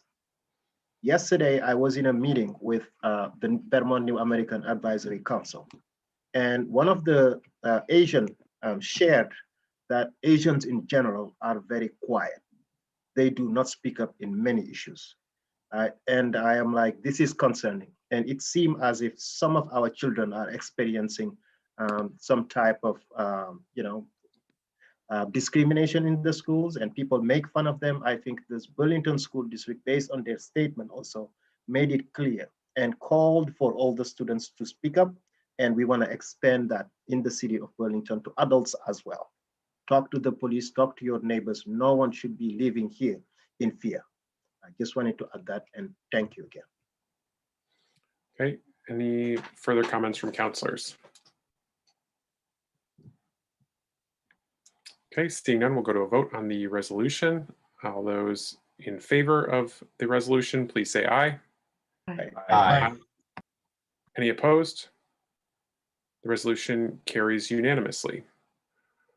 We will now recess the council meeting before coming back to address committee reports, general city affairs, president update, and mayor general affairs to address our local control commission meeting. So I will recess the city council meeting at 9:30. Give folks a second to roll over into the local control commission meeting. And I will call to order the local control commission meeting at 9:30 with the first item on the agenda being the agenda. Commissioner Hansen, may I please have a motion on the agenda? I move to adopt the agenda. We have a motion. Is there a second? Seconded by Commissioner Stromberg. Any discussion of the agenda? Hearing none, let's go to a vote. All those in favor of adopting the agenda for the local control commission, please say aye. Aye. Aye. Any opposed? That carries unanimously, and we have an agenda. The next item on the agenda is the consent agenda. Commissioner Hansen, may I please have a motion on the consent agenda? I move to adopt the consent agenda and take the actions indicated. Thank you, Commissioner Hansen. Is there a second? Seconded by Commissioner Stromberg. Any discussion regarding the consent agenda? Hearing none, hearing none, let's go to a vote. All those in favor, please say aye. Aye. Aye. Aye. Any opposed? That carries unanimously, and we have adopted our consent agenda. And then that brings us to deliberative, where we have one item, item 3.01. Commissioner Hansen, may I please have a motion on that item? Yeah, and also just to note that there might be applicants here wishing to speak, and if you'd allow them, if they could, raise their hand. Just wanted to note that in case any of them are looking to address the committee or the commission. Sure. Yep. But I can go ahead and make the motion. So I'll move to approve the 2021-2022 first class and third class restaurant/bar liquor license application for Coffee Black LLC, doing business as Muddy Waters, 184 Main Street, with all standard conditions. Okay. Seconded by Commissioner Stromberg. Is there anyone here wishing to speak to this item? You can use the raise hand function. Okay, don't see anyone looking to raise their hand on this one, Commissioner Hansen. So any discussion from the council? The commission. Okay, seeing none, we'll go to a vote on this item. All those in favor, please say aye. Aye. Aye. Aye. Any opposed? That carries unanimously and completes our meeting. A motion to adjourn is in order. So moved. Moved by Commissioner Hansen, seconded by Commissioner Stromberg. Any discussion? Hearing none, we'll go to a vote. All those in favor of adjourning the local control commission meeting, please say aye. Aye. Aye. Any opposed? Okay, we are adjourned at 9:33, and we will go back to the regular city council meeting where we still have a few items at the end to complete, namely items 7 through 10. So I'm going to go to committee reports. First, are there any committee chairs wishing to offer a report? Okay, don't see any. That's understandable given that this is the last meeting of the council. So new committees will be formed after the council is sworn in, or new councilors are sworn in, and we reform committees. Having that item finished, let's go to item number 8, which is City Council General City Affairs. For this particular item, what I'm going to ask of councilors and Mayor Weinberger, I would also welcome you to participate just in the second part, which the first part of this I'm going to say is just, I will open it up as we normally do to councilors to comment on any general city affairs. But this is also our colleague, Councilor Paulino's last meeting. And I just, as is our normal traditional practice on city council, we open up some time to just allow others to offer some words, and certainly to offer the outgoing councilor an opportunity to offer any parting words that they would like to share with us. And so I would like to make sure that we maintain that focus, but I do want to, so I'm going to ask that councilors start off by just commenting on any general city affairs if they have items to offer. And then once we've completed that, I will then open the floor for comments specific to Councilor Paulino, so that we can recognize Councilor Paulino's service to the city of Burlington. So with that, are there any councilors with comments specific to general city affairs?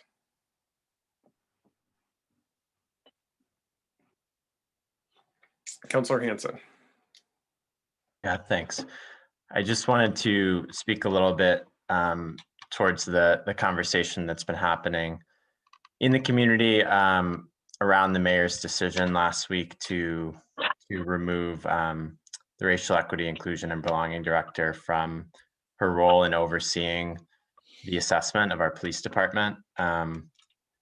And first, to echo, a lot of the concerns raised around the ways in which this decision is rooted in racism and white supremacy culture, and just a lot of the issues with this decision that have been raised by members of the community and by members of the council as well. And I'm glad that the mayor's reversed that decision, and I'm eager to hear the mayor outline how he'll improve work on anti-racism in the city and public safety transformation work, and specifically how the mayor will better support the really incredible leadership of the REIB department, and as well as a council, how we can better support the REIB department and how we can better move forward on racial justice.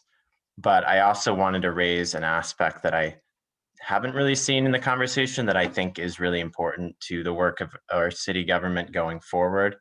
And that's just process and sort of the balance of power between the council and the mayor's administration. And that's around, when council passes a resolution and the mayor signs that resolution, I think we should expect that the executive branch is going to execute that resolution. I think that's a basic expectation for our local democracy to function. And we did pass a resolution on February 8th.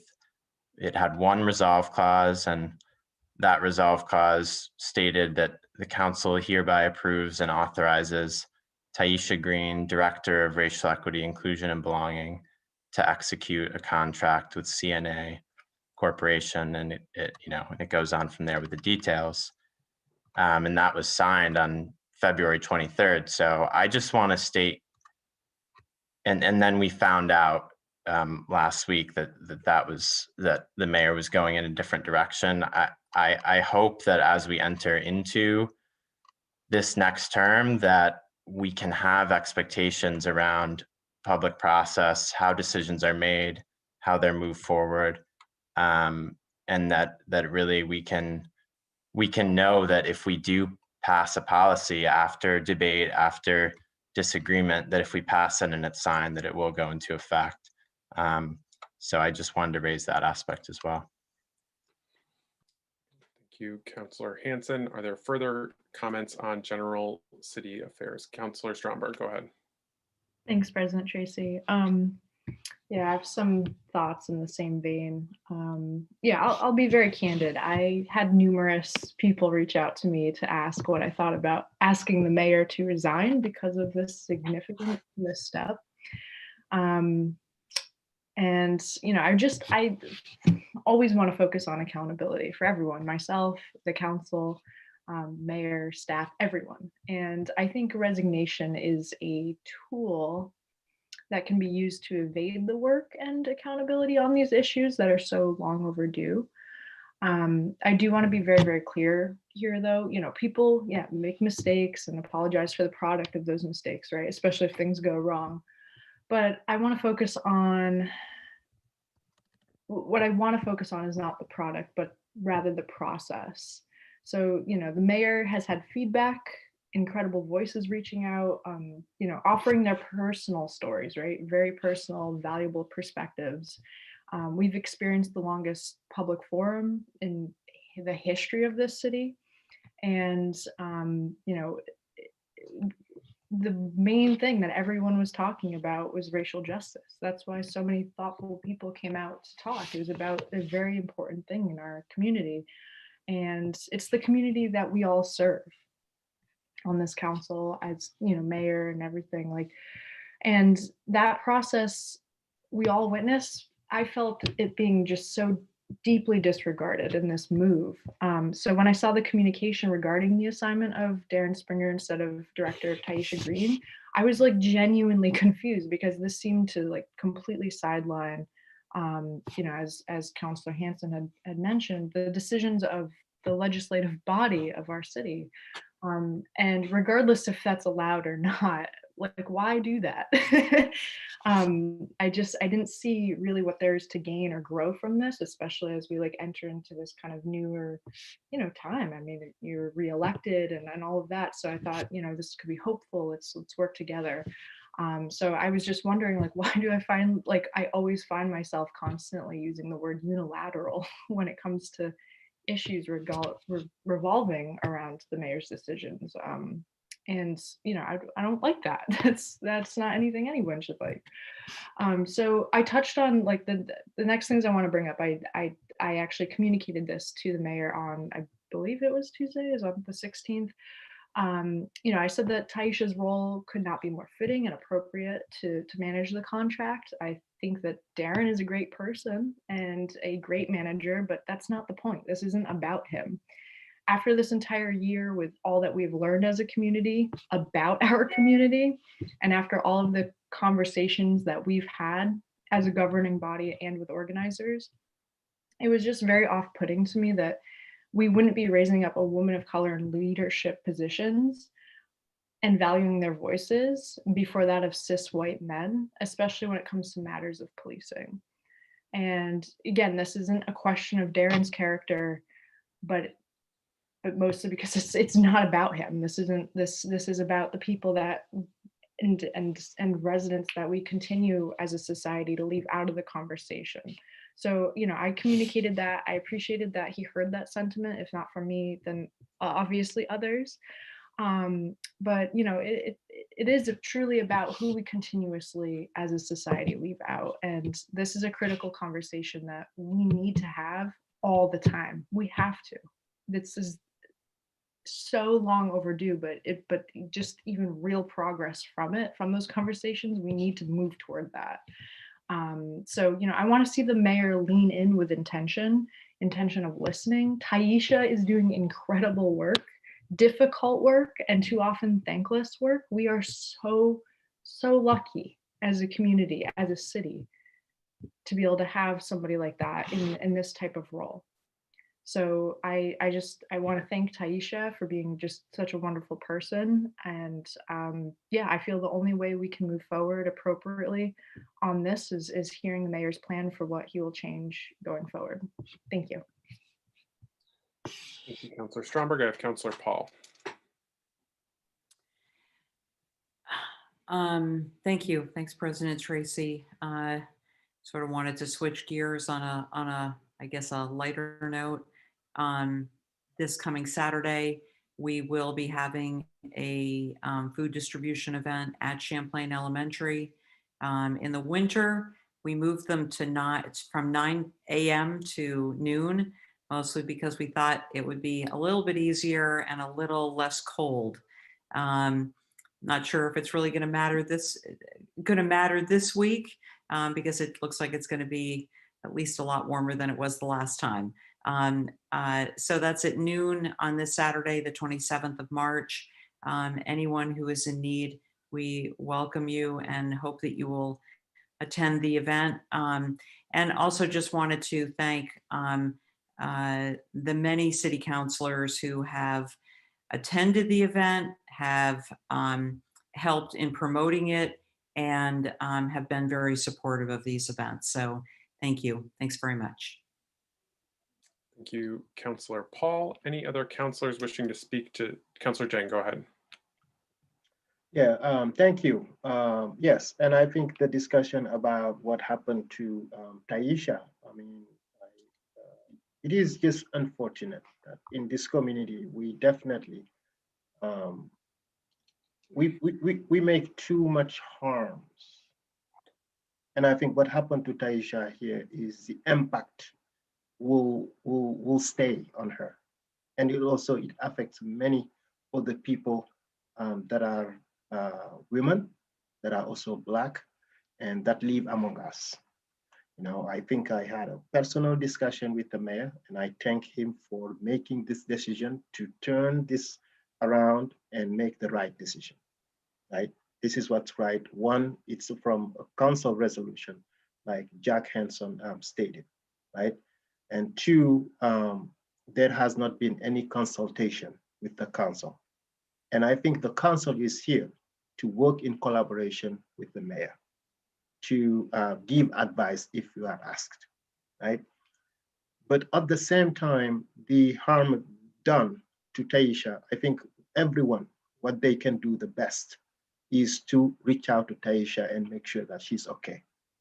I have been very concerned that because of this, she might leave the city and go somewhere else. That was my biggest concern.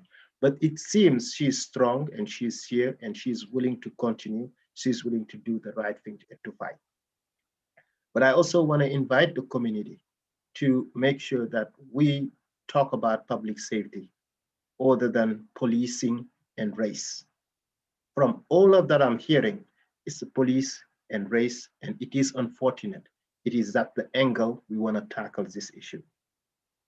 Let's never forget, we want to make sure that Burlingtonians are safe regardless of their race, their gender, or where they come from. I think that's what I'm really, really interested about. I have not ruled the idea for Taisha to work in collaboration with Darren Sprinkler. Together, they can make this work better. Taisha may not be interested, the mayor may not be interested, but me, what I'm interested about is about safety and well-being of the people, right? That's one. The second element that I wanted to talk about in terms of policing is the council would definitely benefit from an update from the joint committee about what is happening. We're hearing bits and pieces here and there, and I think President Tracy want to make the request. So maybe we can receive a written or in-person presentation about what is happening. Thank you.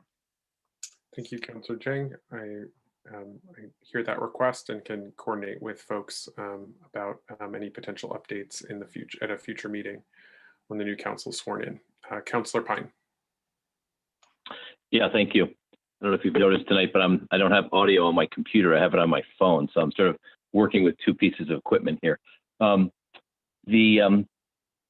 The term that I like to use, because it was a process that when I was at CEDO, we went through a thing called courageous conversations. And this is one of those times where I think as a community, we are in the middle of a deeply difficult and courageous moment for many of our community.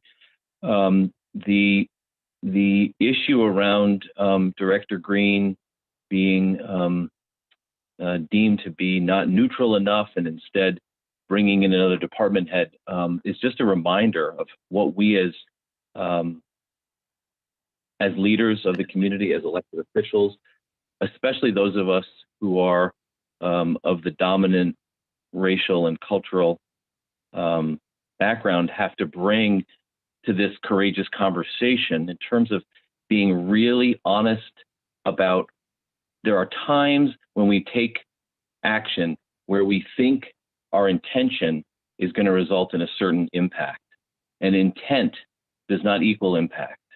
And when we take action which has a disparate and negative impact on BIPOC members of this community, we need to be really willing to acknowledge it, to be open about it, and to be ready to make the change needed. I think that's when we begin to have the most meaningful change, the most lasting change, the most durable change, so that everyone in Burlington can feel and actually have a meaningful place in this community and have a future, so that our young people look to the way we are as leaders and say, this is my community, this is what I'm part of, this is where I want to stay, this is where I want to raise my family. We want people from all walks of life to come to that conclusion by watching our actions as elected officials.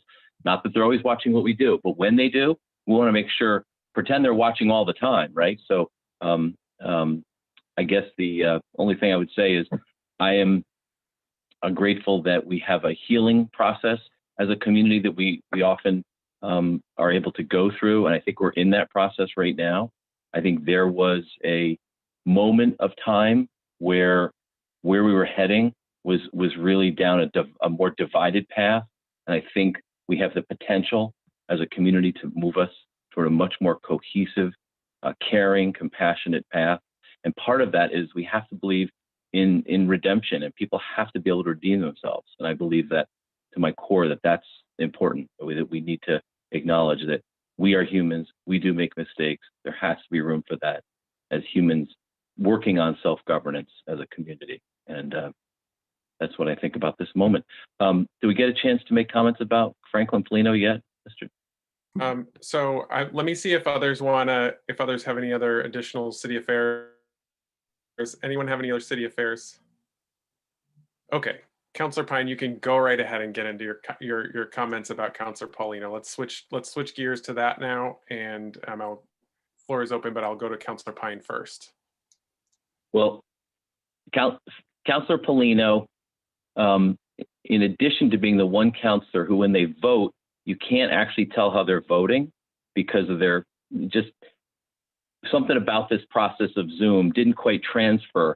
But I've really appreciated Councilor Polino's just thoughtful, gentle demeanor and ability to see some humor in our moments and to find common ground. But also, when I first got to know him, we were both attending an event at Northgate Apartments. That's his district, not my district, but I'm at the event, and he comes up and says, what's your connection? And I sat down and told him about my history with Northgate, and it was a great moment. And you could tell Councilor Polino was just deeply moved by what was happening in a community where folks of low incomes were able to take control over their community. And I could tell it really, really resonated with him and motivated him to be part of that. And he was part of the process of celebrating Northgate resident ownership of 30 years of resident ownership. And a lot of the residents really appreciated the fact that Councilor Polino came out and sat down at tables and moved around to different tables, even though he's actually kind of shy. But he seemed to be pretty comfortable there in that setting. And it was really, really wonderful to connect at that first time we really got to talk with each other. And I'll miss your perspective on the council. Thanks. Thanks, Councilor Pine. Others wishing to, Councilor Stromberg, go ahead. Thanks, President Tracy. Wow, I agree with all of that, obviously. Yeah, I haven't been on council for very long, but Councilor Paulino has always been very candid with me and very helpful, and just was always a very warm, welcoming voice, especially during the first very long meetings we were having over the summer. And I remember you would like text me some funny thing about how long it's going or something, like get used to it and all of that. And I was like, oh my gosh. But I really appreciated that, yeah, that humor and kind of lightheartedness, especially with issues that are really dense, and you know, we were taking a lot of time to talk about them in a really meaningful way over the summer, and obviously continue to do so. But yeah, so I really appreciated that, and I really enjoyed being on the TUC committee with you as well, and had a good experience there. And I believe tomorrow's our last meeting together, perhaps. But yeah, just thank you so much for your voice and your collaboration, and yeah, being so level-headed and finding kind of yeah, those moments that where we need to appropriately take a step back and say like, hey, that is small potatoes, or this is kind of funny. We need to recognize it. So I appreciate it. Thank you. Thank you, Councilor Stromberg. Councilor Mason. Thank you, President Tracy. Councilor Paulino, I want to join the queue of thanking you for your 2 years of service. I regret that we were not able to serve on a committee together to really spend more time together. And I missed looking over, not sitting at that table at Contoys and seeing you, you know, 4 down and being able to look at your face, either for levity or for, you know, some sort of break from the intensity that was going on elsewhere. I very much appreciated, you know, as a lawyer, the logical way that you approached many of the questions. And I would say my sense of, you know, in a non-dramatic way, which can be hard sometimes sitting at that table. I also greatly appreciated the unique perspective that, you know, as a prosecutor, that you were able to bring to some of, you know, the very charged conversations that we're having and are going to continue to be having relating to police reform. And I have no doubt that you will continue to be involved and look forward to that involvement, but also very much understand, knowing your personal life and your 3 young children, how challenging it can be to, you know, serve, particularly this last year, which has been, I would say, more taxing than others, and respect your decision, but we'll miss you and regret that you're not going to be with us at our next meeting. Thank you. Thank you, Councilor Mason. I'll go to Councilor Jang and then Councilor Hansen and Carpenter. Go ahead, Councilor Jang. And Councilor Hyde. Yes. Sorry. Thank you. You know, as a resident of the New North End and also a colleague of Franklin, I know that, you know, I have to say thank you first, Franklin, for all you have done for the city of Burlington, resident of the city of Burlington in general, and people of the New North End in particular. You know, I do know that you have made so much sacrifices, and many elected officials without children won't understand it. Because sometimes when you are very needed in your family, you step out to serve your community and your constituents. You demonstrated that over and over and over again. And I think you have shown the way about the how we should work together, because you have always voted based on principles. You have not voted just because you're a Democrat or you are a progressive. You are one of the few city councils that I know you voted both sides, because you are a great listener. I know you will be missed, and I wish that you will stay involved, especially in everything happening in our area of town. You'll definitely be missed. I also want to say thank you, because I know how hard you advocated for social workers to be in the police department. I also know how hard you advocated for people in the New North End, in the mobile home park. You advocated for them to have dumpster day. You advocated for some zoning changes. You advocated for better lights. You advocated for better traffic lights as well, because these are projects that we worked on and I have seen leadership you have demonstrated. I watched you also in some of the TUCS meetings, like what everyone said here today. You have always been very calm, very methodical, very thoughtful, and also inspiring. Sometimes things are very hard and very rough, but you still stay your ground. You have that small smile in you all the time. And I think everyone said it. You know, it doesn't matter how hard things are. Whoever look at Franklin will bring back normalcy. I want to say thank you for all of that.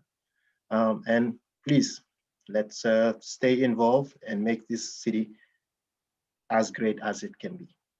Thank you. Much appreciated, sir. Thank you, Councilor Jang. We got Councilor Hansen to be followed by Carpenter and Hightower.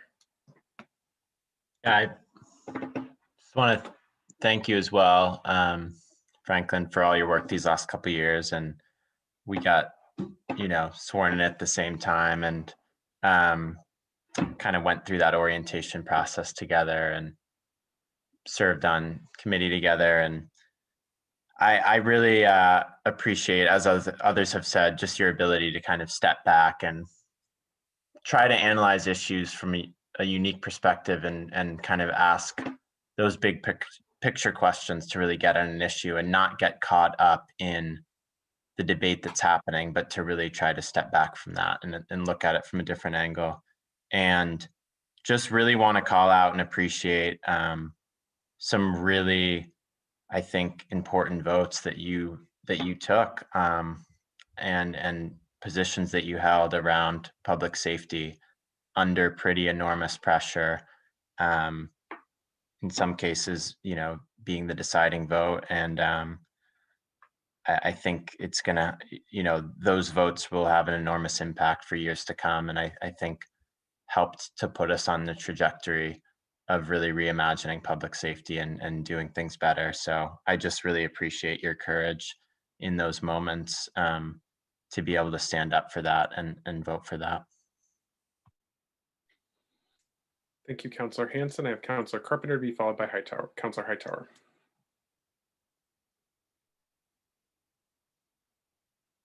Franklin, what did you get me into?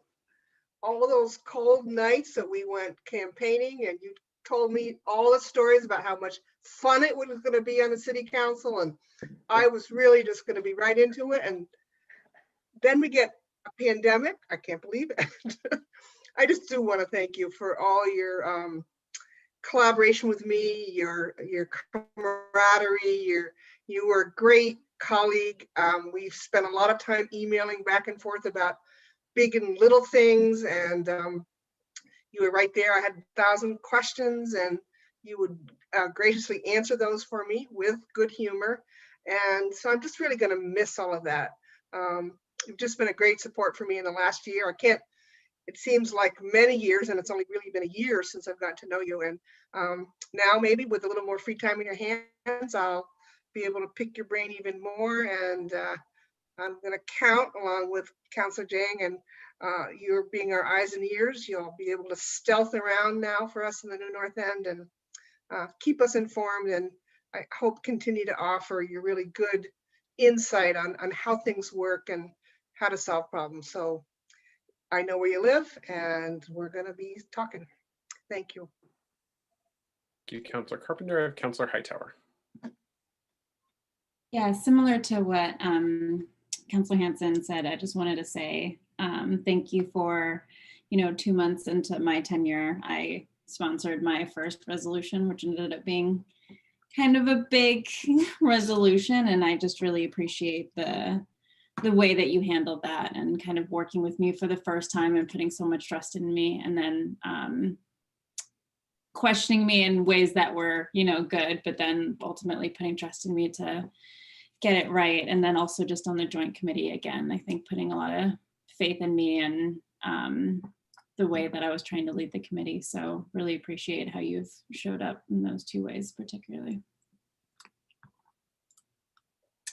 Thank you for that, Councilor Hightower. I have Councilor Freeman. Thank you, President Tracy.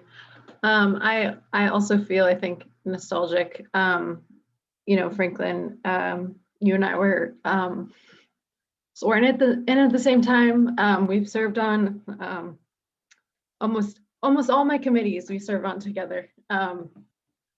You know, it's yeah, sorry, I'm getting verklempt because it's getting late. No, I also am a nostalgic person.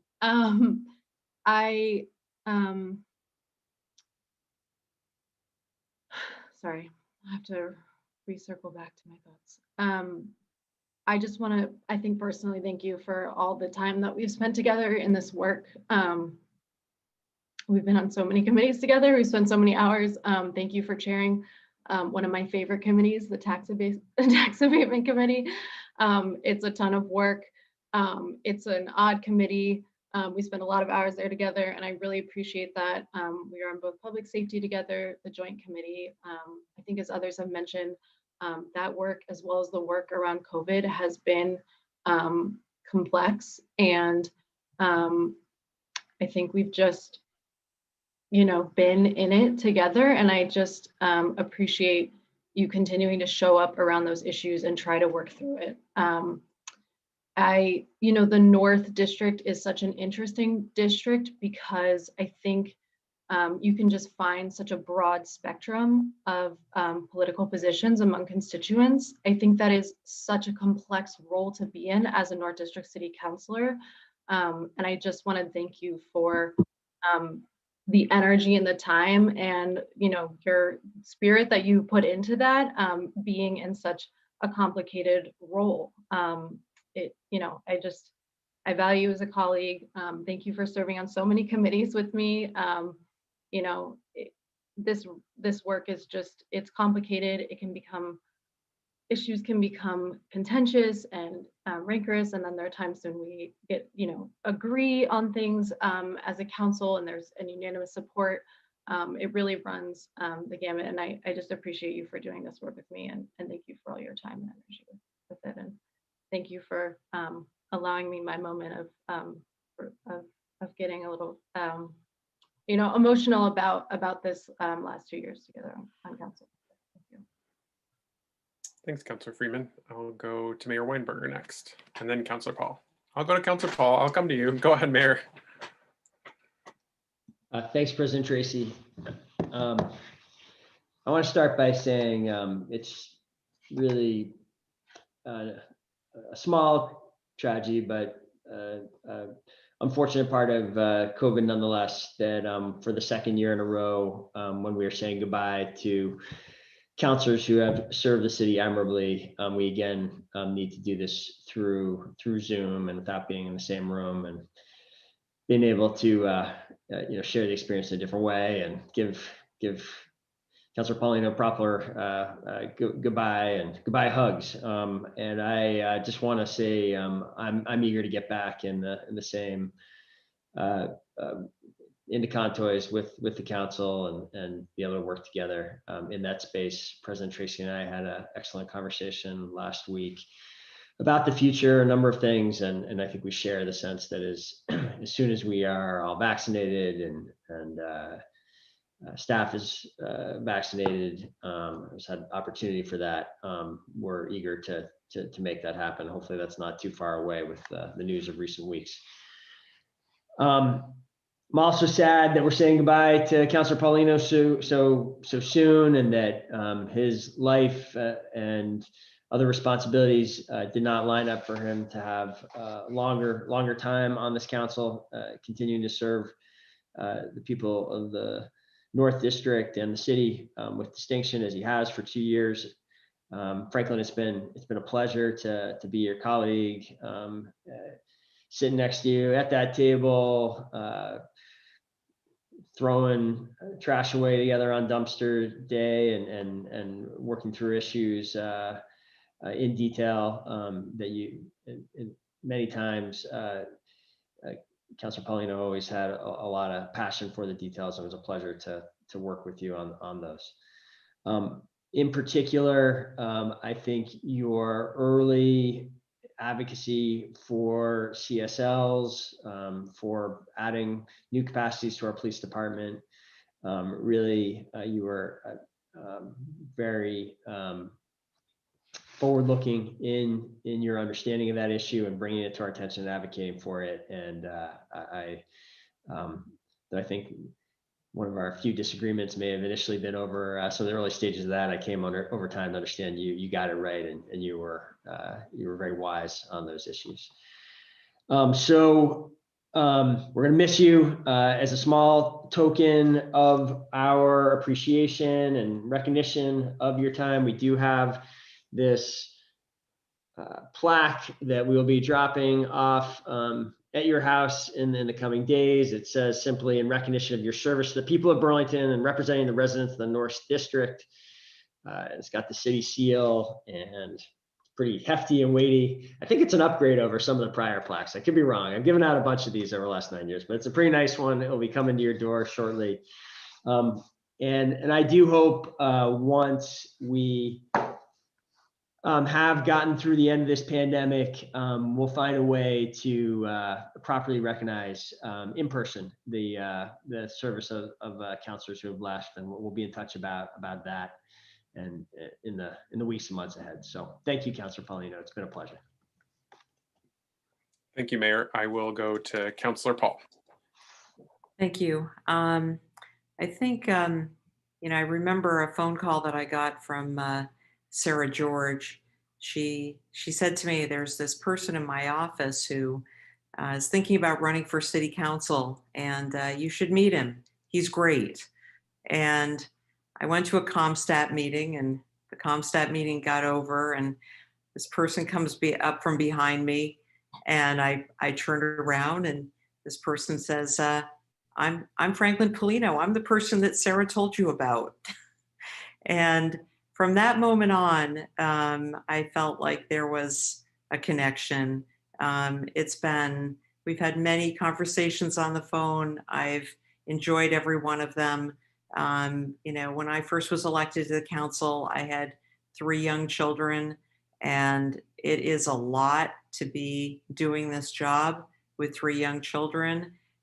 You've got 3 adorable girls, and I would imagine that they probably are not that upset that you are no longer serving on the city council, because they're going to get, if they didn't have a lot of your time, they're going to have a lot more of your time to be able to do some of the fun things that, it's so nice to be able to do when your kids are really young. So I'm glad for you, but I will miss you. And, just wanted to also mention that the mayor had said, and others have said, you really were, I believe, ahead of your time when you talked about some of the things that you wanted to see in public safety. And I'm glad that you kept on going because you were right. And I hope that you've come to see that a lot of those things that you had, those points that you envisioned, seeing them come to fruition, I hope that you can take a great deal of pride in knowing that, you stuck to what you believed in. And in the same way, when you and I and Sarah were talking about the racial justice resolution this past summer, your perspective gave me a lot of confidence and a lot of made me feel sure of the decision that we made to support that resolution. So I'm grateful to you. I will miss you. And I am sorry that we're all sitting here looking at our little boxes as opposed to being in person. But I do hope that hopefully either this summer or certainly by Labor Day, that we will have the opportunity to be together in person, and that you'll come back so that we can thank you in person. Thank you very much, and thanks for your service to Burlington. Thank you, Councilor Paul. Any other councilors wishing to speak? I'll come to you in 1 second, Councilor Paulino. I just wanted to also add my just gratitude to you.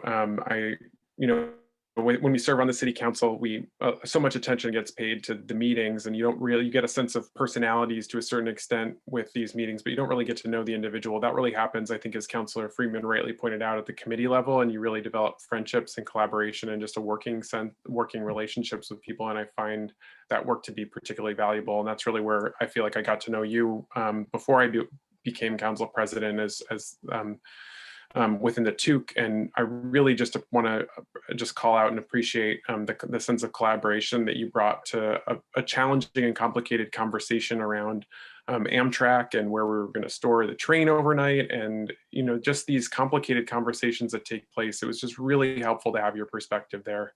I think the other piece that I want to also bring forward is, as others have rightly noted, that just the courage that you showed in supporting the racial justice resolution, recognizing the significant political pressures that you were under and crosswinds that I don't think were quite the same for others of us on the city council when it came to that particular resolution. And I have to be honest, I was surprised when I heard that you were that you were going to be a yes on that resolution, because I knew what that meant for you, and I'm sure that was not easy.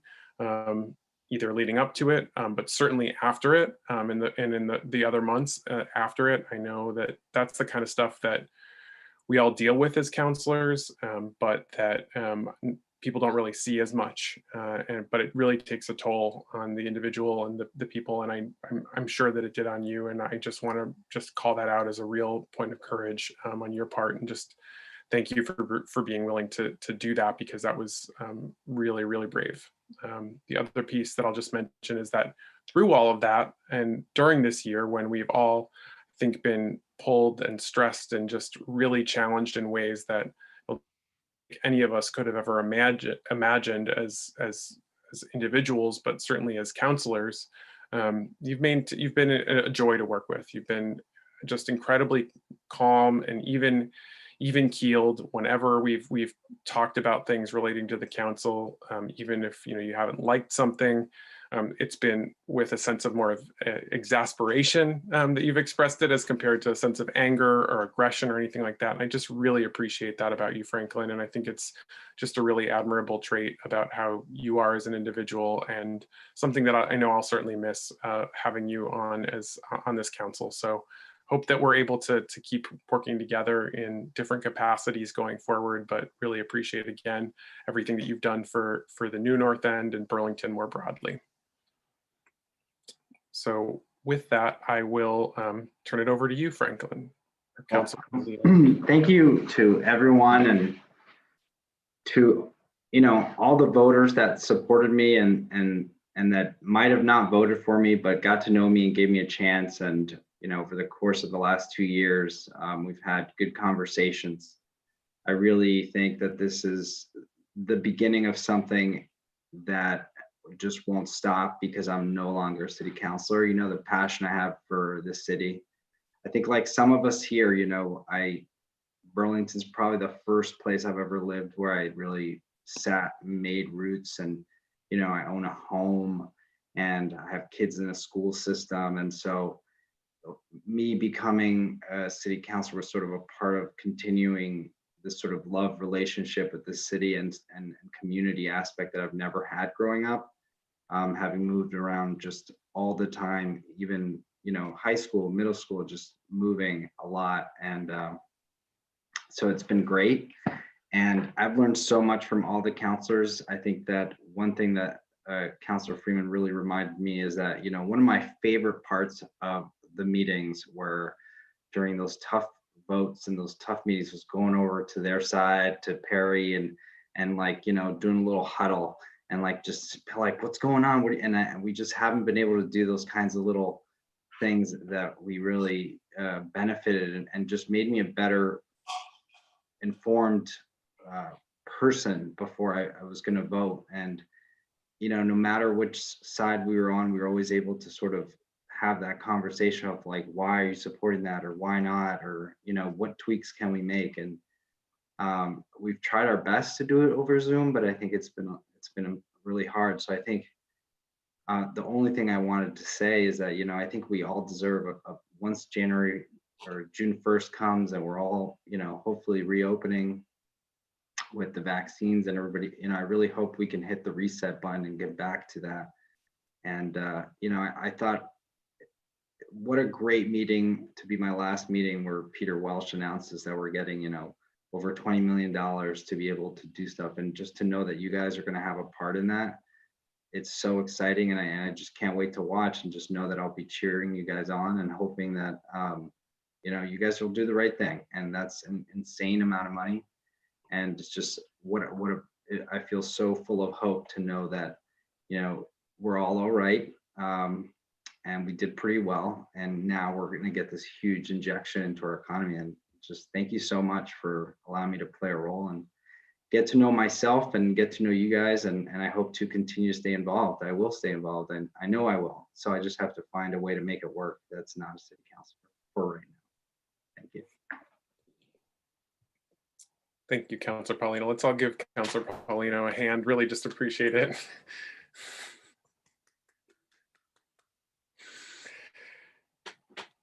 Thank you so much, Councilor Paulino, and thank you everyone for just offering such thoughtful reflections. I very much appreciated that. It's always one of the more fun things that we get to do every year, is just share our reflections like that, as bittersweet as it might be, in saying goodbye to colleagues that we very much value. So just want to thank everyone for offering those thoughtful reflections.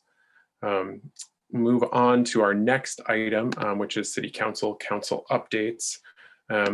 So in that same spirit of reflection, I am very, I'm thinking about as I look towards this next year, and we have Organization Day coming up on the 5th, where we'll swear in a new councilor and re-elected councilors, where we'll elect a board of finance, have a state of the city, elect a council president role. I'm thinking very much and looking forward to the next year in a sense of optimism, about that year and what all will sort of come of that. And I think that there's a need to take a moment just at this point, as some of the councilors were doing, to reflect on sort of what we've been doing, or what's been happening in the last little bit here in terms of our community. And I did want to speak specifically to the issue regarding the racial equity, inclusion, and belonging, Director Green, and the situation that arose. I want to just say that I very much appreciated the opportunity to connect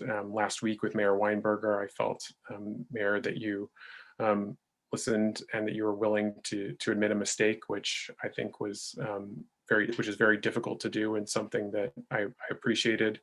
Now that we've done that in a reverse course, which I think was absolutely the right decision, and one that I wish we hadn't had to make, but that, or that you hadn't had to make, but that nevertheless was.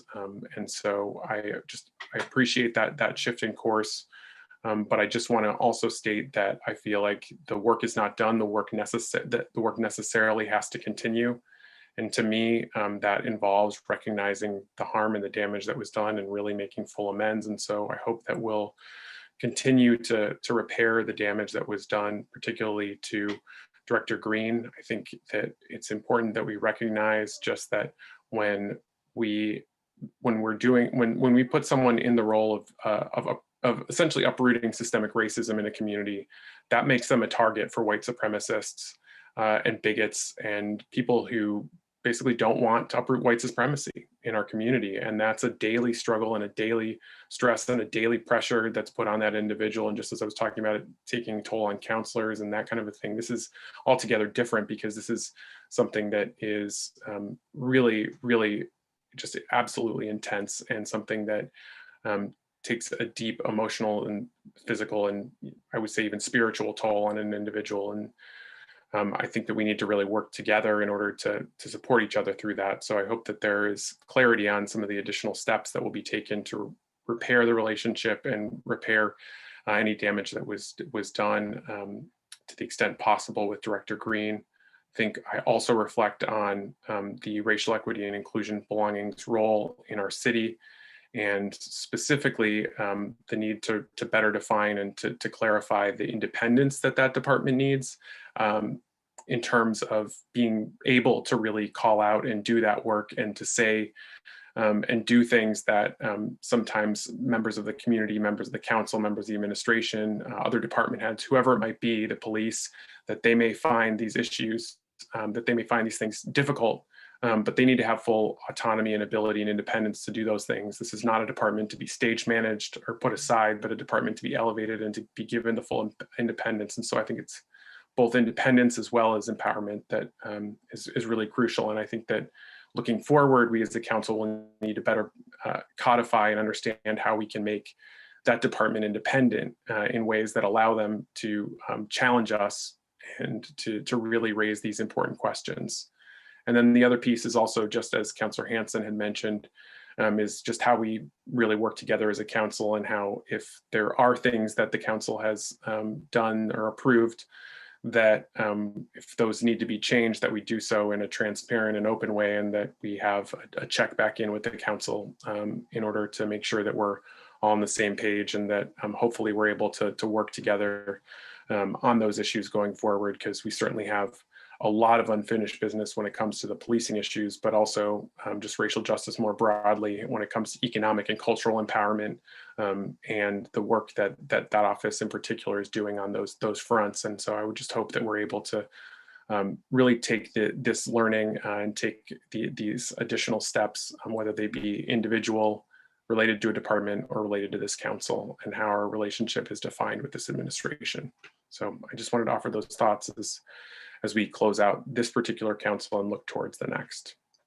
With that, I will turn it over to you, Mayor.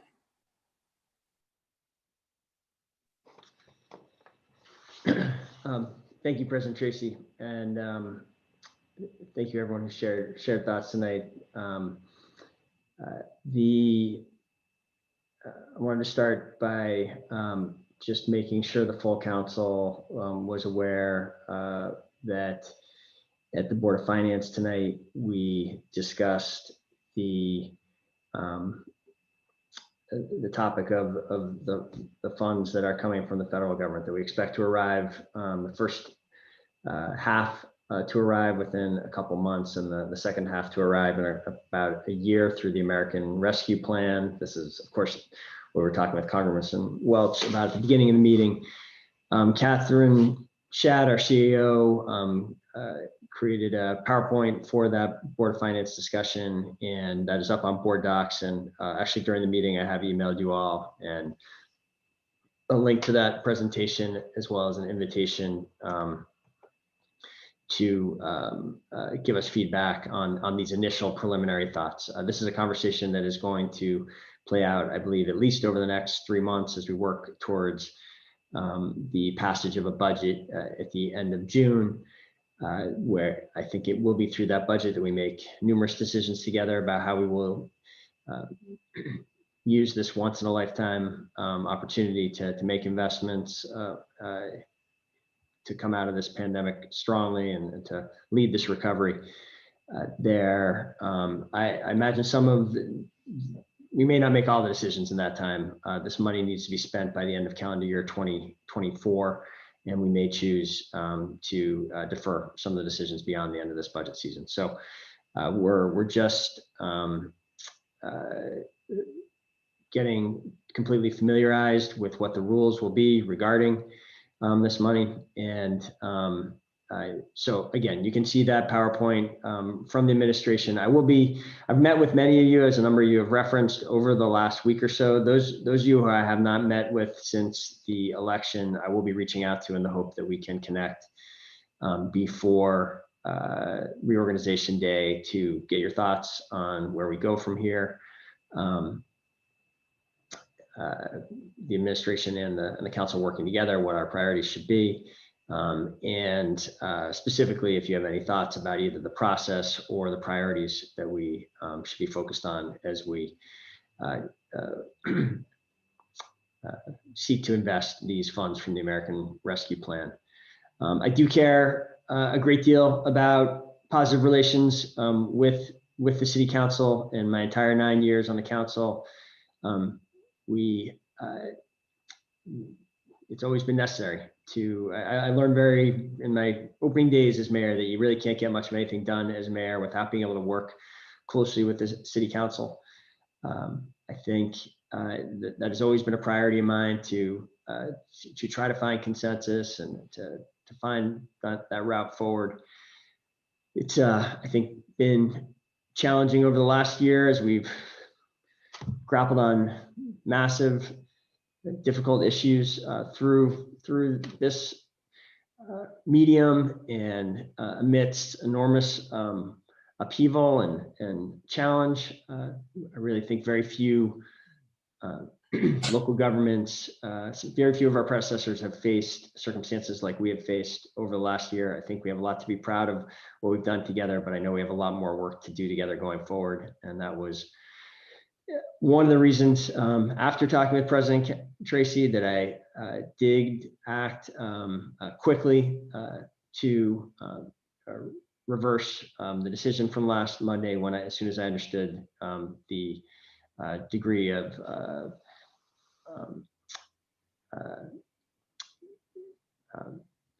unhappiness that it was creating with you, my colleagues, as well as soon as I understand that somehow that decision, which was being conflated with a lack of support or belief in our director, Taisha Green. Nothing could be farther from the truth. I fully support Taisha Green's work. It's one of the proud accomplishments of the last 9 years that together with you, the council, we created that position a year ago. It was a proud moment to introduce her to the community at the State of the City a year ago, a moment I worked hard to get to, trying to recruit and encourage her to come to Burlington.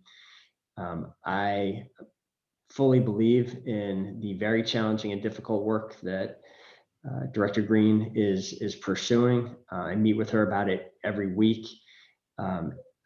And I think she has made us a better administration. She's made us a better community. She's made me a better mayor.